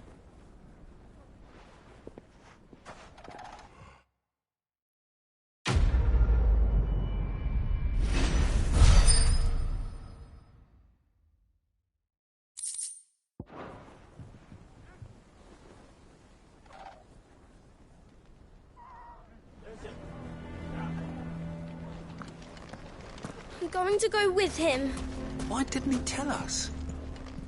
If you're going to try and convince me to stay, save your breath. I will not put those children at risk.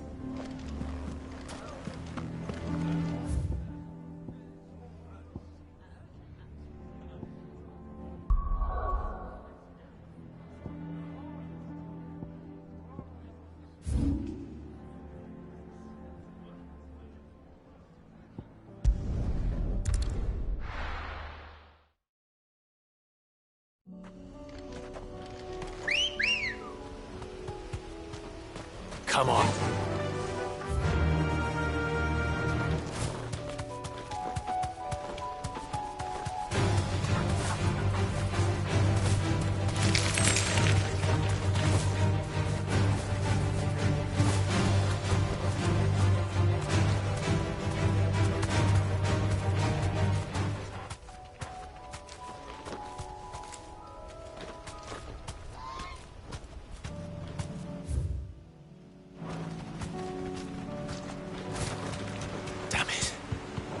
The whole village is turned.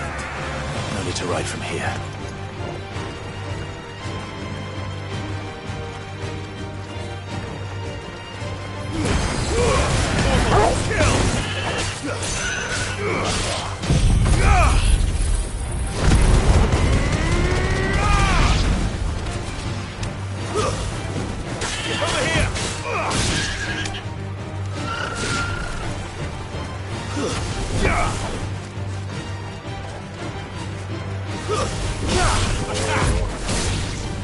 Farewell.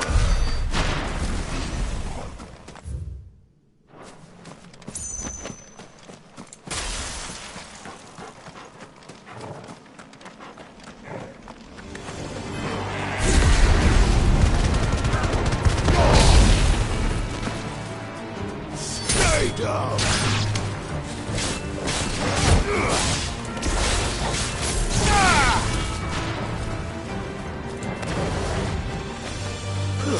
Over here!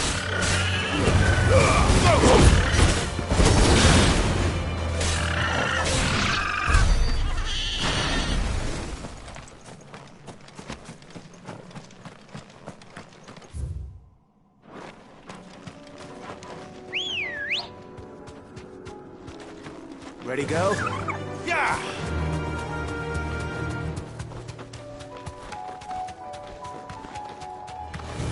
All right.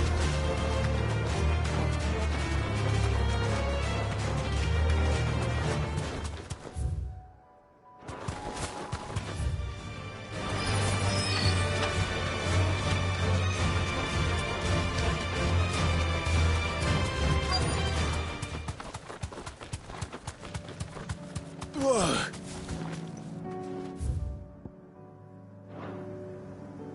Be safe.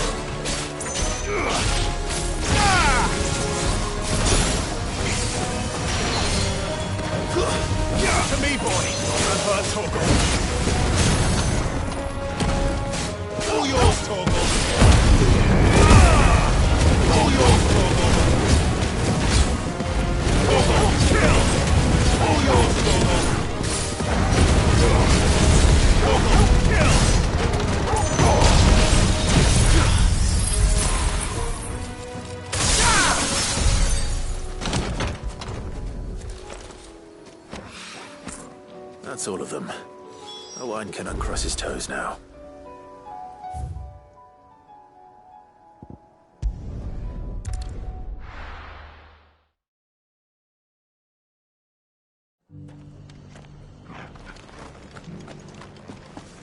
Doris should be somewhere nearby. Assuming she's still here.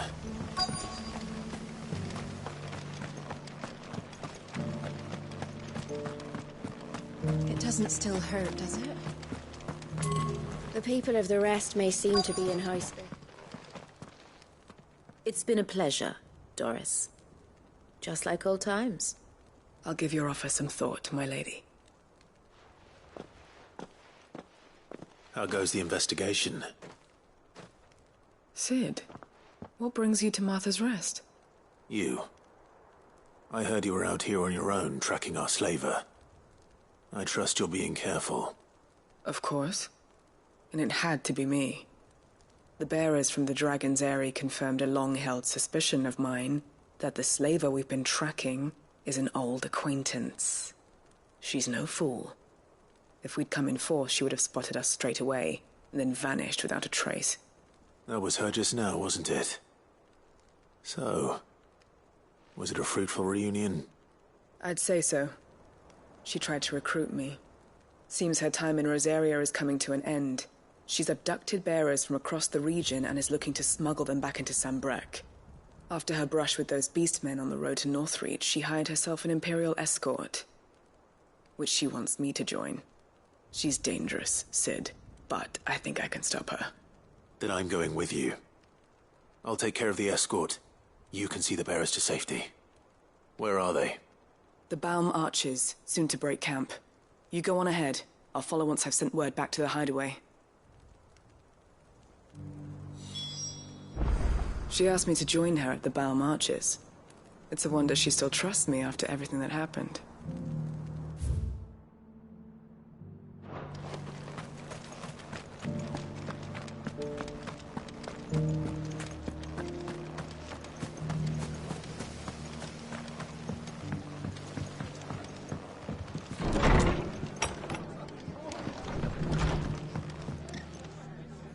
Ah, Clive, I was just about to send for you. I'd like you to take something to Sir Wade up in Eastpool. Seeds for planting. Thought it was about time they started growing their own food. I'll keep providing them with whatever they need in the meantime, of course. But if Eastpool's going to survive, it's got to be able to fend for itself. As have those poor bearers. They've lived their whole lives in servitude, but now they're their own masters. Small wonder they ain't got the foggiest how to provide for themselves. So it's up to us to teach them.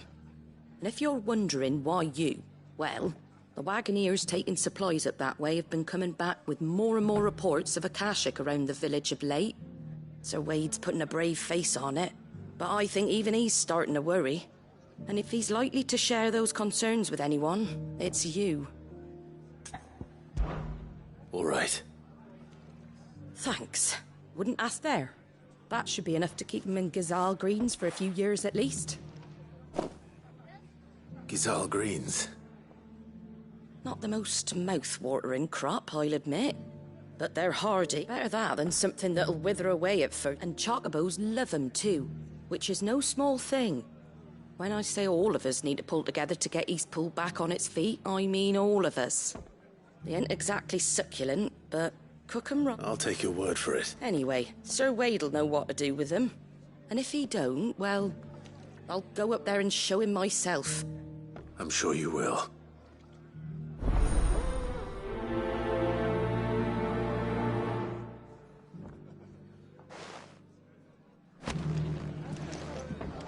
Can't say it wasn't a relief to see the better part of the Guardians finally taking their leave. Are the bearers taking well to their new home, do you know? I sometimes worry how they'll manage that.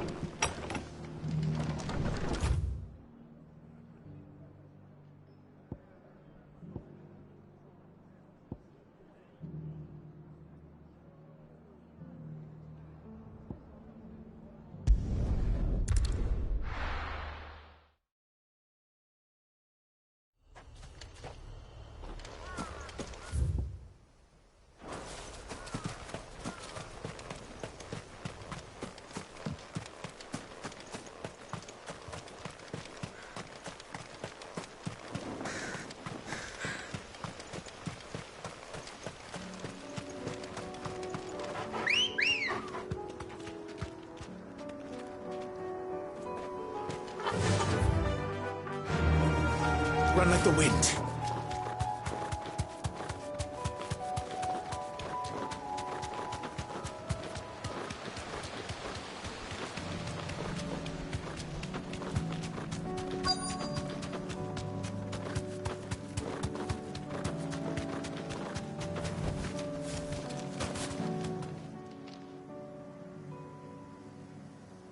Good.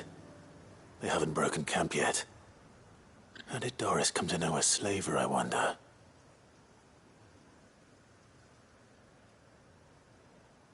We've waited long enough. She's not coming. Ready the bearers. We're leaving. Back to civilization, is it, Mom? With all haste, lest any of you lackwits start talking like these feckless bumpkins. I presume your men are ready. We've suffered too many delays as it is. Any more, and I'll be docking your pay. Yes, Mom. Oh, but before you go, it appears we have company. Kill him. You're welcome to try.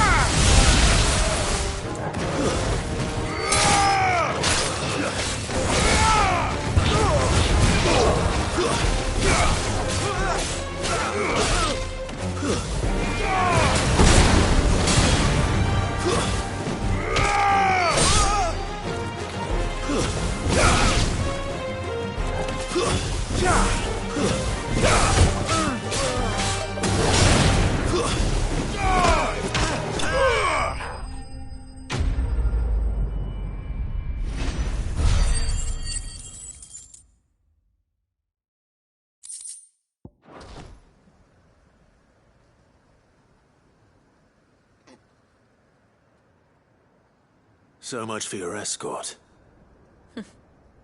You'll forgive me for not avenging my men. I'm not the swordswoman I used to be. I surrender. Do with me as you wish, Sid the Outlaw. Sid! Ah, Doris. I take it you're not here to rescue me from our brooding renegade? You know, I always wondered where you'd vanished to. But casting your lot with this criminal of all people... Better fighting for a cause than killing for coin. I'm sorry, Sid. I should have told you sooner. This woman, my former master, once trained bearer children to be weapons in service of the highest bidder. She raised me like a daughter. And I did terrible things to earn her favor. It wasn't all terrible, surely. We had our fun, too. You were always so eager to learn, and had such clever hands. All my other children took either to the blade or to the books. Always either or. But you proved yourself a master of both. How about it, my little dagger? Care to swear that blade to me again? I never swore my blade to you, nor will I ever. I fight for a higher cause, to liberate the bearers of this world. Farewell, Master. Thank you for making me the weapon I am. You always were a righteous child. Perhaps that's the reason I loved you so.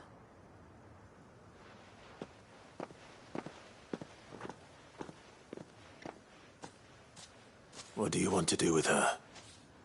I am not the killer she wanted me to be. Not anymore. And she no longer has friends in high places. The Dame does, though. Her connections at the Imperial Court will see that justice is done. All right. If you're certain. I am. And thank you for everything.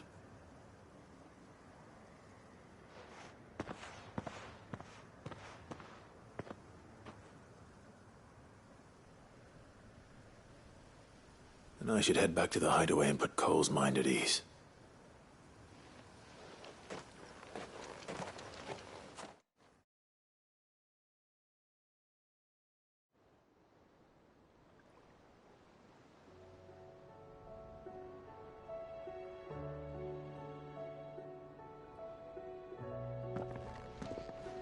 Welcome back, Sid.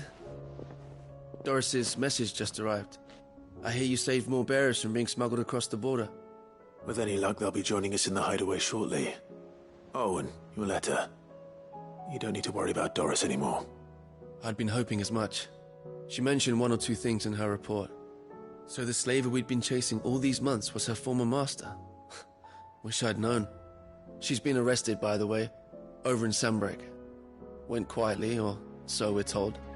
And she won't be getting off lightly. The Empire may have no love for bearers, but it's none too fond of black market traders either. Can't have been easy for Doris. I'm sure it wasn't.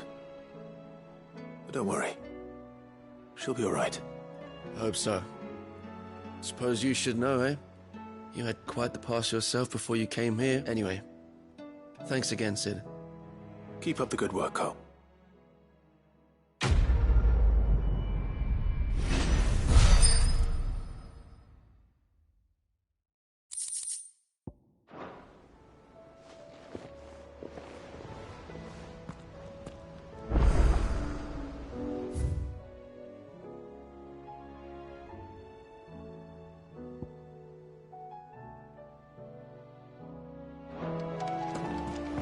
Come back.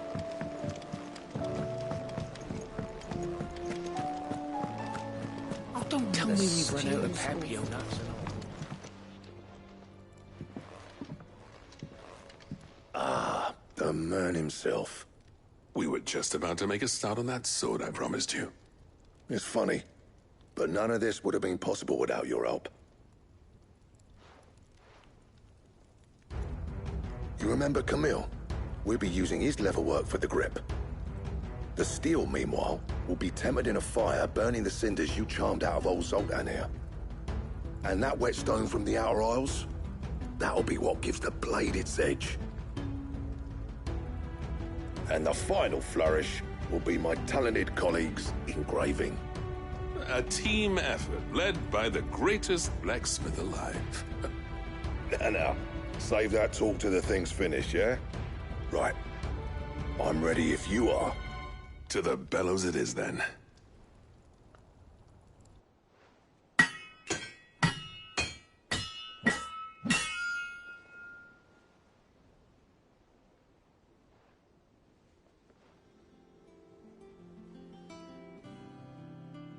Well, bugger me. We actually did it.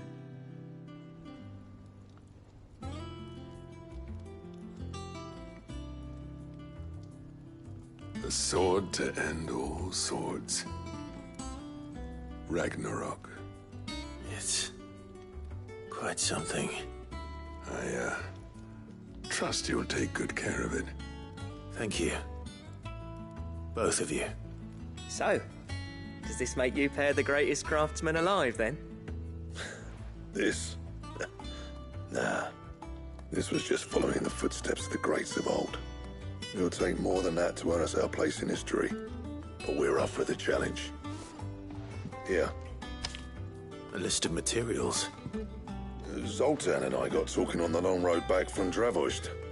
We reckon with those items there, we could craft something even better than the Ragnarok. Something worthy of a legendary outlaw like yourself. That's a weapon I'd like to see. You leave this list with me. I was hoping you'd say that. One legend at a time, eh, lads? Before you start on the next, who fancies raising a cup to friendship reforged? Good idea. No more drinking to forget my past.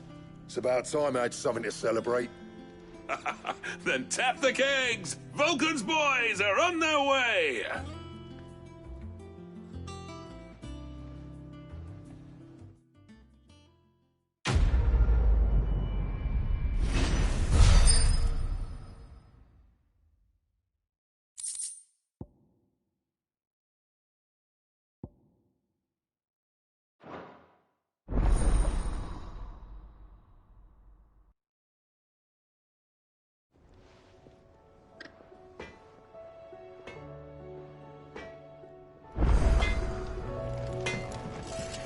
What do I owe the honor? I never fought me, and if it hadn't been for you,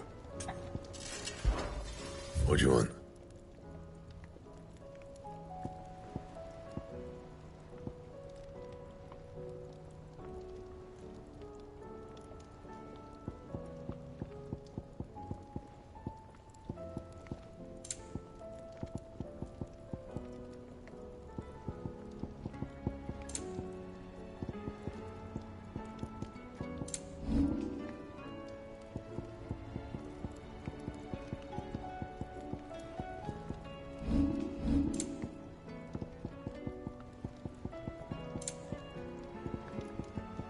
Anything else?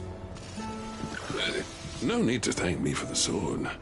I'm happy just to be here. Do you reckon we finally got to the bottom of Blackthorn's troubles then?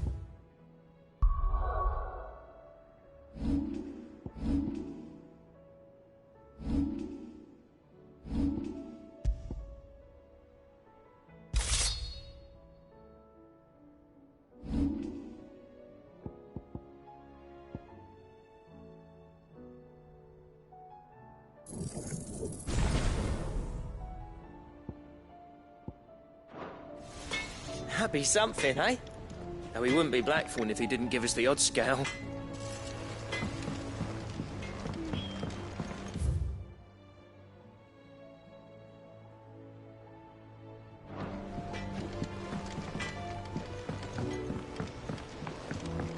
Have you tried Molly's lemon tarts?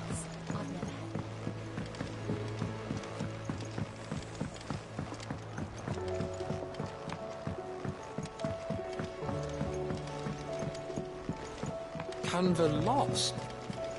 It can't be true. Miss, can we read Miss Editor's story for our lessons?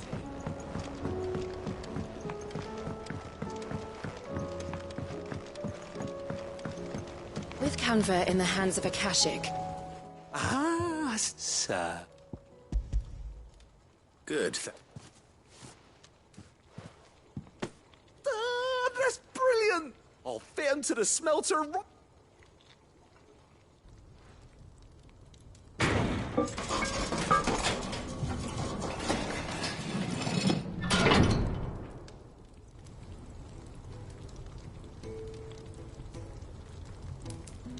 May I present to you the Telemon Furnace? Ain't bad, is she? She's a beauty. You saved my bacon again, Sid, and I ain't about to... It's fine, really. Oh, don't say that. I'm sure I can make a few improvements. You could just buy me a bigger... How about that clasp? Looks a bit stiff. Reckon you could loosen it up and make some more room? And I reckon I know how. With a new alloy we've been working on. The Telemon Furnace it's a metal, see?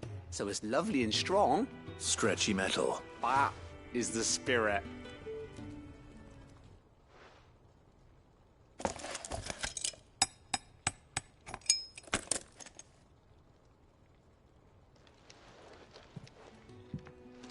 So, what do you reckon? It's actually quite ingenious. Thank you, Owain. Shh, don't mention it. You earned it. And I wanted to get some practice in using that metal anyway. Reckon we'll have all kinds of uses for it around the hideaway. Can't think of any right now, but that's our job, innit? Dreaming up new ways to make life easier around here. Maybe even out there, too. One day, the whole world's gonna know about the inventions you've helped us put together. They'll hardly believe their eyes, I'm sure.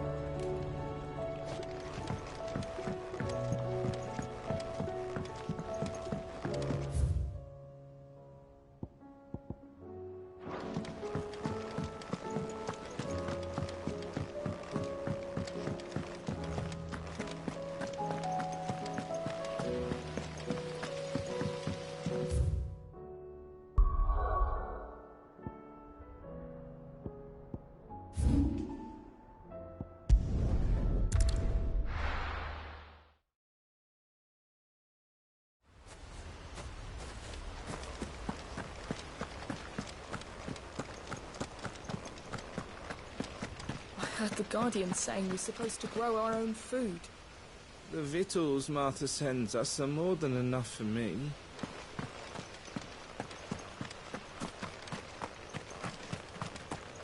Ah, Lord Rossfield. What brings you to Eastpool? A delivery from Martha.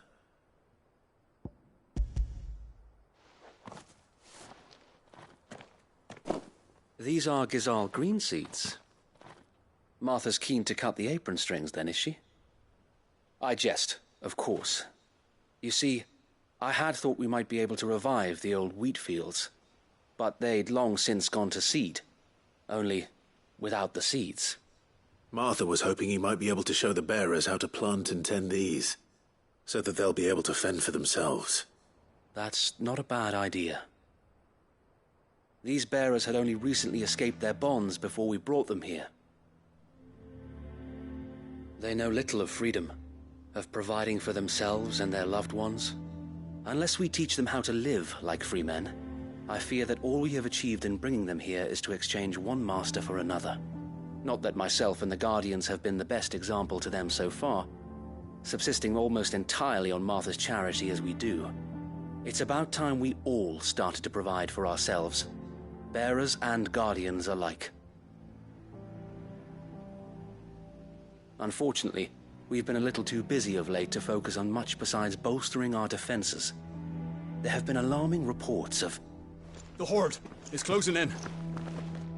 They're coming, Sir Wade, all of them. Damn it all, I thought we'd have more time. Gather the men in the square. Send to the rest for reinforcements. Yes, Sir Wade.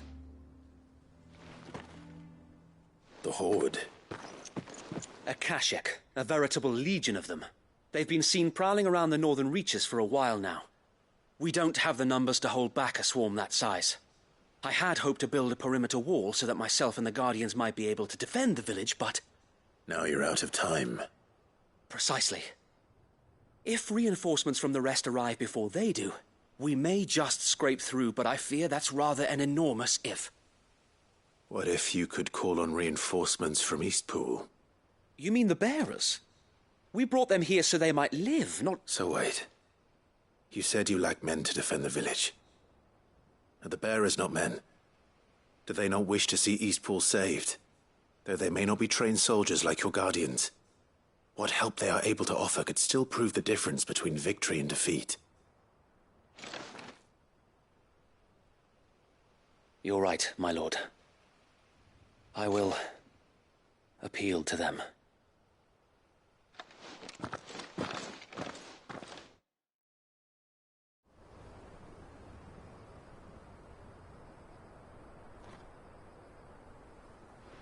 My friends, I humbly beg your aid. We Guardians are few and our enemies many. But I swear we can defeat them with you at our side.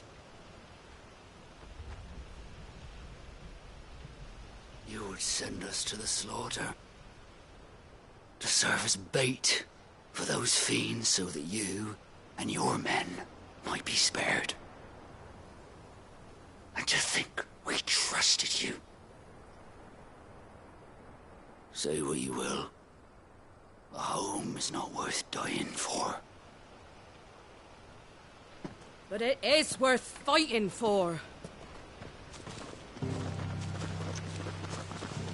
Sir Wade fights to give you lot a chance. Just like I do.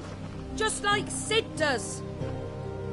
We all wanted to give you a home where you could be free. And you got one, didn't you? This place, Eastpool. This is your village. Your home. And if you don't fight to protect what's yours, you'll lose it. You know I'm right. This world wants to take everything from you. Everything. Your homes, your freedom, your very lives. So then, are you going to stand by and let that happen to you?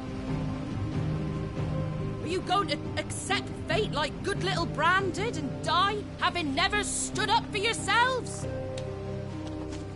Or will you fight like free men and women?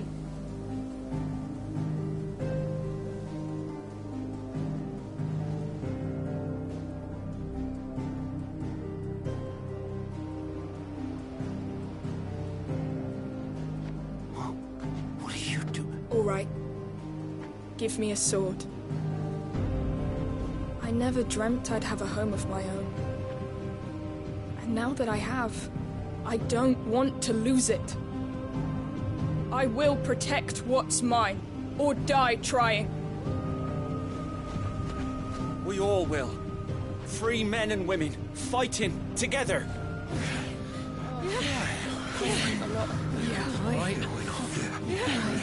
For Eastpool! For Eastpool!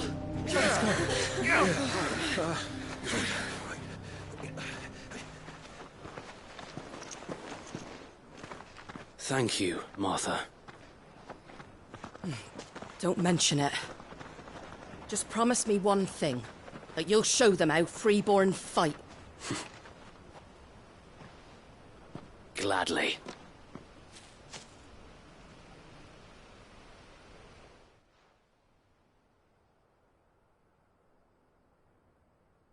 Well, if it was numbers you were lacking, you certainly won't be now. Thanks to you. Me? Oh, I just love the sound of me own voice. Lord Rossfield, my lady, we're ready. So what's the plan of action? We'll divide our forces into several small detachments, each made up of guardians, bearers, and guards from the rest.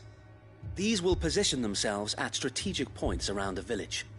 Upon engaging with the Akashic, each detachment will keep the creatures occupied as best they can, steadily retreating all the while. You're going to lure them into the village? I am. We will have neither the time nor the resources to treat the wounded, so injuries must be avoided at all costs. Instead, we will focus purely on defense at first. By coordinating our withdrawal through the use of messengers drawn from among the bearers, we will aim to have the swarm converge at a point of our choosing. With luck, that point will be the village square, the perfect place for our most able warriors to surround them and fall upon them, and for you and I to finish them off. A sound plan, but one that'll require a leader with a cool head and strong nerves to coordinate the retreat. I'd say you have both in abundance, Await, but you'll be needed. Please, leave the last of the fighting to me. Ha! And let you have all the glory. Sir Wade! They're here! Then you know what you must do. We work together, everyone playing their part, each shielding the other that no man might fall, that Eastpool might live on. For Rosaria! For Rosaria!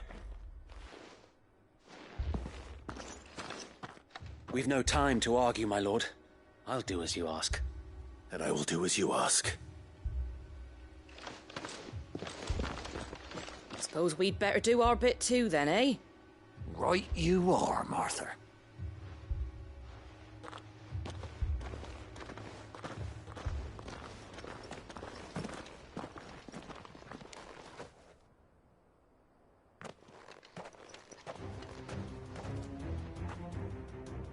The calm before the storm.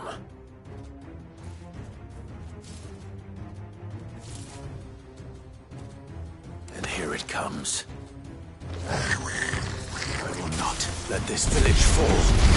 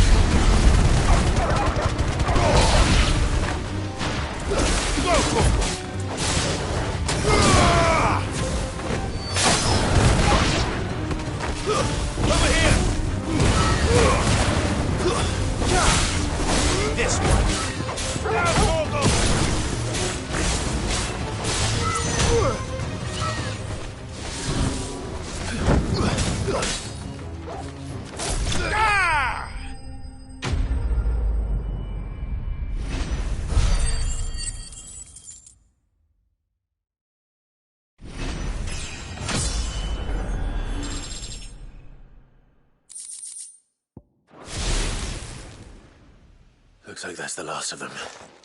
Lord Rossfield! Change of plan! What is it? Owl from the rest. An Akashic curl's been sighted on Rhiannon's ride and is headed in their direction. Well, the better half of her guard is here. So wait, how many Akashic remain in Eastpool? Hard to say. My men are still facing some resistance, but I think the worst is behind us. I could order a detachment or two to fall back and... No. Let them finish the job. You stay here too, Sir Wade. Your men need you. I'll go after the curl. Join me only when Eastpool is won. If you're sure, my lord. May the Founder protect you.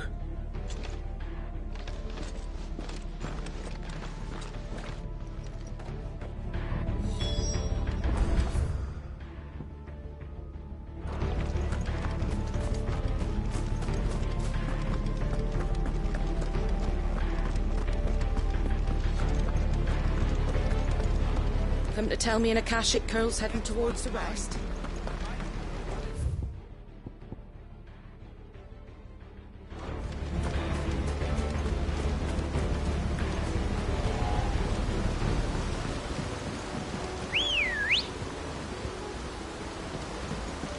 Good girl.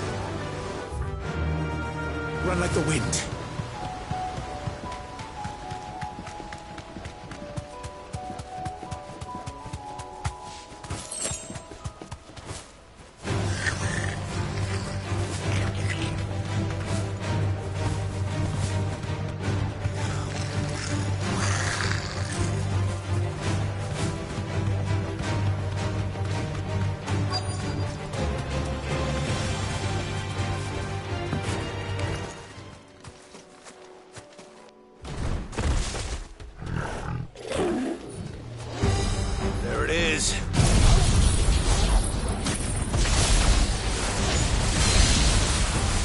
With me, Torgal. Nice try.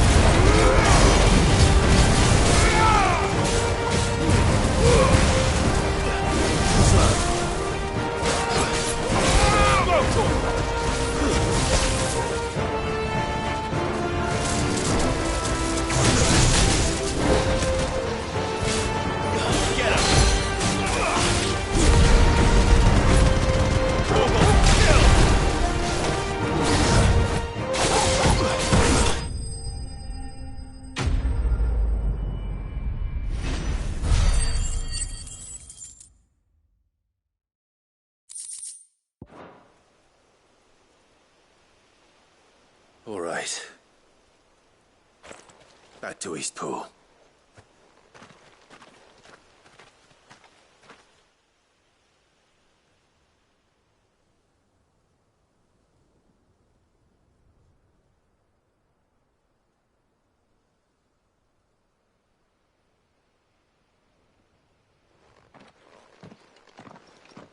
Lord Rossfield, the curl, is it? It's dead. Thank the Founder for that. And for you, my lord. We were able to eradicate the rest of the Horde. I have guardians posted around the village to keep watch for further attacks, but all seems quiet for now. I hesitate to say it, but I think it might be over. I think it might.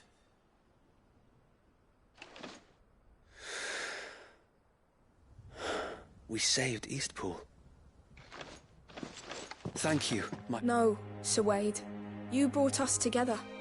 Showed us what it means to fight for what you hold dear. We never had nothing to call our own before. We didn't know what it meant to protect it, but now we do. Forgive us, Sir Wade.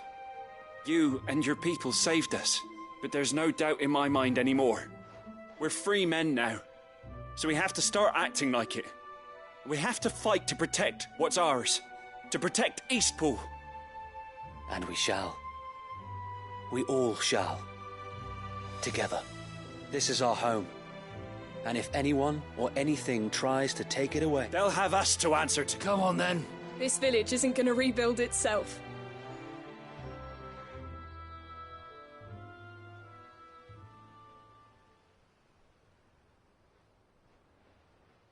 They're not slaves anymore. No. They're Rosarians. Your father took pity on the bearer's plight, and I believe if he was still with us today, this is what he would have wanted.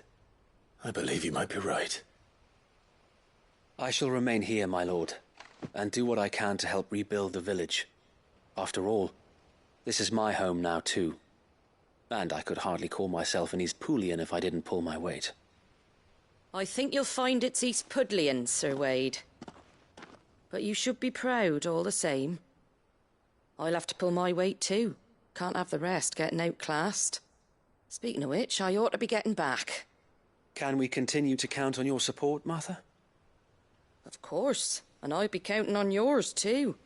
Us Rosarians have got to stick together, haven't we? Indeed we have. And Clive, come by the Golden Stables when you get the chance. I ain't paid you for delivering them seeds yet. All right. I will.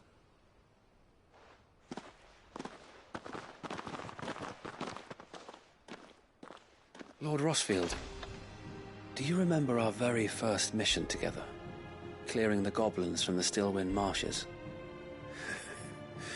How could I forget?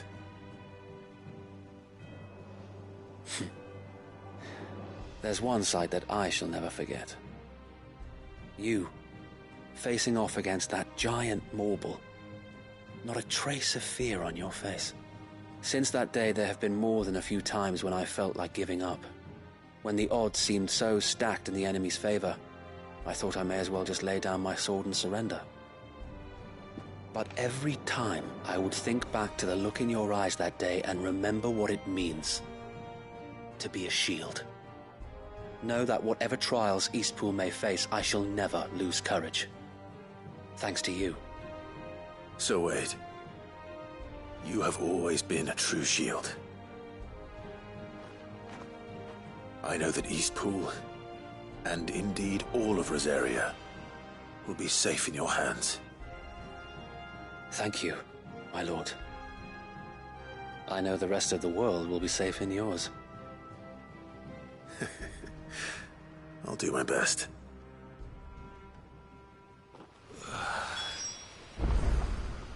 Thank you again for all you have done for me and mine, my lord. You may rest assured that Eastpool will be safe in my hands.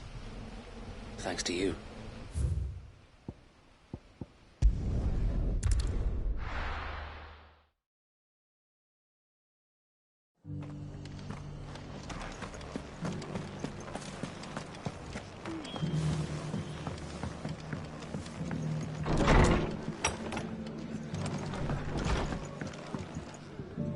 The hero return? It's lucky you came by when not only did my seeds get delivered, but you went and saved Eastpool and all.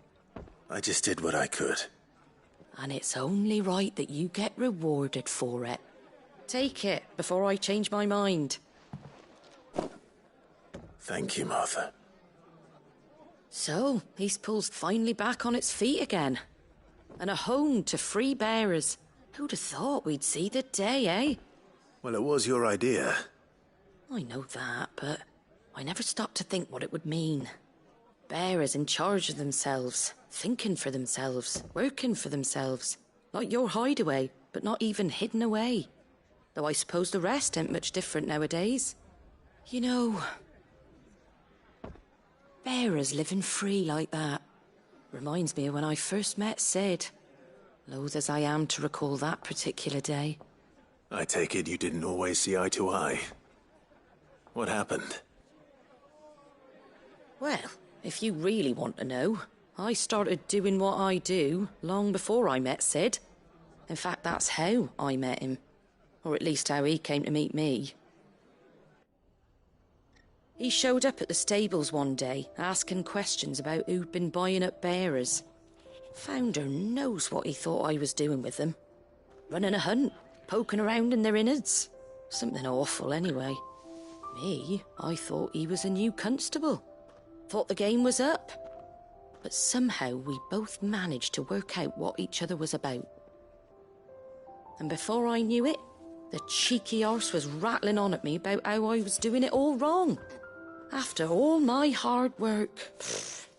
Told me I was giving them relief, but not freedom. That my bearers were still dying as slaves.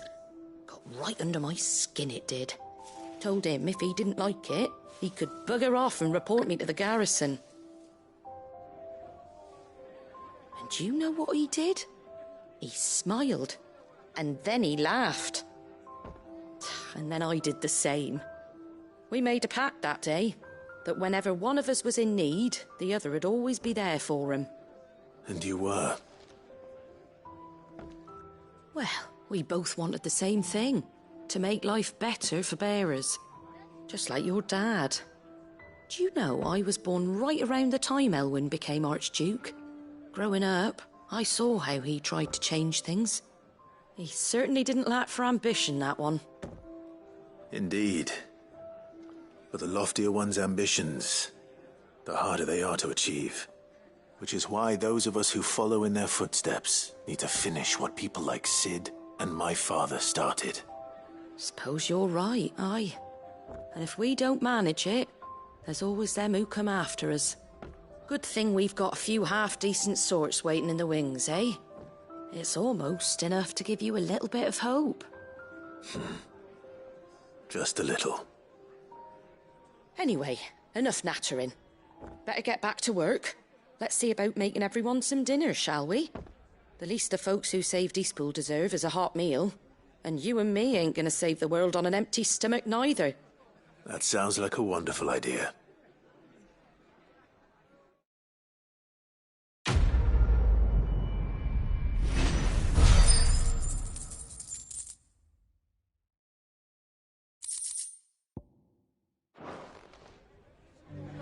Don't worry, Clive. You went alone in this fight.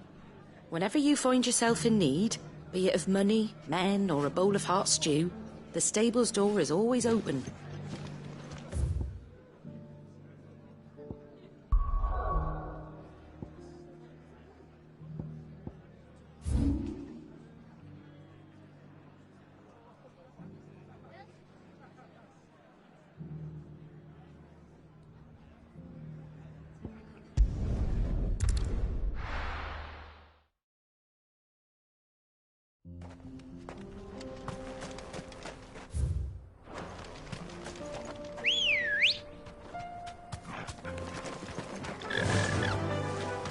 Fly, Ambrosia.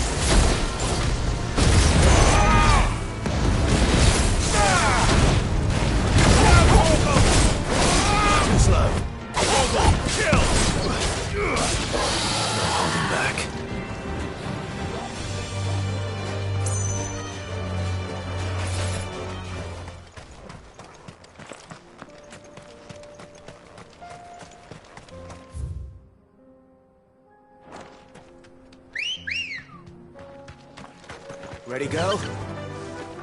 Run like the wind.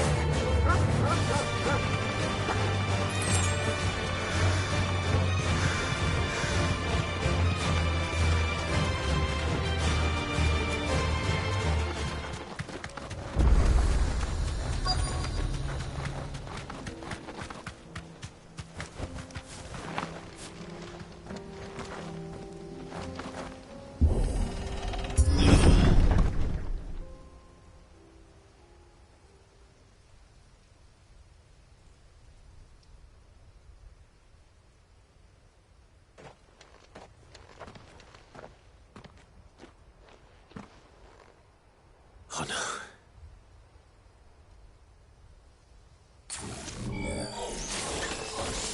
You'll pay for this. May still be survivors.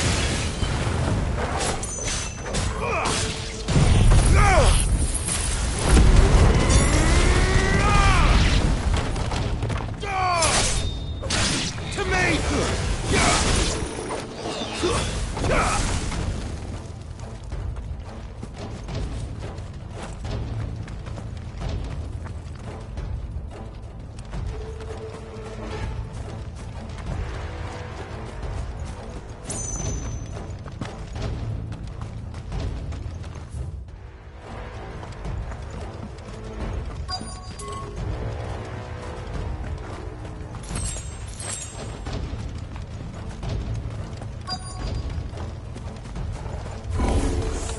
Whatever that thing is, I'd say it's their leader.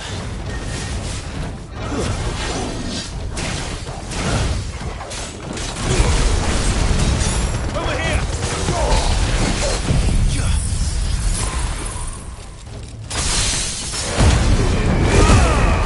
All yours, Torvald!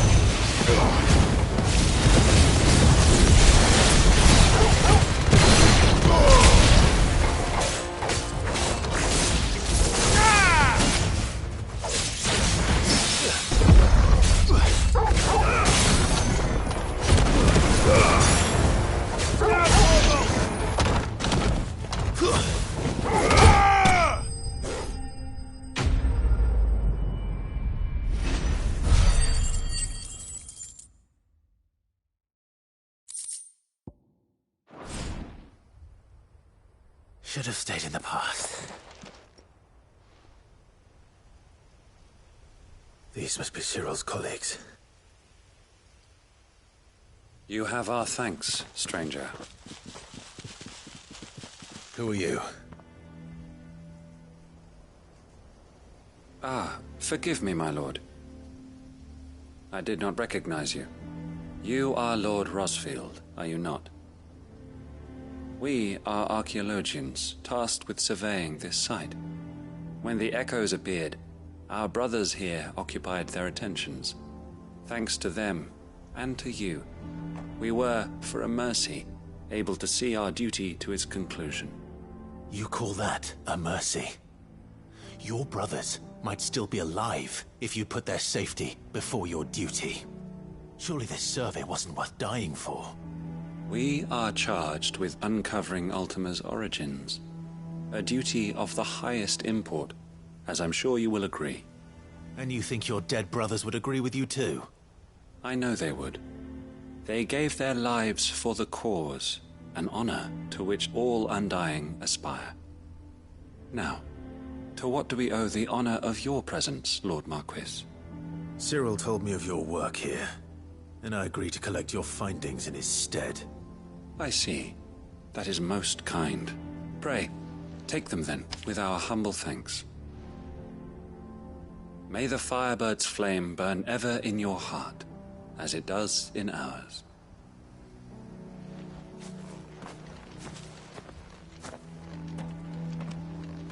It's one thing to lay down your life for another, but for a survey... I suppose I'd better get this back to Cyril. Get it, boy!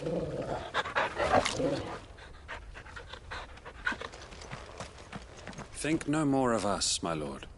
Only deliver our findings to the bearer of the burning quill.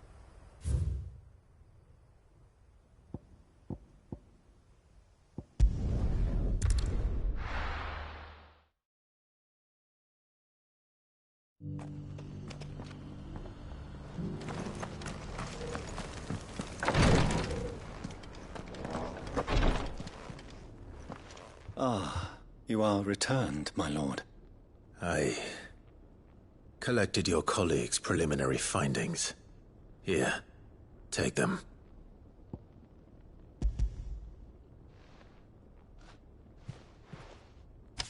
My thanks. I shall study them, and inform you forthwith if I discover aught that might aid you in your fight against Ultima. Cyril, your survey party suffered several losses in Kratov. Losses which could have been avoided, had the others not chosen to complete their work, instead of saving their friends. Were these your orders? No. This was their choice. Every Undying devotes his life to the service of the Phoenix. It is our sole duty, and should we die in discharging it, so be it. Even when death is avoidable. My lord, I fear that this is not a point over which it would be fruitful to argue. The Undying have served the Phoenix for countless generations, and your opinion of our methods, however earnest, is not like to change them. We live to serve the Phoenix. Our very order exists for that purpose, and that purpose alone. Cyril, I know that you and your brethren answer only to Joshua, but allow me to offer you a word of advice. It does not further the cause of the Phoenix to have his loyal followers surrender their lives without good reason. Provide your survey parties with an escort, that they might live to do their duty for years to come. Think not only of how you can serve the Phoenix, but how Joshua would want you to serve him. Please. For all our sakes. I thank you for your advice, my lord. If you will permit me to respond, our faith in his grace, Joshua Rossfield, is absolute. And we of the Undying will do what we believe is right to fulfill our duty unto him. As first shield to the Phoenix, I am sure you understand what it means to do one's duty. I do. Then we are of the same mind. And it is my hope that we may continue to do our duty together.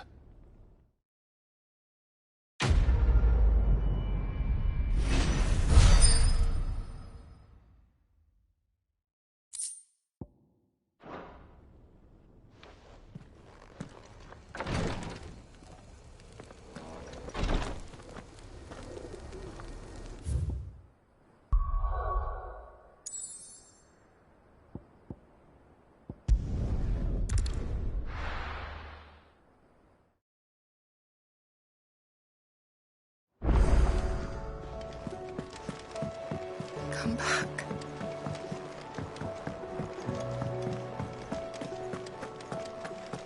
The stew's awfully thin these days.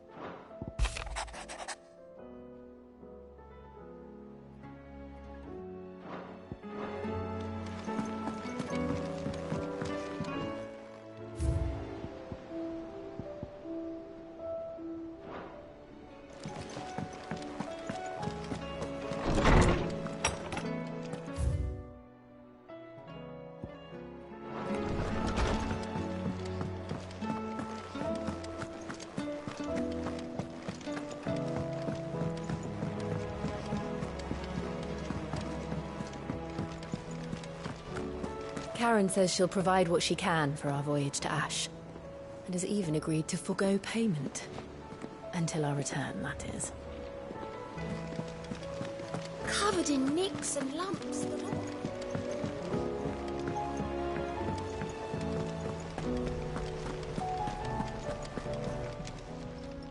Oh, I wasn't expecting you. Here you are. Come again. I may have more for you.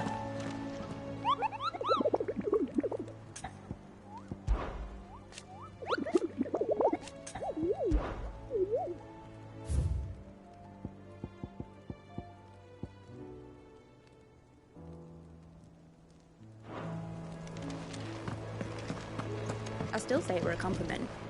Say it, all you. Ah, Clive. I was wondering when you'd arrive.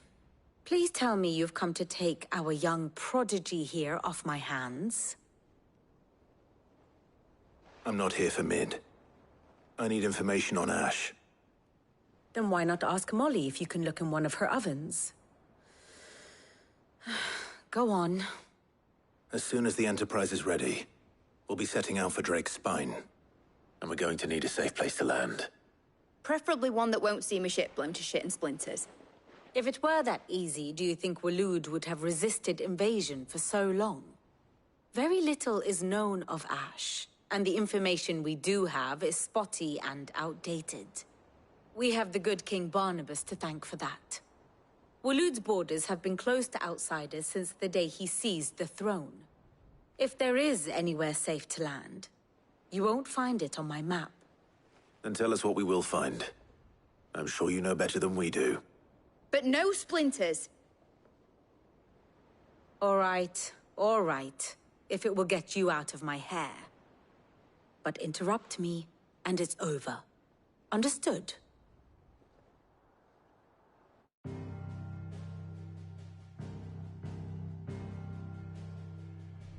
Barnabas Tharm, the one they call the Last King. Understand him, and you will understand the kingdom of Waloed. Barnabas was only a boy when he arrived from beyond the southern seas, and barely a man before he united the ragged tribes of Ash. And having unleashed them upon the formidable Veldamark, he set his throne upon the ancient kingdom's ruins. The victory sent shockwaves around Valisthea. Tales of Odin's might spreading through every court, parlor, and drinking hole in the realm. Note that this was in the year 843, and that the king still sits upon his throne some 40 years later, quite untouched by time. Waloed's recent inaction left many wondering if Odin had lost his appetite for war. And yet here we are. The Einherjar was committed to the fray, a bold declaration of intent. Orcs swarm around Drake's Fang, and throngs of Akashic haunt Canva's streets. Though how precisely the havoc they wreak serves Waloed remains unclear. Regardless, if the order to attack truly came from King Barnabas, then one thing is certain. Waloed has achieved the impossible, and made bedfellows of beastmen and the ether-addled alike. All of which is a roundabout way of saying that you will be in unknown territory when you set foot on Ash. Much of the continent has already been lost to the Blight, and what few ports remain will be fiercely guarded. And that is to say naught of its natural defenses. Offshore currents will cast an ill-equipped ship out to sea one moment, and dash it against the rocks the next. But then the Enterprise is anything but ill-equipped. And Mid has made land there before.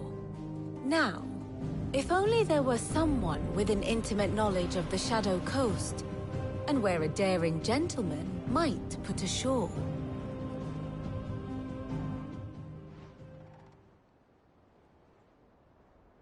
You see, Clive, you had the answer all along. Do you think you can get us back to that beach, Mid? Picked you up from it, didn't I? Not that it were easy. The currents were a right bastard. But then, if it wasn't hard, it wouldn't be worth doing, would it? Well said. Thank you, Lady Vivian.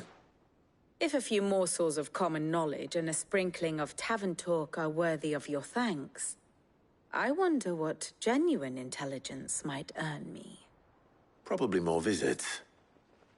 Mid, I need everyone in the ale hall now. I'll fetch Joshua from the shelves. Aye, aye, Captain.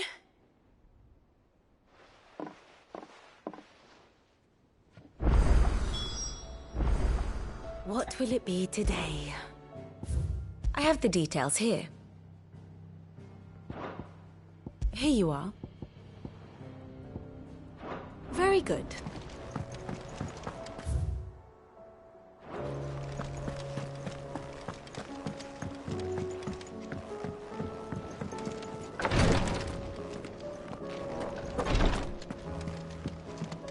Please, Your Grace. My Lord Marquis. Your companions are kind indeed. I must admit,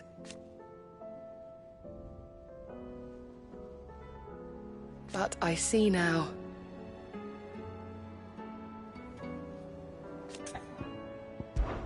It was the greatest honor of my life.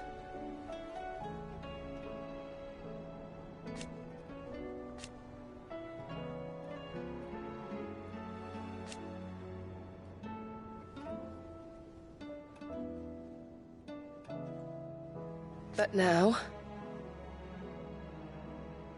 so I bid you.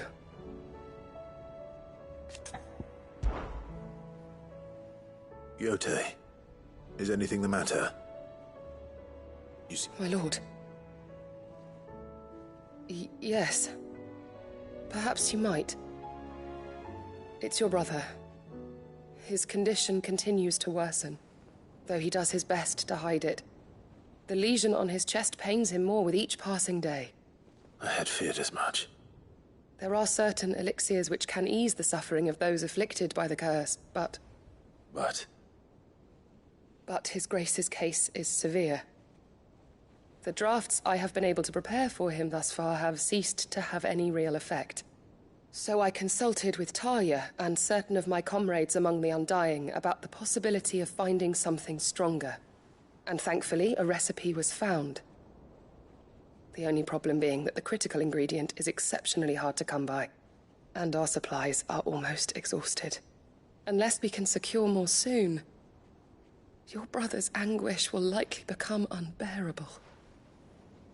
My lord, I know that I have no right to make demands of you.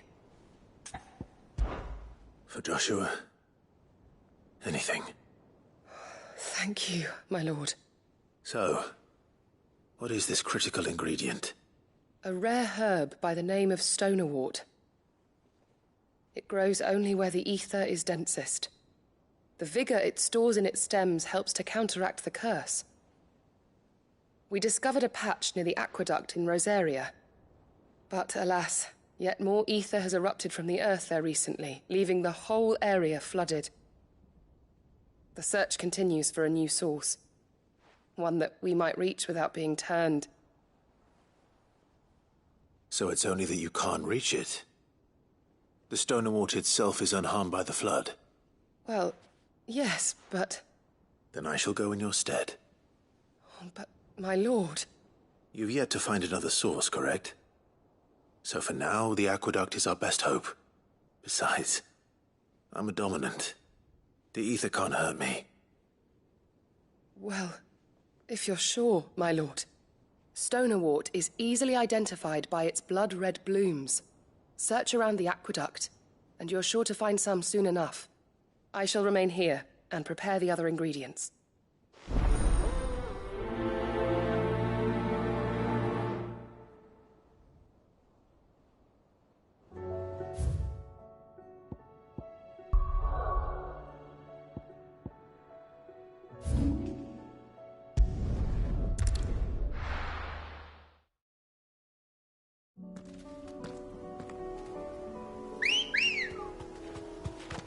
Let's go.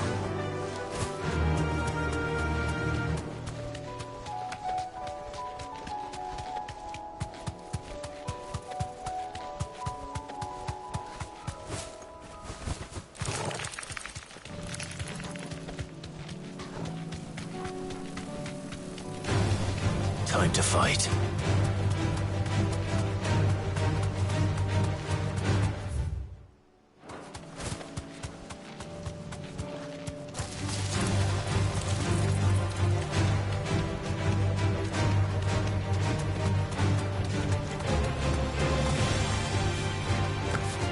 Here's the aqueduct. Now to find our stone wart. Yote mentioned blood-red petals.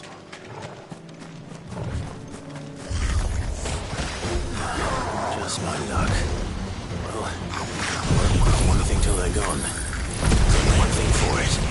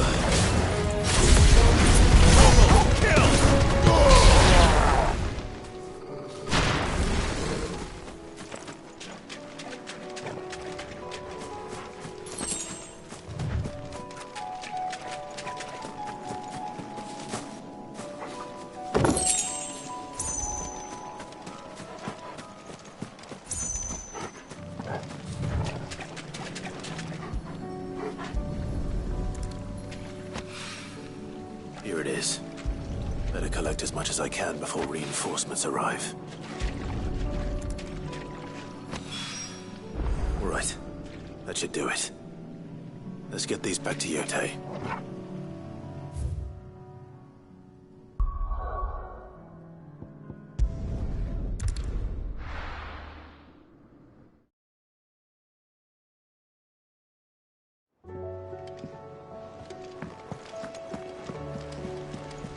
Covered in nicks and lumps.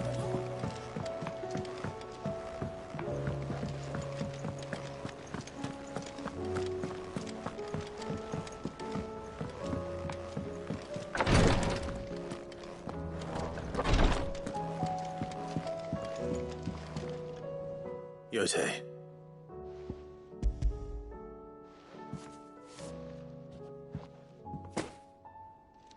Yes, my lord. I'm sure it will serve us and... I'm very glad to hear it. You and His Grace are very much... You think only of how you might help others, and never of the danger to yourselves. No more than you have minding my brother. You've risked a lot for him, and I thank you for it. I am honored that you should say so. But I beg you, my lord, do not give too much of yourself for the sake of others. We could not afford to lose you. I'll keep that in mind.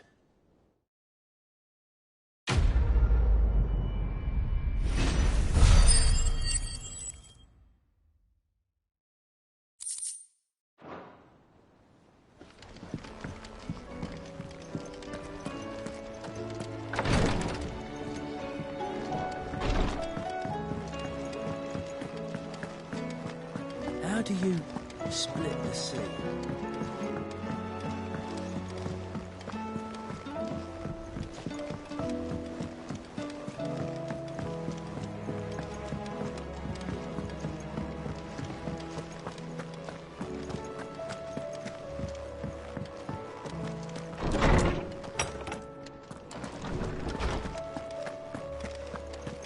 I have no reason to assume otherwise.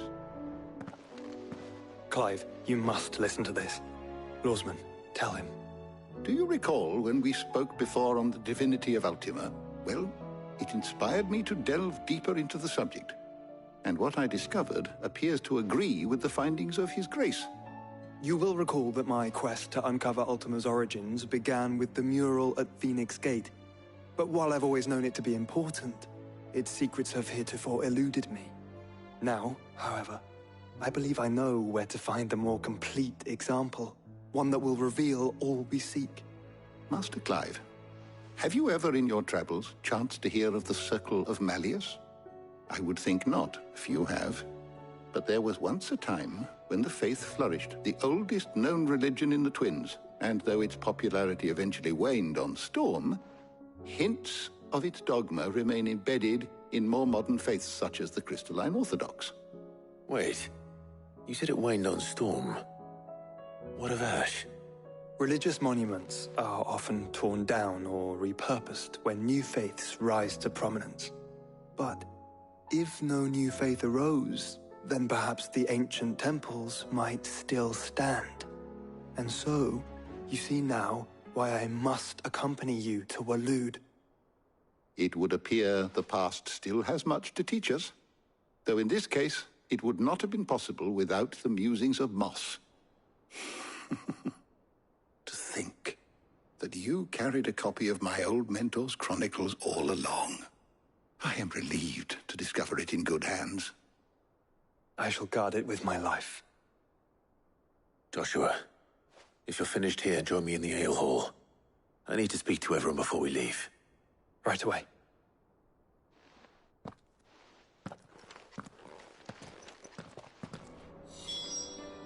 If it please you. Mid said I can ride the Enterprise next.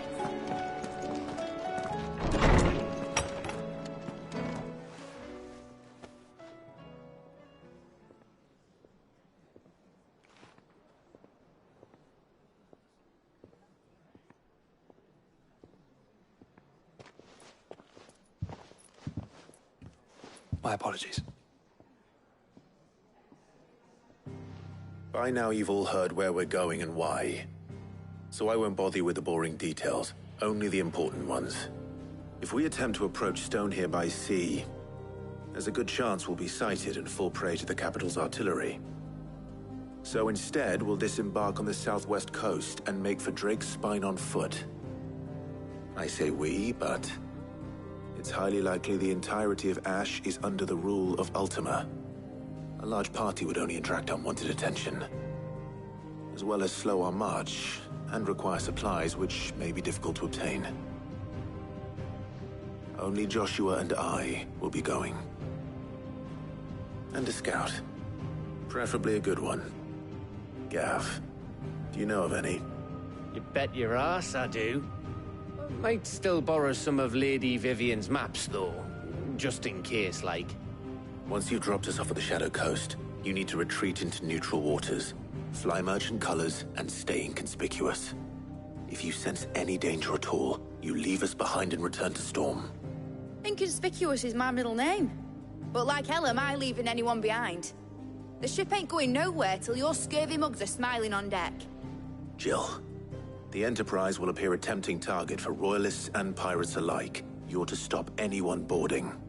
Don't worry. I'll keep the ship and her crew safe. You'll be needing passage home, after all.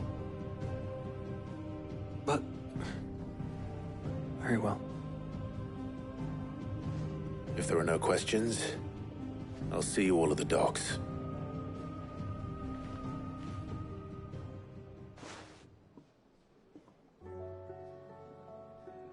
Let me know when you're leaving. I want a word before you go. Of course.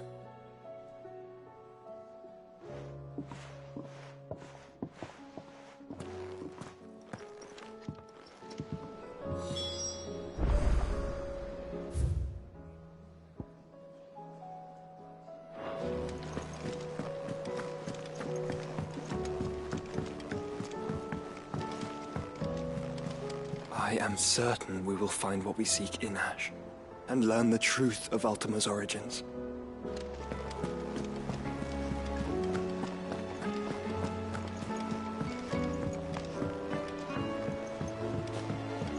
How do you something wrong? Not at all. Honestly. Can't a man wish his friend farewell?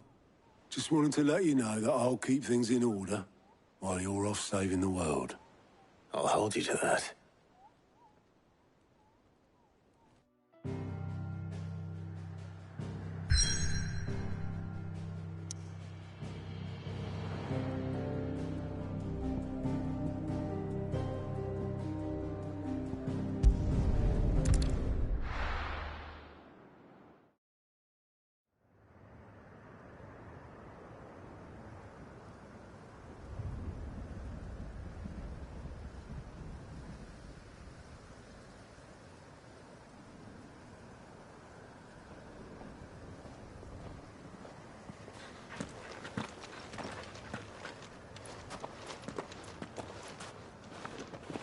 Reckon it'll be a long walk to the capital if we follow the cliffs. I'll scout ahead, see if I can't find us an inland route.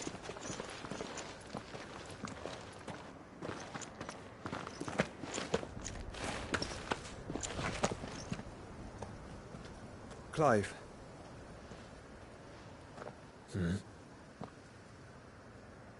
There's something I've been meaning to ask. You took her icon, didn't you?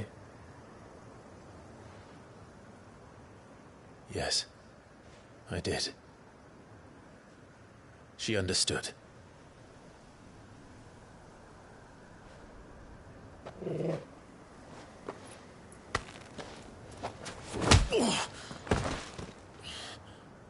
Oh, she understood. Understood that you decided to save the world all on your own, and that you'd die without her power. How dare you make her choose? You knew damn well she'd never refuse you. But I will.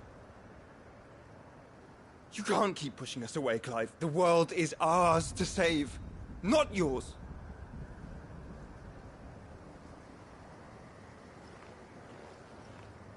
I used my gift because I thought it was the right thing to do.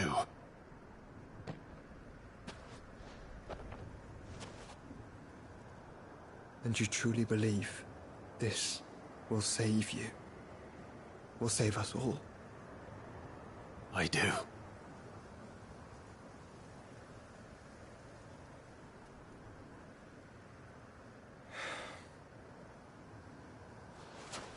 Then so be it.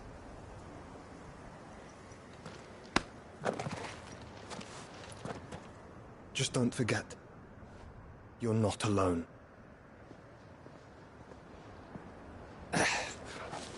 Think I found us a trail. Did I miss something?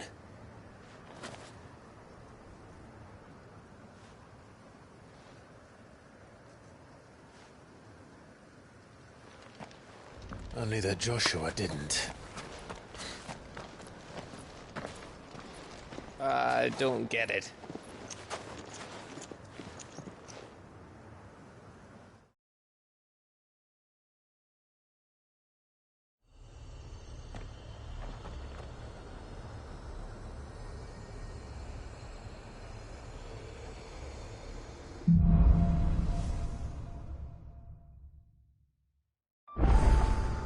Always wanted to visit Ash. We're in Waluda territory now. Don't expect a warm welcome. Oh, I don't know, Clive. That castle over there looks inviting enough. Shall we sample its inhabitants' hospitality? You all right, boy?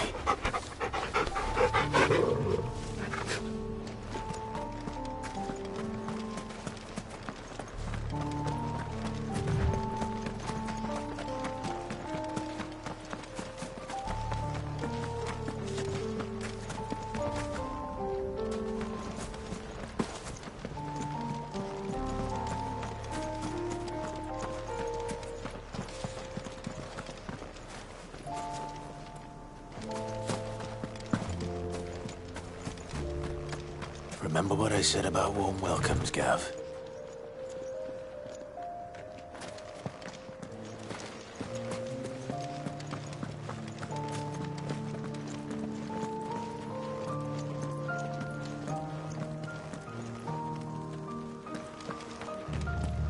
This place is as dead as Grieger's ghost.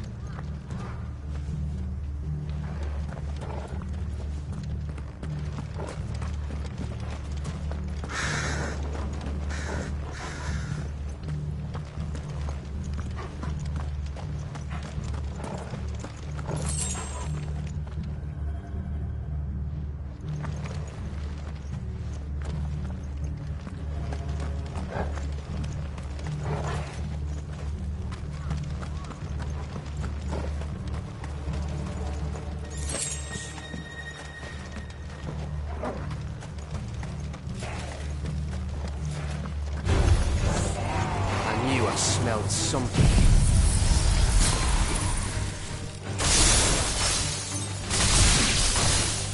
I see only orcs and Akashics. Let's hope the villagers made it out in time.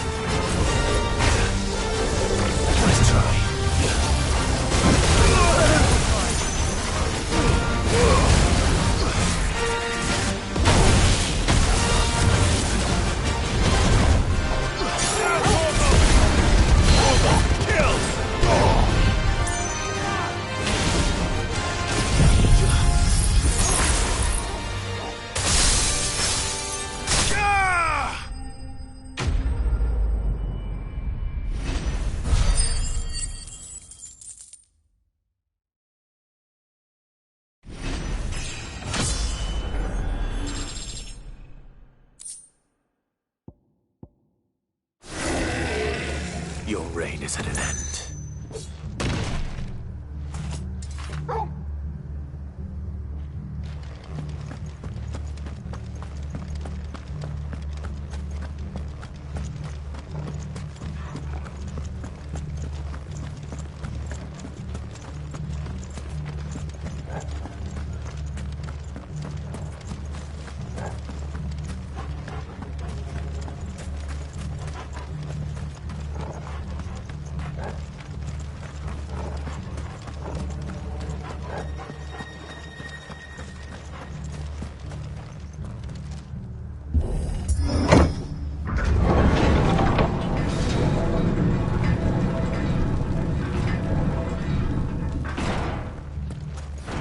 Camber all over again.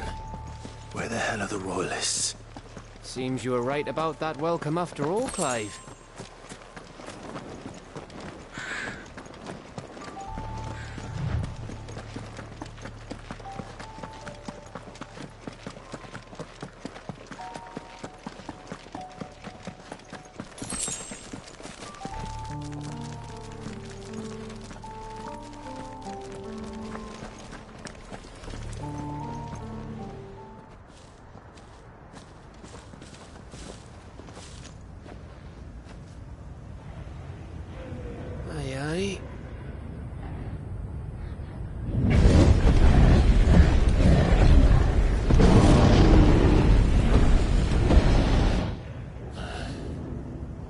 Is the whole of Ash fallen into Ultima's hands?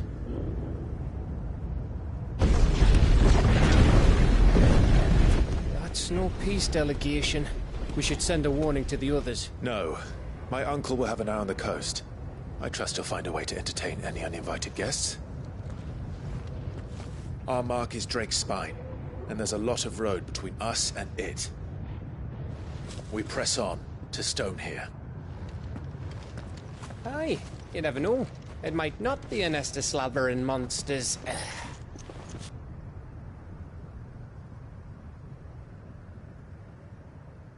Clive, you must go on ahead without me.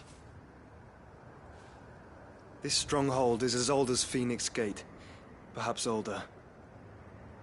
It may yet hide Ultima's remaining secrets, and if we are to best him, they must be unearthed. All right. Stay out of trouble. I always do. Mostly.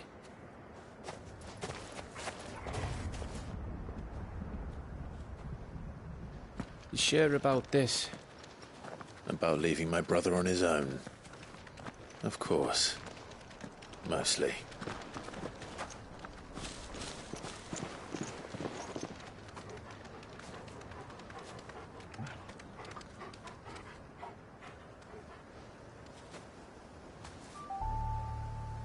Lady Vivian's map is so old it's hard to tell which way is up. But if I'm right, we're not far from a village called Aistla. Then we make our way there, resupply, and wait for Joshua. After it!